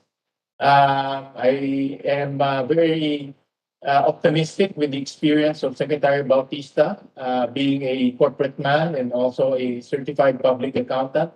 We'll have concrete strategies to improve utilization rate of the OTR. Again, we're doubling the budget. Kung 75 billion nga, hindi mo magastos, 120 billion pa, paano mong gagastusin? So that's my biggest fear, because baka pagdating mo ng 2023, we'll be blamed for allocating huge amount of money to a department that cannot utilize the amounts. So I want to hear straight from the Secretary, what is his strategy in terms of improving utilization rate? How fast will he implement this strategy? And will we get an assurance that by 2023, by end of the year, this problem, the perennial problem of utilization rates will not happen anymore? So that's my first question, Madam Chair. Well, yes, Mr. Secretary, before I recognize you, I feel a little bit more optimistic this time. Even the tone of the DOTR is much better. I have confidence in the leadership the DOTR right now. But of course, there's still some that are from the previous administration. Hopefully, they can help with their institutional memory and also so that they can avoid certain mistakes that were done in many administrations, not just the immediate past. So go ahead, Secretary, you're recognized. Thank you, Madam Chair, Senator. As I mentioned earlier, we have the strategy to improve the budget utilization rate. No? First is to improve operational efficiency. Second, strict monitoring of project implementation. And the third is the aggressive right-of-way and site acquisition. No? For the first strategy, we have conducted a comprehensive review of available appropriations and allotment to ensure timely release of allotments and project implementation. No?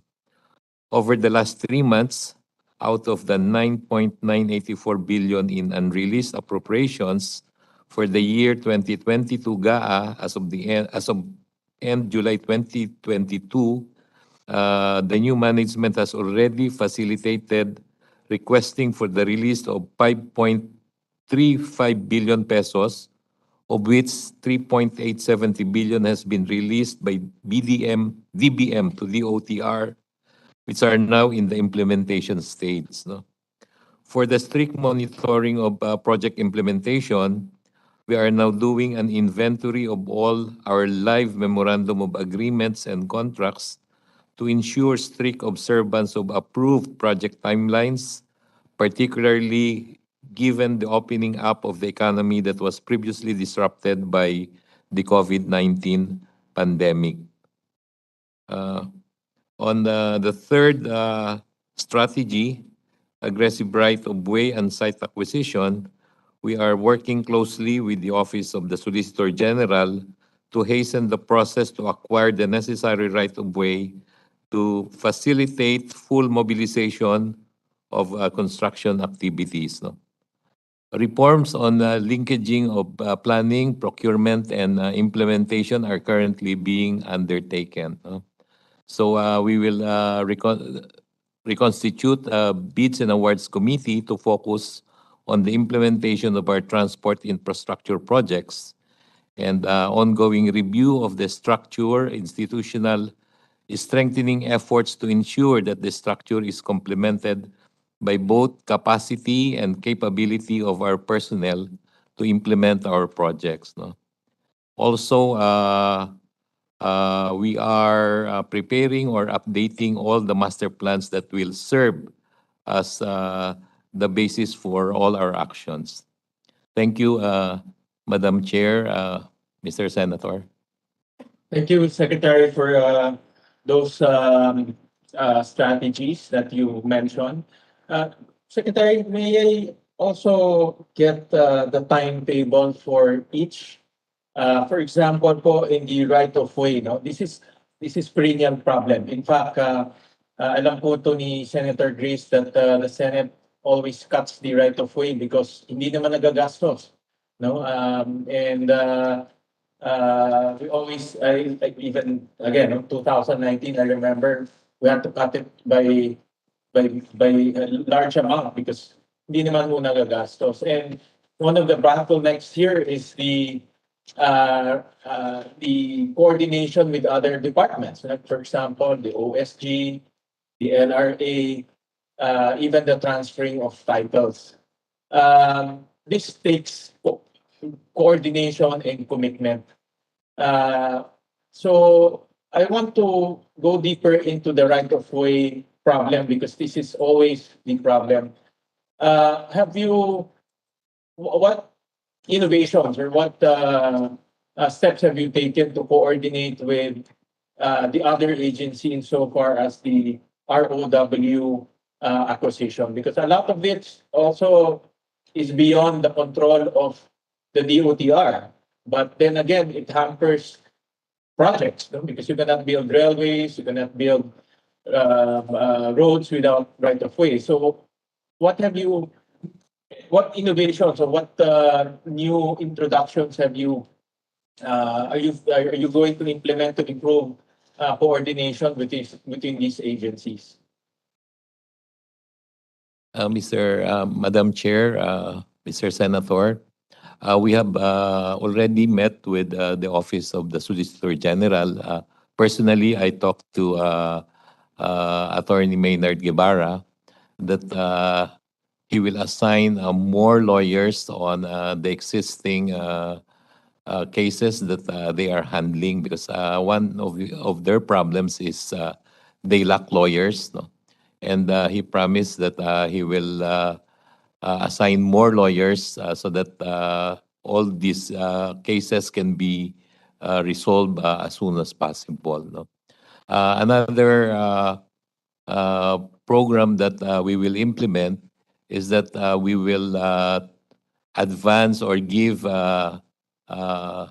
rental subsidy to those who will be affected, so that they can leave their premises, their properties, so that our contractors can start working on these areas. Construction activities can start on these affected areas, no? So these are some of the actions that we have implemented, Madam Chair, Mr. Senator.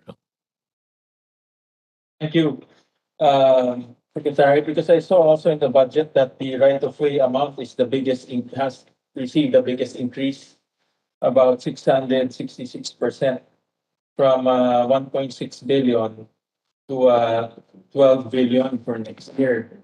But then again, if we don't untangle the bottlenecks in the right-of-way, itong 12 billion, no, Secretary, hindi mo magagamit ulit eh. No? And just to be fair to the other departments who are requesting amounts, sayang naman if we don't use this money. So that's why I'm very concerned with the right-of-way, because that's the perennial issue. And one issue also is the LRA, you know, the transfer of properties. Have you coordinated with them? Because I also, of course, if the properties will not be transferred, we cannot take possession of the properties. You know? So, have you addressed that issue? Madam Chair, Mr. Senator, since the projects are foreign assisted, no, we disburse even the titles are not yet with us, no? Can we use, can the government already take possession of the property even there is no title yet? Yes, Your Honor, we confirm that. There's also an issue on the transfer, no? Because I saw in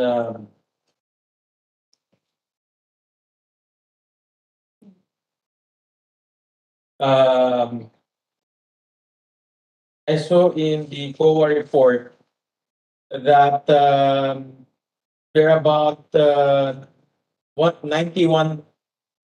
or 168 out of the 138 parcels of land that were bought by government, but it has not yet been transferred to government, and amounts of almost 9 billion pesos, no, were already spent to buy, sorry, 9 trillion pesos already spent for these properties with Secretary. So, is there any move on transferring these properties? Are there any updates on when these properties will be transferred? Because obviously the government already spent 9 trillion pesos, but it's not yet under the name of government. No? And nakita na natin to in the past, if we don't follow up the transfers, it will remain in the name of the landowners. There's also a possibility that they will resell those those properties, and we'll have more problems in the future. So may I get an update on this transfer of properties? With the permission of the chair, if I may answer that po. Go ahead po. Thank you po. Madam Chair, the 9.5 billion referred to in the COA audit report for fiscal year Billion. 21. Sorry, billion pala. There's a typo here. Billion. Sorry. 9.598 billion po for 183 parcels. Almost all of this po refer to properties that were acquired for our foreign assisted projects, particularly po for projects financed by the Asian Development Bank and the Japan International Cooperation Agency. As noted po by the Secretary, for these projects po financed by ADB and JICA, the DOTR is required po to observe the ADB and JICA social safeguards, under which po we are required to pay the property owners 100% or full compensation prior to displacement or prior to the DOTR acquiring possession. So in the case po of these properties, the DOTR has already acquired possession. In fact po, our contractors are already mobilized. The property owners have already been fully paid in compliance with our loan covenants. And the transfer of title po is already ongoing together po with the LRA. Part of the documentation po for all of these acquisitions is the transfer of the original titles to DOTR. So these are already in our possession po. And for most of these properties po, it's the subdivision process that is taking time. Because particularly po for railway projects, we usually do not acquire the entire property. We only acquire po a strip of a property, and this is why po we have usually taken time in the subdivision process, Madam Chair. But what is the timetable you said? We're talking about 168 parcels amounting to close to about 9 billion pesos. So what's the timetable to transfer that in the name of the Republic? Madam Chair, in our processing experience po, it would take anywhere from 6 to 18 months from the time po that we have completed the sale. If the acquisition does not require subdivision po, we can complete the process in 6 months. But if the process requires subdivision po, it would reach 18 months.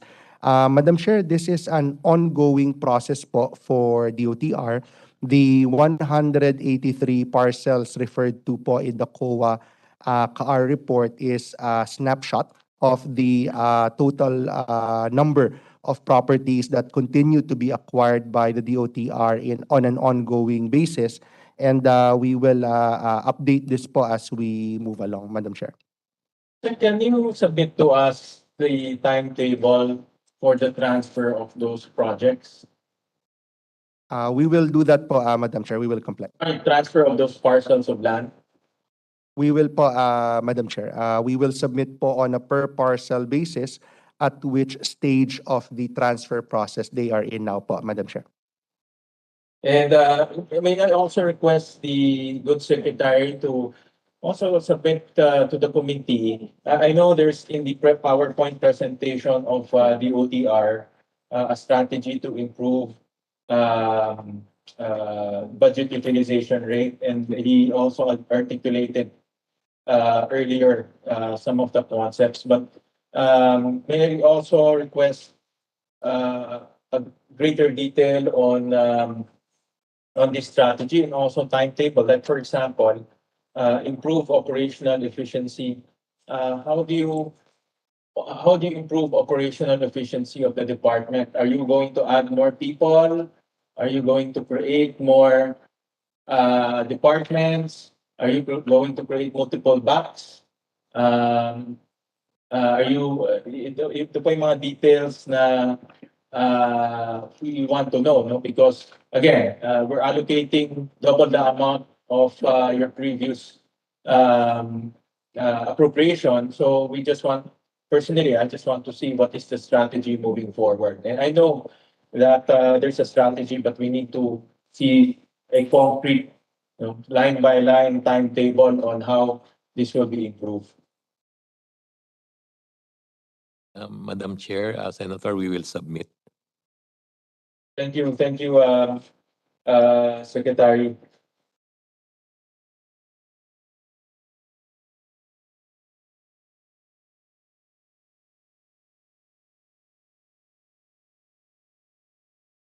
My next question is, there's an item also on, this is concerning obligation and disbursement rates also, on an item called various programs. For year 2021, 20 billion was allocated for this various programs, but only 11 billion was actually disbursed. So 19 billion was not used. So may I know what are these various programs in the year 2021? Mr. Senator, Madam Chair, with the indulgence of the good senator, may we be enlightened with the reference document for the various This is the programs. COA report as well. Yes.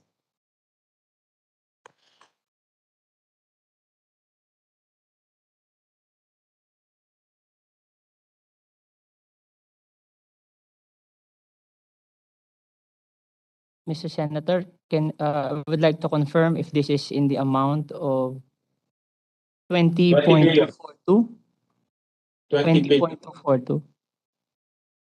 Yes, Mr. Senator, we confirm that this is included in the COA report, and this includes items such as feasibility studies, detailed engineering design, as well as the operation and maintenance of MRT3 in the Philippine Railway Institute, Mr. Senator, Madam Chair.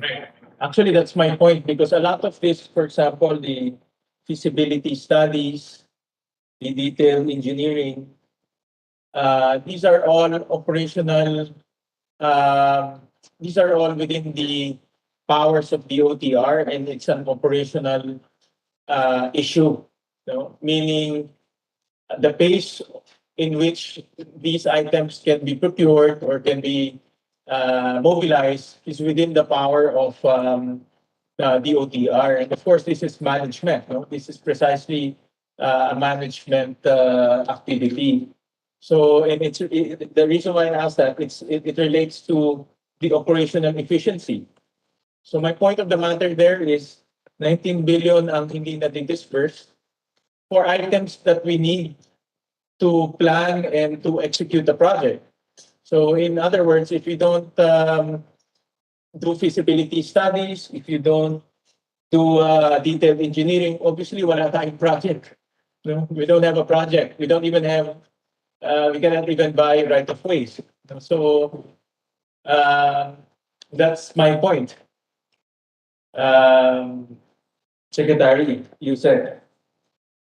Yes, Mr. Senator, we're with you on that particular aspect, that planning is really important to make sure that what we have in our budget is readily implementable and we'll be able to disperse it, because disbursement equates to actual delivery of goods and services.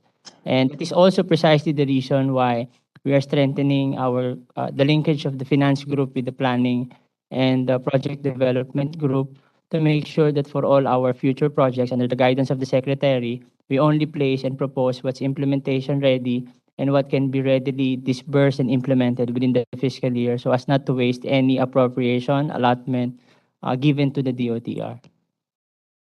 Thank you, Yusek Kim. The point here is, even at the planning stage, there's also underutilization already, meaning nagpaplano pa lang tayo, we cannot get it off the ground. And this is evidenced by the underutilized funds. So I'll go back. How do we improve this? Because if we don't do feasibility studies, we don't have any project. So how do we improve the the utilization of these various programs? Madam Chair, two things po. Number one po, Madam Chair, we have been reviewing all of our existing master plans in order to identify po which of the earlier recommended and identified projects we have not yet pursued. Because based on these existing master plans po, there would still be projects that would require feasibility studies, and we can use this master plans po for purposes of prioritizing and ensuring that the feasibility study budget made available to the department is utilized. So that's one. And number two po, Madam Chair, we are also pursuing an update of our master plans because some of them po are quite dated already and need to reflect the current environment. And again po, from this master plan identification of projects, we will be able to pursue project-specific feasibility studies, which will then become the basis of our budget programming and eventual execution. Thank you po, Madam Chair. You said itong mga, since the feasibility studies have not been undertaken, did we appropriate funds for those projects? But the feasibility study should come first before the project. But did we allocate funds for the project in the absence of a feasibility study for 2023? Madam Chair, for 2023 po, most of our, almost all actually of our budget requests pertain po to multi-year projects that have NEDA investment approval. So the feasibility studies for almost all of these projects po have already been completed years back. And the funding request in 2023 would be pursuant to those earlier feasibility studies and investment approvals po, Madam Chair. Okay, so all of the projects, no, I won't go through all the projects one by one, but the projects for 2023, all of them have feasibility studies already. Tama ba? That's correct po, Madam Chair, because these projects are multi-year projects po with earlier feasibility studies and NEDA board approvals po. So itong COA report, calendar year 2021, in which some feasibility studies and detailed engineering were not complied.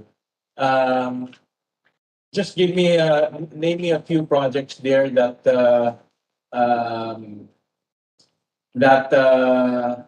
feasibilities were undertaken this year. Kasi this year na yan eh. Do you have any? Mr. Senator, for Yes, clarification, on the line item for feasibility studies, under the GAA, there is no specific project for which it is to be utilized.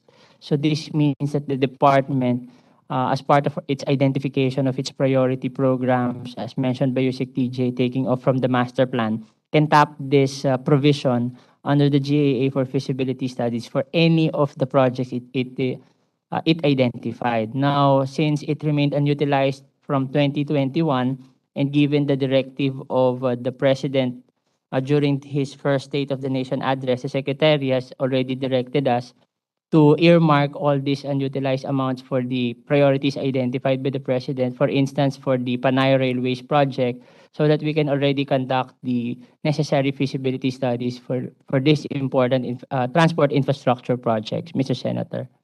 So in other words, itong 20 billion various programs, which includes feasibility studies, hindi pa rin siya gagastos for 2022 because we haven't identified the projects yet.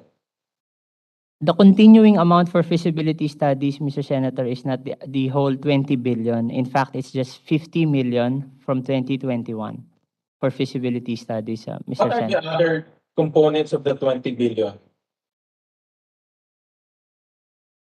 It says in the COA report, Mr. Senator, operations of MRT and operations of Philippine Railways Institute. So for MRT, it includes our monthly payments made pursuant to the BLT agreement for the MRT3 operations, Mr. Senator.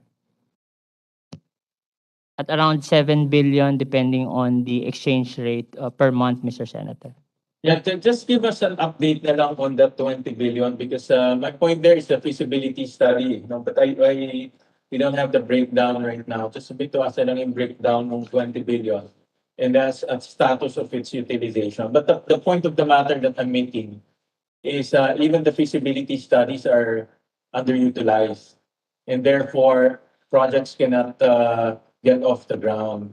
But I do admit that the department should be given some flexibility in terms of what projects to study, what projects to be allocated feasibility studies. I do agree with that, no? That flexibility is necessary. But then again, we don't want to also allocating too much of amount, kundi sayang naman. No? So just give us a breakdown of that 20 billion and its status. We will submit, Mr. Senator. Thank you, Yusek.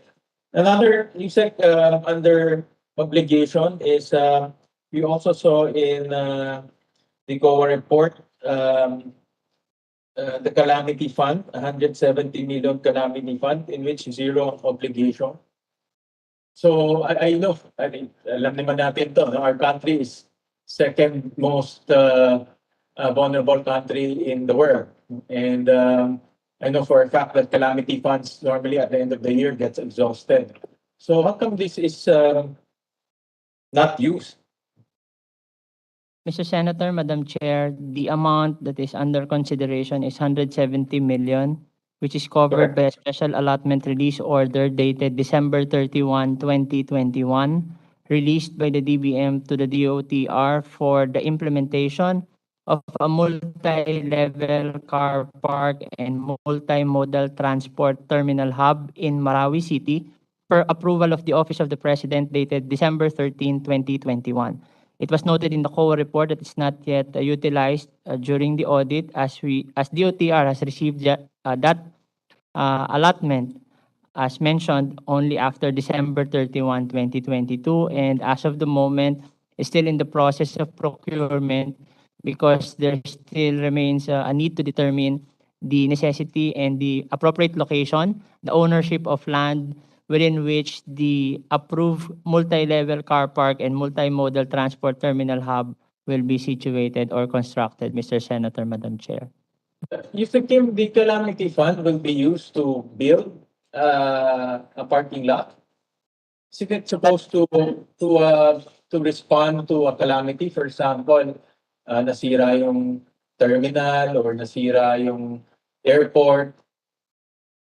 Mr. Senator, Madam Chair, that is the purpose that was provided under the SARO, and I understand that this is charged against the Marawi Rehabilitation and Recovery Program subcomponent of the NDRRM fund. Mr. Senator, Madam Chair. So is this a new structure or an existing structure? Yes, this is a new structure, Mr. Senator. And the calamity fund can be used to build a new structure? Mr. Chair, we submit to the determination of the Task Force Bangon Marawi that recommended for the approval of this project, which merited the approval of the Office of the President in December 2021, which is the basis for the issuance of the SARO to DOTR. Okay. And then, but right now it hasn't been constructed yet. Not yet, Mr. Senator, Madam Chair, still undergoing procurement as we are still ascertaining the ownership of the land within which the parking will be erected. But who will be the one constructing? It's not yet awarded or procured, Mr. Senator. So DOTR is the procuring body for this, and we will be awarding this or procuring this as soon as we have finalized those details. Do you have a timetable for this?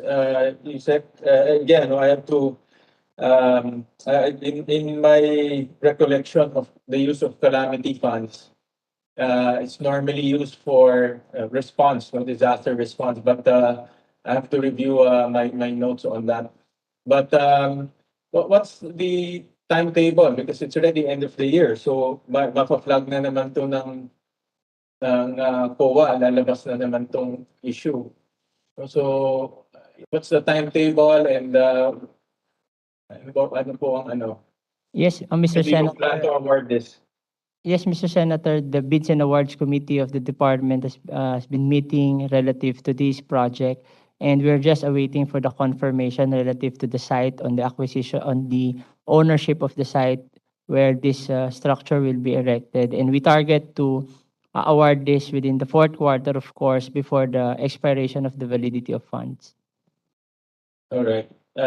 Again, this submit to us a timetable to that effect so that we'll know exactly that the department has some form of action on this because medyo matagal na yan at the end of the year ulit. We will submit, Mr. Senator, Madam Chair. Thank you, Yusek Tim.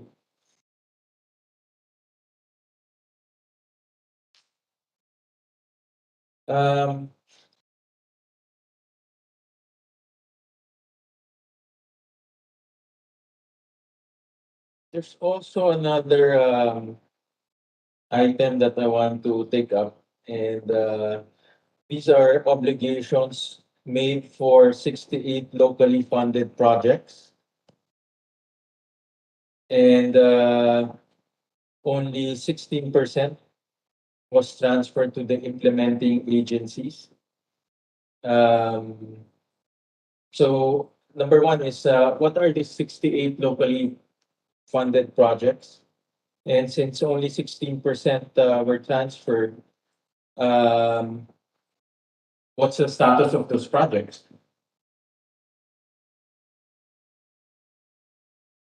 Mr. Senator, Madam Chair, referring to the COA report, these 68 locally funded projects are covered mostly by respective memoranda of agreement for transferring the allotment to our implementing partners.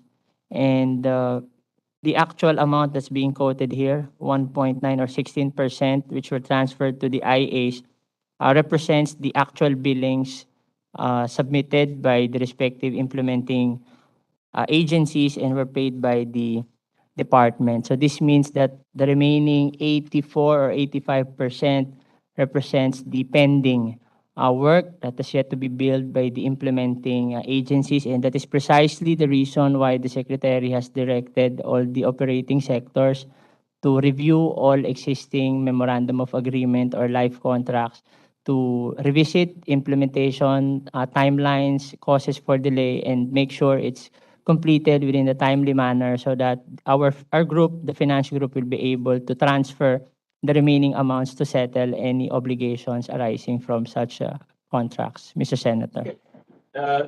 Thank you, Yusek Tim. Can you cite a few of those locally funded projects? I will have to confirm with the 68 locally funded, but usually these are airport development projects or seaport projects which are usually transferred to implementing agencies and or partner local government units, Mr. Senator, Madam Chair. So the counterparty to the MOA is normally local government units? There are instances, Mr. Senator, Madam Chair, that our partner is local government, city or municipal or provincial government, for instance, in the implementation of airports. But there are also instances where our partners are other attached agencies like CAAP or Philippine Ports for that matter. Okay. And then, but how come it's only 16% lang ang na transferred? So, that means that the projects are only 16% complete? We can double check with the details, but we can only pay based on what was billed. So we can assume that yes, only 16% of the deliverables were actually billed or submitted to DOTR for payment, Mr. Senator. Again, this is we're talking about 9 billion that are again, no, it's not spent. So and that's what we're trying to solve here, the underutilization of funds. But obviously, if you go line by line, there are a lot of items that are underutilized. So how do you plan Mr. to Senator, improve this? if I may. Yeah. Yeah, go ahead. Just to report, because this is also partly due to the late reconciliation of a vital financial accountability report, which led to delayed release of cash from DBM. And we are happy to share with the members of the committee and the Senate that just last week, the DBM has already downloaded to DOTR an additional cash to pay for this allotments, prior year allotments with a total amount of more than 4 billion. And these are already disbursed over the week and up until Monday. So we can account additional 4 billion from the amount being cited by COA that's already paid by the department. So we have fixed that, and moving forward, we'll make sure that all our payments will be made on a timely manner, Mr. Senator, Madam Chair. Yeah, but will that solve the disbursement? Kasi ang laki. We're talking about 18%, 80% that are stuck, no? This is what I'm driving at. We're increasing the budget, but there are 9 billion pesos hanging, Yusek Kim. So what do we tell the people? We fully acknowledge and we agree that there appears to be gaps in the implementation of prior year projects. That's why the Secretary has given us directive already to review all existing arrangement and make sure that deliverables both by LGUs, implementing partners, are actually observed based on the MOA so that we can translate it into actual disbursements and delivery of goods and services for the benefit of the Filipino people. But there's also a factor of some administrative compliance from our part, which we are now doing so that we can ensure that cash will always be available with the full support of the Department of Budget and Management, Mr. Senator. All right. You said just bear in mind this issue, and when you submit to the Senate your strategy, this is again part of the improving operational efficiency.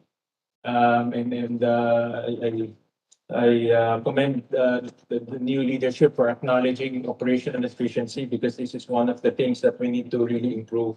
Again, just submit to us the 68 locally funded projects, just for us to be guided. Yes, Mr. Senator, we will submit.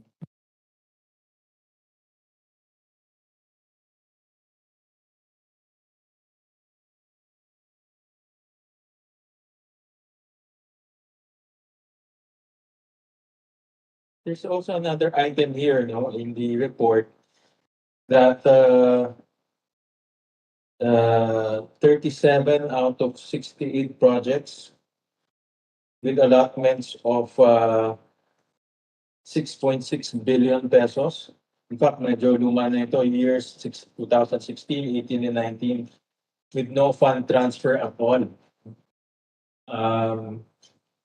What are these projects, you said? Since zero transfer at all, but there's a 6 billion hanging. We will have to verify and we will include this in our submission, Mr. Senator. But one of the probable reasons for a 0.51 to 10% fund transfer is maybe due to a prior policy suspending any advance payment for mobilization, which led to non-release of or transfer of any funds, even for mobilization for that matter, Mr. Senator, Madam Chair.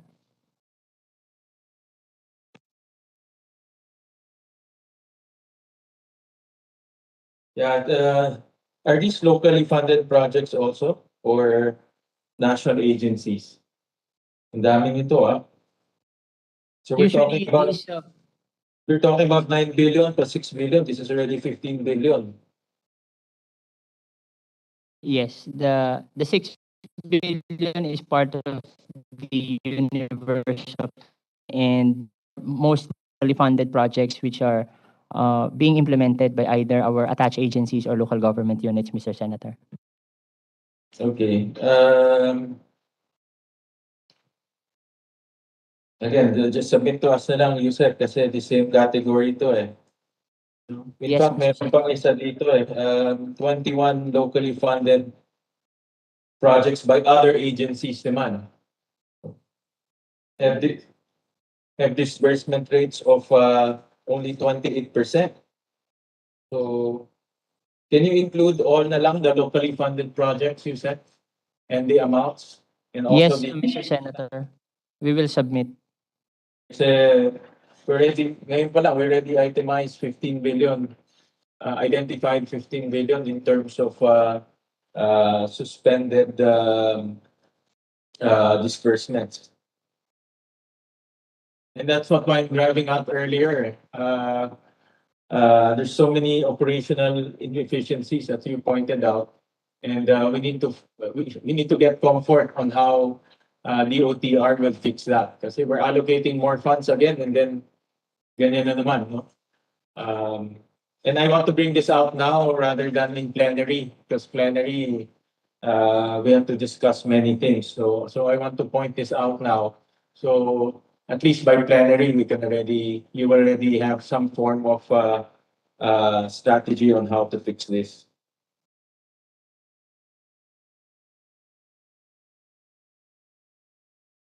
Yes, Mr. Senator, we will include in our submission, and we thank you for your inputs as you have aptly pointed out. Thank you. I'll go to the foreign assisted projects, and there are 14 foreign assisted projects with an aggregate cost of 1.6 trillion.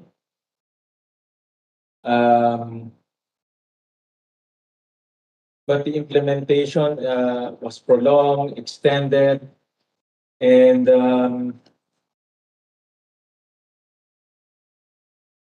in other words, na-delay siya. No? What are these 14 foreign assisted projects? Are these the ones Senator Binay discussed earlier? I know we had an extensive discussion on foreign assisted projects. But what are these foreign assisted projects? Yes po, Madam Chair. These foreign assisted projects consist of the following: the Maritime Safety Enhancement Project, that's one; the EDSA Greenways Project, that's two; the Cebu Bus Rapid Transit Project; the LRT Line 1 South Extension Project; the LRT Line 2 East Extension Project; the Maritime Safety Capability Improvement Project Phase 2; the Metro Manila Bus Rapid Transit Project; the Metro Manila Subway Project; MRT3 Rehabilitation Project; New Bohol Construction and Sustainable Environment Protection Project; the New Cebu International Container Port Project; the New Communications, Navigation and Surveillance Systems Project; the North-South Commuter Railway System Project; and the PNR Bicol Railway Project, Madam Chair. Yusek, have we given our commitment fees to these projects? Madam Chair, yes po, for some of these projects, there is a commitment fee involved. So that is an annual financing charge po that we pay to our lenders. But for some of these projects po, they do not entail the payment of commitment fees per annum. Instead po, they only involve the payment of a front-end fee at the beginning po of the loan effectivity. Typical foreign assisted projects are like that. My point there is, delayed itong mga projects na ito, Yusek, itong 14.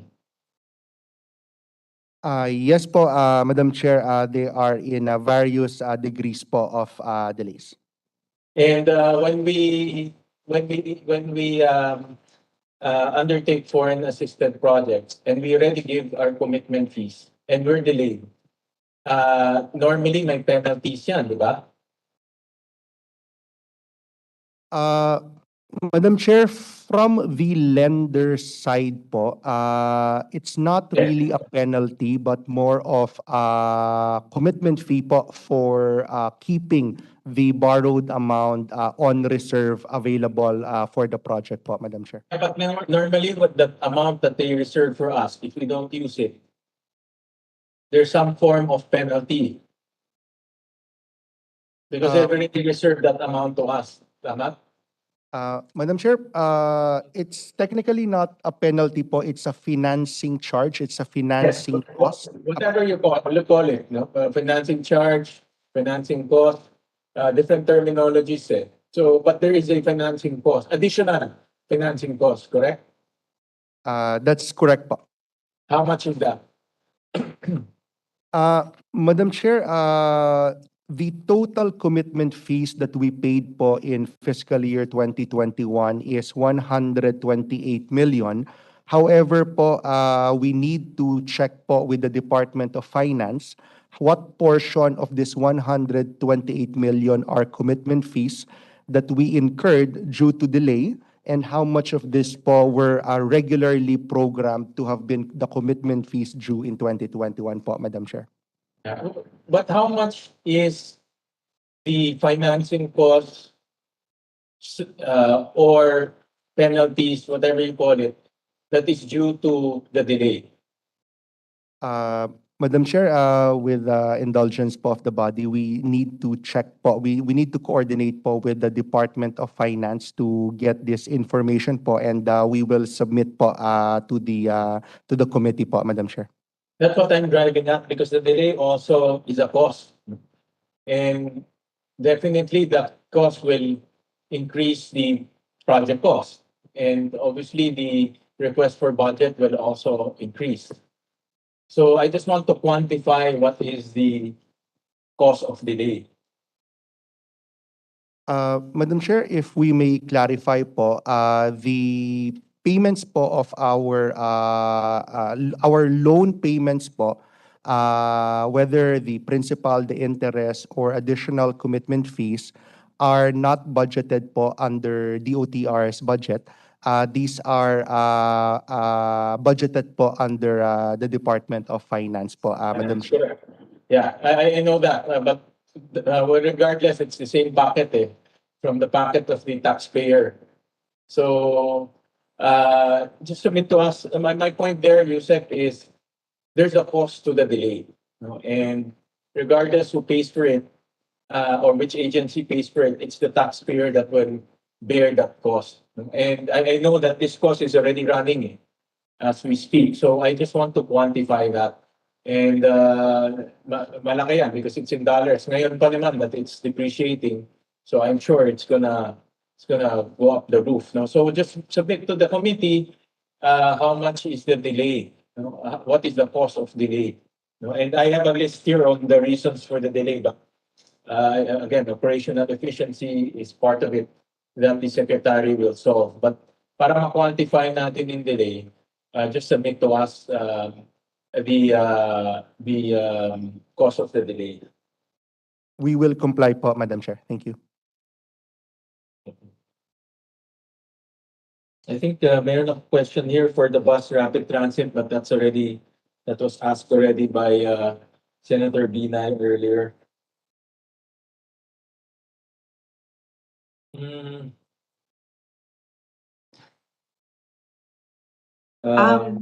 Senator Gatchalian, since you're touching on the bus rapid transit, dun ba sa EDSA, yung EDSA busway ba yung tawag doon? Wala ba kayong, di ba there's this proposed timer so that buses know how long they can stop before, in unloading and offloading? May ganun ba? And then also, is there a move to privatize those that are in the EDSA busway? Yes, Madam Chair. Steve Pastor po from the road sector. Tama po, Madam Chair. We have bus timers installed in our bus stops. As of now, we have 13 bus timers po set at 30 seconds for loading and unloading of passengers, Madam Chair. For the privatization po, we have made steps towards the preparation of the feasibility study. We submitted a letter to the PPP Center for financing of the feasibility study Okay, to explore the possibility okay, of privatization. the plan there is to privatize all the buses. What's the plan? Is it to make it all government run or That is privatize na yung the mga buses na yun, di ba? Yes, Madam Chair, that will be the subject of the feasibility study po. Okay, We that's have no yeah.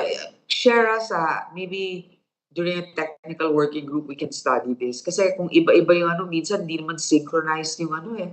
Gulo-gulo, minsan ang daming bus, minsan wala. Madalas nga ngayon wala. On the time that it's needed. Anyway, thank you, Senator Gatchalian. That's all. Thank you, Madam Chair. Chair, I'll move to another topic, no, which is meron naman po, if there's also underutilized, there's also I would call overspending because these amounts are unliquidated. We also saw some amounts that were unliquidated. There are fund transfers to government agencies amounting to 21 billion pesos. And it remained unliquidated, so it's in the books of DOTR. First of all, which government agencies were given these 21 billion pesos? And what is the aging, Secretary, of these 21 billion pesos?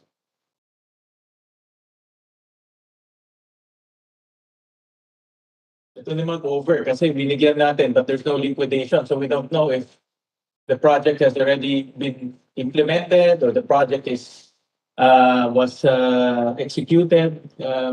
It's left hanging in the book. So ano po, what are the details of this 21 billion?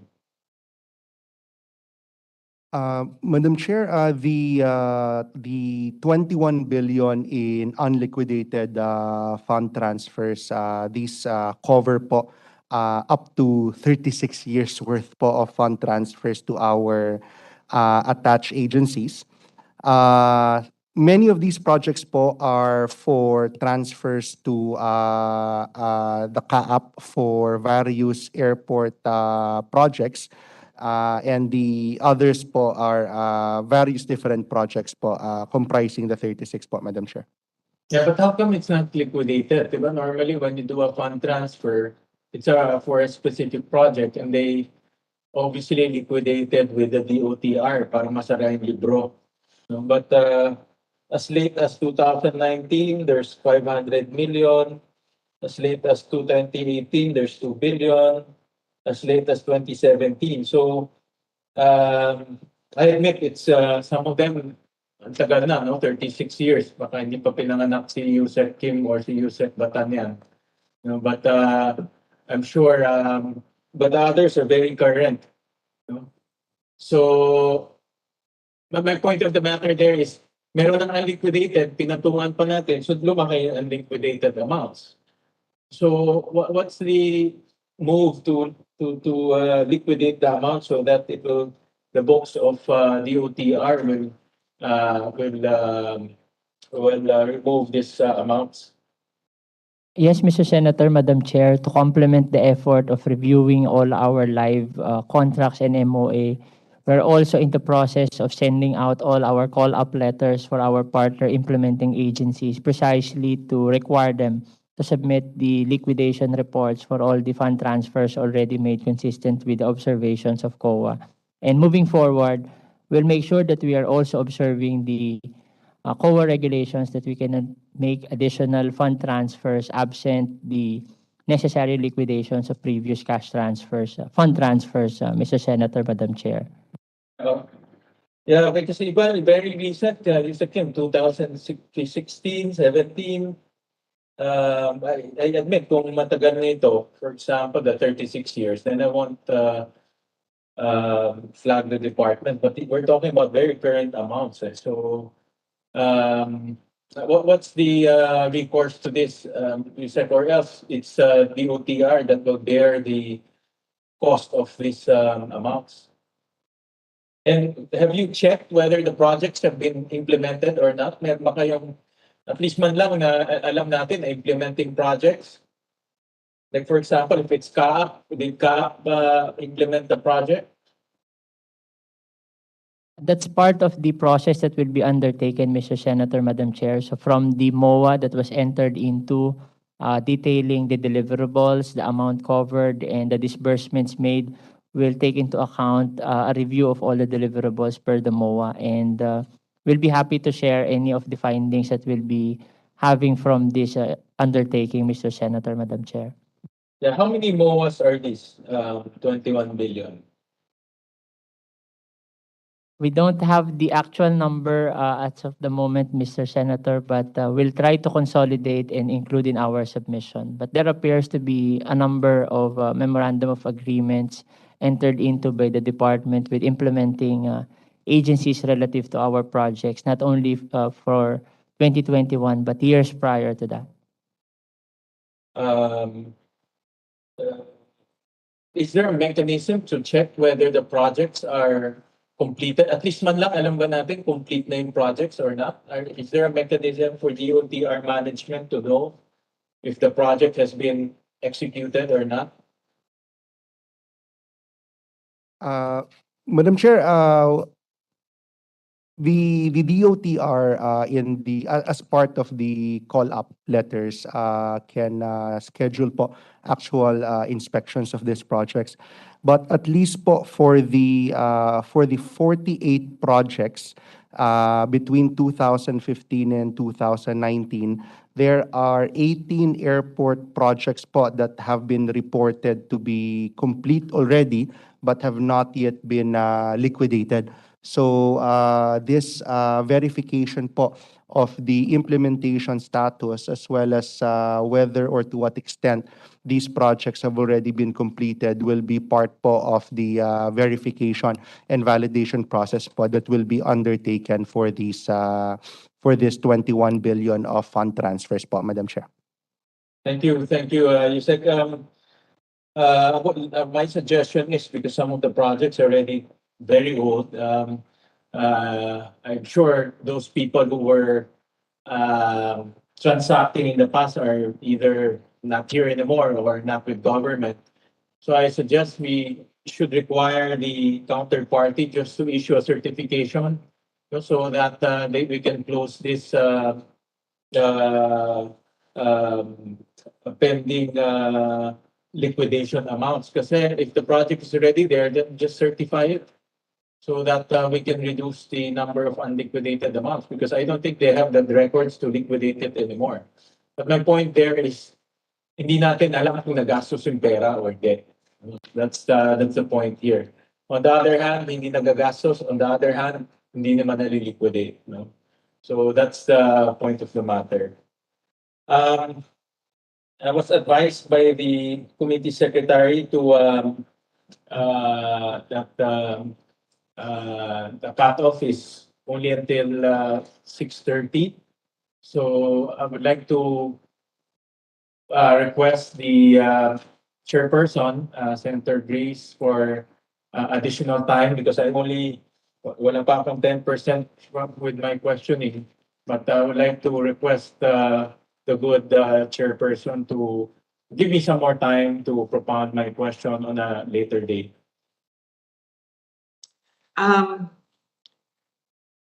What is the suggestion of our colleague from Valenzuela with regards to this hearing? Yeah, I because it's Friday and we don't have session here, I was advised by the committee secretary that the building also has a time constraint. So may I request to defer the budget so that I can propound my questions on a later date. Okay. With the request from from Senator Gatchalian, and also with the other submissions that this committee is expecting from the DOTR, so that we can have a more comprehensive committee report. This hearing is now suspended. Thank you, Madam Chair. And I thank Secretary Bautista and the rest of the DOTR team. Maraming salamat po for your time. Yeah, thank you, Secretary Bautista, and to the other Thank you. officers of the Thank you, Madam Chair. DOTR. Thank you, Senator. Thank you, I Your hope- Honors. I hope this is not a baptism of fire for you. I'm sure you've had other lengthy board meetings as well. All right. Thank you and good night. Thank you.